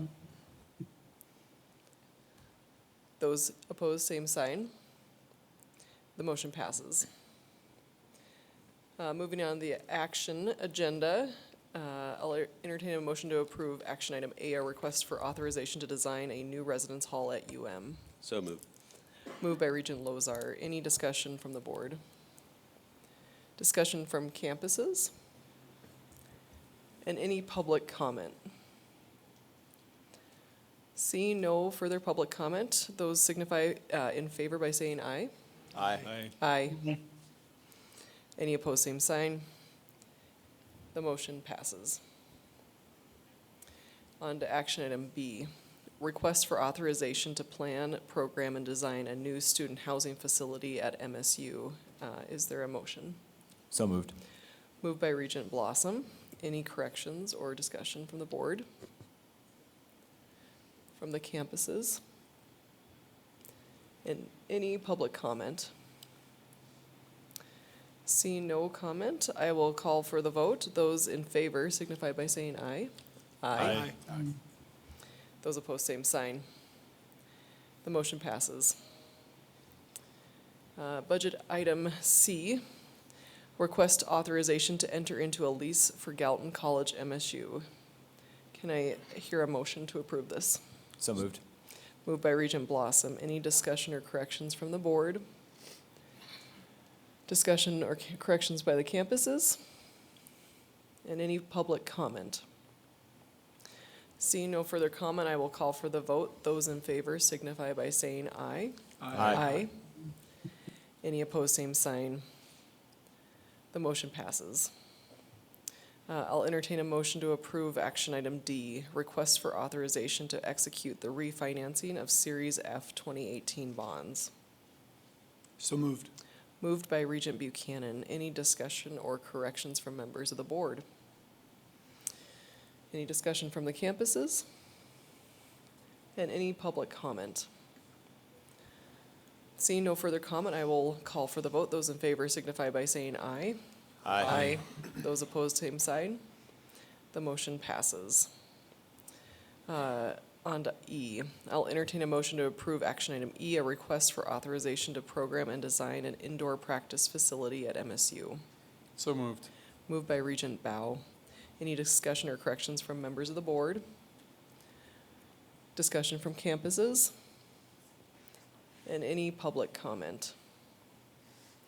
Seeing no further comment, I will call for the vote. Those in favor signify by saying aye. Aye. Any opposed, same sign. The motion passes. I will now entertain a motion to approve item F, request for approval to revise Board of Regents Policy 940.32, tuition waiver for dependents. So moved. Moved by Regent Lozar. Is there any discussion or corrections from members of the board? Any discussion from the campuses? And any public comment? Seeing no further comment, I will call for the vote. Those in favor signify by saying aye. Aye. Those opposed, same sign. The motion passes. I will entertain a motion to approve item G, request for approval to adopt Board of Regents Policy 715, remote work arrangements. So moved. Moved by Regent Lozar. Any discussion or corrections from the board? Discussion from campuses? Or public comment? Seeing no further comment, I will call for the vote. Those in favor signify by saying aye. Aye. Any opposed, same sign. The motion passes. And our final action item, I'll entertain a motion to approve action item H, request to approve to revise Board of Regents Policy 1300.1, security of data and information technology resources. So moved. Moved by Regent Blossom. Is there any discussion or corrections from members of the board?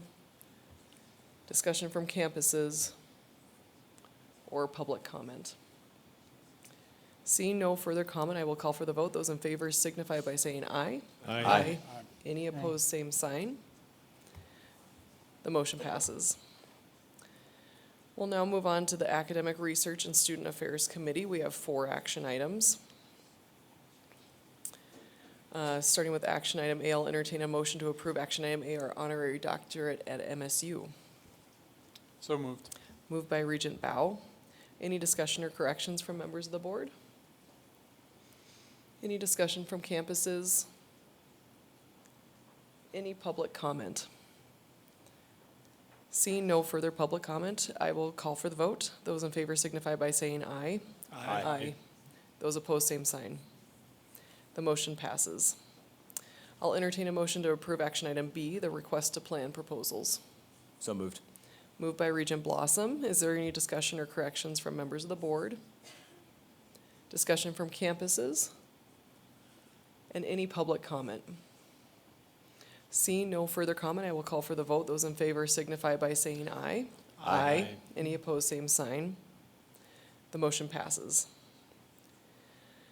I'll entertain a motion to approve action item C, a request to approve to revise Board of Regents policy 301.8, academic probation. So moved. Moved by Regent Blossom. Any discussion or corrections from members of the board? Discussion from our campuses? And any public comment? Seeing no further comment, I will call for the vote. Those in favor signify by saying aye. Aye. Opposed, same sign. The motion passes. And finally, I will entertain a motion to approve action item D, the request for approval to revise Board of Regents policy 301.9, academic suspension. So moved. Moved by Regent Lozar. Any discussion from the board? From our campuses? Or any public comment? Seeing no further comment, please, those in favor signify by saying aye. Aye. Any opposed, same sign. The motion passes. And our 2-year and community college committee did not have any action items for consideration, so that ends the action on our committee reports.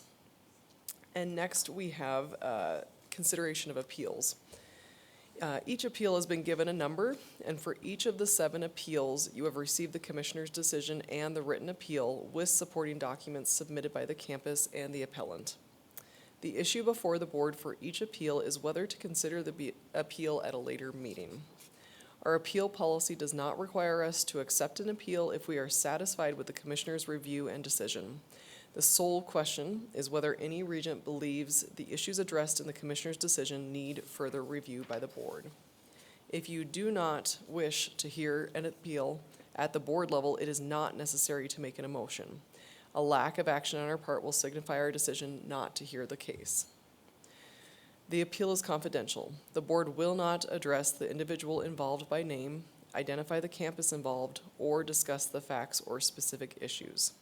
Are there any general questions about this procedure before we proceed? Okay.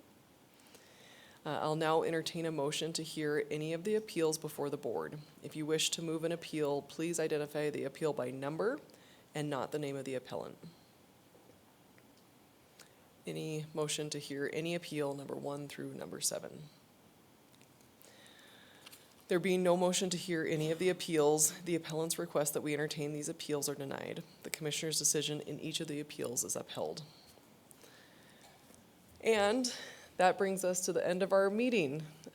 What a broad and robust 2 days of content. So much work has gone into each and every aspect, from the logistics to the policy discussions, the campus's involvement in each of these items that comes before us. Thank you all so much for your time and commitment to our university system. I would now love to offer President Cruzado an opportunity to share information about our campus tour and bid us a farewell. Thank you so much, Madam Chair, members of the board. First of all, on behalf of the faculty, students, and staff of Montana State University, we would like to say that it has been truly a pleasure to have you with us. I would like to give a special recognition, Madam Chair, to the individuals who helped us behind the scenes to have a very successful planning for this meeting. First of all, I would like to recognize James Tobin, Butch Stamberger, and Mike Kasevich.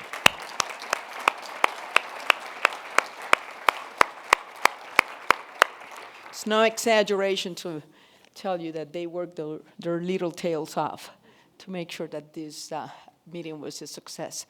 As we conclude this meeting, we know that some of you will stay with us until tomorrow, so please know that our commitment to treating you like royalty doesn't stop here. If there's anything that we can do to help you, just please don't hesitate to let us know. One more note of recognition, Jonathan Dove was absolutely essential in our technology, and even in the confection of the little stations that you have in your desk. That was Jonathan's idea, and he prepared that on a 3D printer. So thank you so much, Jonathan. And with that, we look forward to seeing you hopefully in 2 years. So please come back and go Cats. Thank you so much, President Cruzado. So this concludes our meeting of the November Board of Regents. We'll be back in this room at 1 o'clock for a meeting of the Board of Education. Thank you all again.